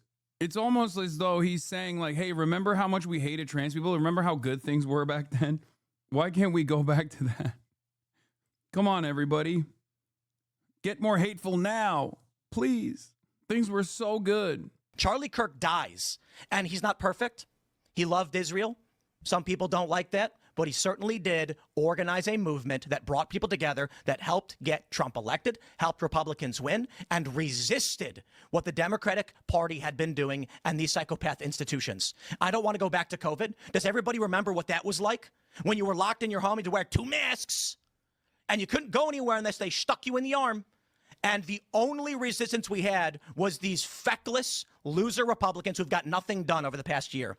And now Charlie Kirk was murdered and we say, holy crap, what do we do? How do we keep things together? And Candace, with a smile on her face, and Ian Carroll and all the rest of them say, Trump was literally president for like most of the shit that he's complaining about. Did it to themselves. They destroyed themselves. Pull your donations because they work for Israel. Even Nick Fuentes calling it out, saying this is psychotic. So when we lose in the midterms and the Democrats bring back their panels and their subpoenas and they start arresting people like they had already done in the past 4 years, and then we get whatever the equivalent of lockdowns is going to be, and you get President Gavin Newsom, you can mark it all back to this moment when you had evil stand, scream, and cowards refuse to do anything. Well, with all due respect, always every single president loses in midterms. You can come and you can burn everything I have to the ground, and I will happily live in a van down by the river. I don't care to be number one. I don't need to be number one. What I care about is what is true and what will help this country and what works. And she is a scumbag, okay? And she's getting worse every day. And she crossed the line. She continually crosses the line every day, insinuating that Turning Point literally killed the guy who made them all rich. And I hear this in the streets, and it's at a certain point, I'm like, holy shit. We're going to lose the midterms. We're going to lose the midterms. Then we're going to lose in 2028. And it's because she's a piece of shit. Because instead of saying, guys, let's come together and figure out how to work together, she says the stupidest retarded crap. And now everybody's running around divided and broken. For what reason? For literally what reason? Because they killed Charlie Kirk in broad daylight and we don't care about your stupid midterms. We just don't care. Like, they really, this is how they view Charlie Kirk. That's what I say. Was anything in his life real? Tim Pool is going off right now because he's like, it's not the time. You guys need to be mules. You know what's crazy? Charlie was such a fucking Trump dick rider and so invested in that cause that he actually wouldn't want the midterms to be flubbed because of this. This is the perfect legacy for Charlie Kirk and the entire conservative machine, honestly. Hoisted on their own petard. Keep voting in the very corrupt people that are lying to your faces right now about what happened to Charlie Kirk. It is not the time because it is your job to get people into office. This is what I mean when I suggest that nothing in Charlie Kirk's life was real. So he really thinks he's doing something there. And actually what he's doing is proving my point. These people just saw Charlie as a means to an end, okay? As a political horse that they could ride. And so for whatever reason, they got tired riding him. And now they're angry because they also were going to whip the horse, the ghost of Charlie Kirk, and say, we still need you to shore up votes. And it is inconvenient that people who actually cared about Charlie and saw him as a, I don't know, human being, want to know why he was publicly executed in front of us and why we're being lied to about everything. That is why Tim Pool is upset, because midterms, it's going to be my fault, not the fault of the feds for feeding us BS. It's not going to be the fault of Turning Point USA for lying and thinking that they're brighter than us and seemingly not caring about the investigation. It's not going to be the fault of, I don't know, maybe actual politicians like Donald Trump, who's a president of the United States, and look us in the face and said, are we still talking about the Epstein files? No, that's not his fault. The fault is Candace Owens for wanting to figure out who murdered her friend. Don't you guys get it? Like, we're just an algorithm. Why do you care so much about humans? Like, why are you a human? Like, if somebody in your family dies, you need to focus on midterms. Okay? That is the point of a Tim Pool show. It doesn't matter what you are going through at home. I want you guys to hear this, okay? I don't care if you have family members that are dying, family members who have died, if you have children that you care about and you maybe don't want to live in a world that's run by pedophiles. You need to put that all aside and vote for whoever the hell Tim Pool tells you to vote for. I just want to platform that idea. I think obviously there's something wrong with me and Tim Pool's got it figured out. His soul seems like it's really intact and it's not for sale at all. As you can see, I'm sitting in Greg Gutfeld's seat. But why, you ask, would this be happening? The answer is I called French intelligence, and something may or may not have happened to Greg. That's hilarious. Laughing about actual violence is apparently hilarious so long as it comes through in the context of humor. All is fair in love and laughs. And Greg Gutfeld, after all, is a comedian, so they're not being tribal at all. They're just being funny. Remember, I don't make these rules. I just follow them. And so I'd like to show you another comedian from my tribe. His name is Ace Smart, and he's going to make a funny too. And remember, it's never violent as long as we're telling jokes and it's said in front of a comedian. Take it away, Ace Smart. No one in the United States should be... Bro, they're literally woke. They're outwoken each other. She's saying that words are violence because Ben Shapiro made a joke about the conspiracy theories that that Candace Owens was going off on. Oh my God. They're having a fucking woke off. You muted right before the kill shot? Hold on. I'm going to show you. And it said in front of a comedian, take it away, Ace Smart. No one in the United States should be retiring at 65 years old. Frankly, I think retirement itself is a stupid idea unless you have some sort of health problem. I wonder if I slap the out you, would that be anti-Semitic? Because I don't want to be anti-Semitic. I just want to slap the out you. Shut the up. I'm so sick of you cornball ass trying to stay relevant in front of that podcast equipment. Shut the up. You want us to go to work and grind for the rest of our life while you sit in front of the thing and sound and tell us, shut the up.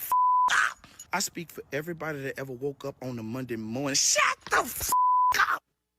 Passionate, hilarious, relatable. It's funny. As long as it's a joke, it's funny.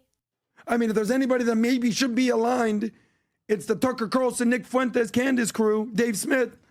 But here's what Nick Fuentes had to say. Do you have that? Why was she at Tucker Carlson's Christmas party in Nashville last night? Why was she at Dollywood on Thanksgiving, the theme park? So, allegedly, the French government and the Israeli intelligence have put a hit out on you. They've paid millions of dollars to kill you, but you're walking around a theme park in your town? You're walking around, for those that don't know, Dollywood. Dude, we're missing so much. We were missing so much fucking drama.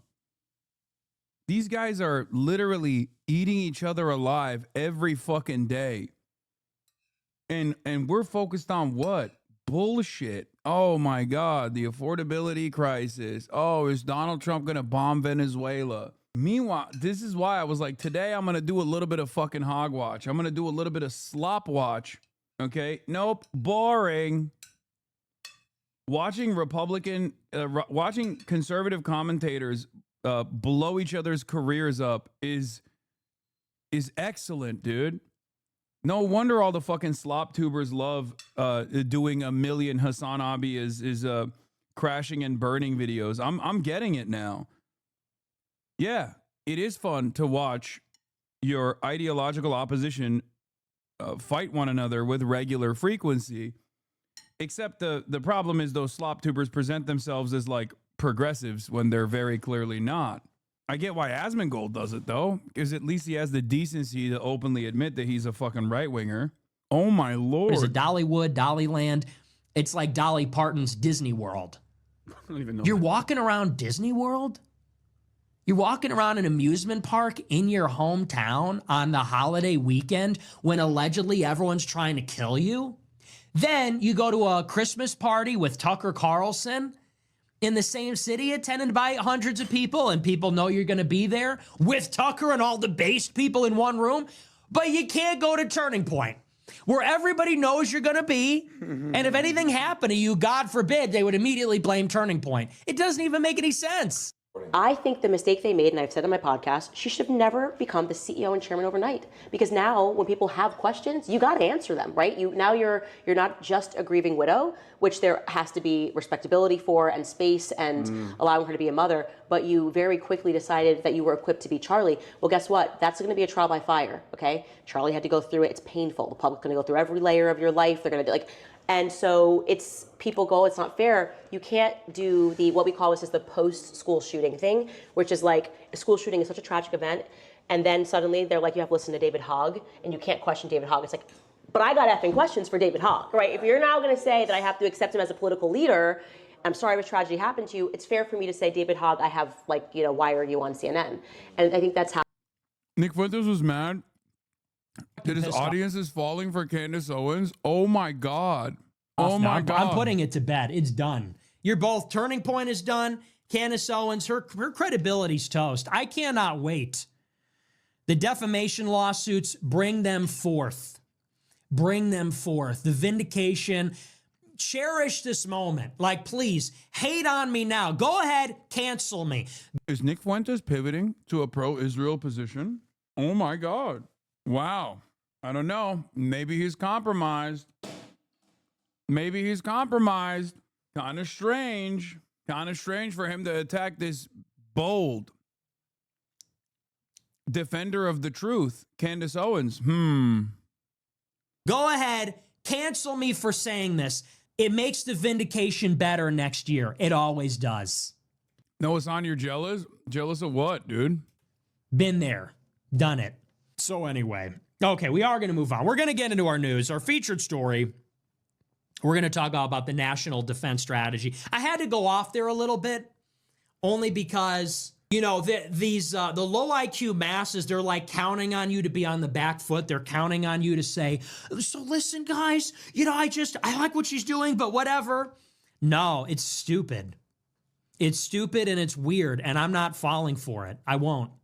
I didn't fall for Trump. I'm not falling for this. This is a load of bullshit. You lost me. Egyptian planes, maroon t-shirts, beekeepers. Charlie talked to me in a dream. What is wrong with you people? Someone with balls needs to slap you idiots across your faces. You're watching a show of a stupid black woman saying, Charlie told me he was betrayed in my dream.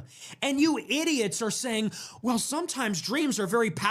I don't know if I'm the jealous one, Chatter. Kind of feels like there's one person that we're hearing from who has a lot of jealousy in his heart. How are you, as a neo-Nazi, losing audience members to a black woman, actually? I guess maybe he was ethnic after all. I guess his audience was like, yeah, we're neo-Nazis, but also at the same time, like, we're watching a Mexican guy. Might as well watch a black person, you know? Because that's like ultimate skill issue. As ultimate skill issue. If you literally have a white supremacist base of support and they prefer a black woman to you, god damn, dude. Powerful. You fucking idiot. What happened to you people? Seriously. We used to be the smart ones. Anti-Semitism used to be smart and ahead of the curve. If you were saying Jews did 9/11, Jews brought us into Iraq, you know, we know what we're talking about. We know the names and we know what's going on. And now you got all these stupid idiots watching the show saying, but Nick, Candace said that Charlie confessed to her in a dream. I don't even believe what I'm hearing when I hear that stuff. She goes on her show, I've been having visions of beekeepers. Bro, that's so crazy. That's fucking nuts. Like the sequence of words strung together right there.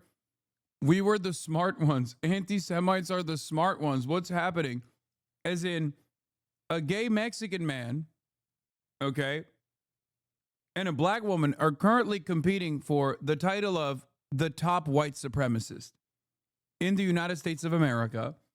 And Nick Fuentes is mad that Candace Owens is actually doing better on that in that competition by outflanking him on anti-Semitism.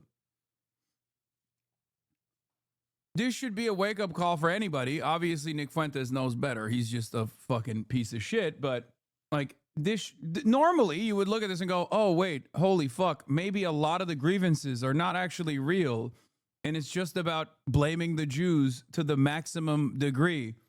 And if that's what the audience wants, they will literally go and watch a black woman to do that as well. That's what his face looks like when he realizes. He's like, oh shit, it has nothing to do with like intelligent assessments whatsoever, and everything to do with like, no, you got to blame the Jews, obviously. Because think about that. What if you've already decided that Jews control everything, why wouldn't you fucking blame the Jews for Charlie Kirk's murder? Why wouldn't you blame the Jews for every single thing that happens? If that's the demand from your audience, then yeah, it's a fairly easy spot to take up. Especially when you want to do like commentary, especially when you do commentary that's like a little bit more reasonable because you realize that you're getting a bigger profile and you want to become a more mainstream figure. So you can't just like blame the Jews for every single thing, right? But the audience doesn't care about that. They want to hear you blame the Jews for everything. All year. Oh my gosh, our ancestors would hate you. Do you know that our ancestors invented every field of knowledge? Ask Ricardo Duchesne. Our ancestors invented every field of knowledge. Plato would hate you. Aristotle would hate you. Da Vinci and Isaac Newton would hate you. We are becoming Negrofied. The Jews are right. We are becoming true Goyim if we believe in fucking bullshit superstition like that. It is literally like medieval peasant idiocy. Wait. Someone in the... He's like, okay, this is awesome. I didn't even know that there was this like specific ideological delineation amongst anti-Semites that looked at like the peasants doing pogroms and were like, no, those guys were doing it wrong when they were blaming the Jews. That's awesome. Wait, MTG came after me from the top rope. Wait, someone else said Marjorie Taylor Greene came after you and linked something. Well, I didn't see it in time. Was it a poop sock? Oh, they were just lying. I was clickbaiting you. Okay. Yeah, I didn't realize that these guys actually were like, no, that was blood libel. It's kind of funny that Nick Fuentes, which is, one of the premier anti-Semites in 2025 in North America, is actually looking at like historic anti-Semitism. And he's like, no, blood libel is, that was actually made up. When the peasants were doing anti-Semitism and doing pogroms, they were actually stupid. When Hitler did it, he was doing it in a smart way. When the peasants did it, they were doing it in the wrong way, even though that enmity that Hitler leaned into did come from the historic anti-Semitism. And technically, this version of anti-Semitism is the leveled up version of that same old medieval peasantry and their anti-Semitism. Village said she had a dream. Oh, come on, guys. Seriously? It's anti-white. It's anti-white. It disgusts me. It disgusts me. What? It reminds me of, I used to work at UPS, and it was all black people there. They would get bussed in from Gary, Indiana, from the south side of Chicago, and they all believed in magic. They all, to a one, they all believed in magic. We'd be in the trailers. Bro, Nick Fuentes is always around black people, apparently. He has so many anecdotes from black people, none of which make sense if you actually think about it all together. Like, so he was working alongside black people, but they weren't trying to kill him all the time, even though he believes that if you're around a gaggle of black teenagers, they will immediately assassinate you. Also, all black people believe in magic. What the fuck? Damn, this guy's good.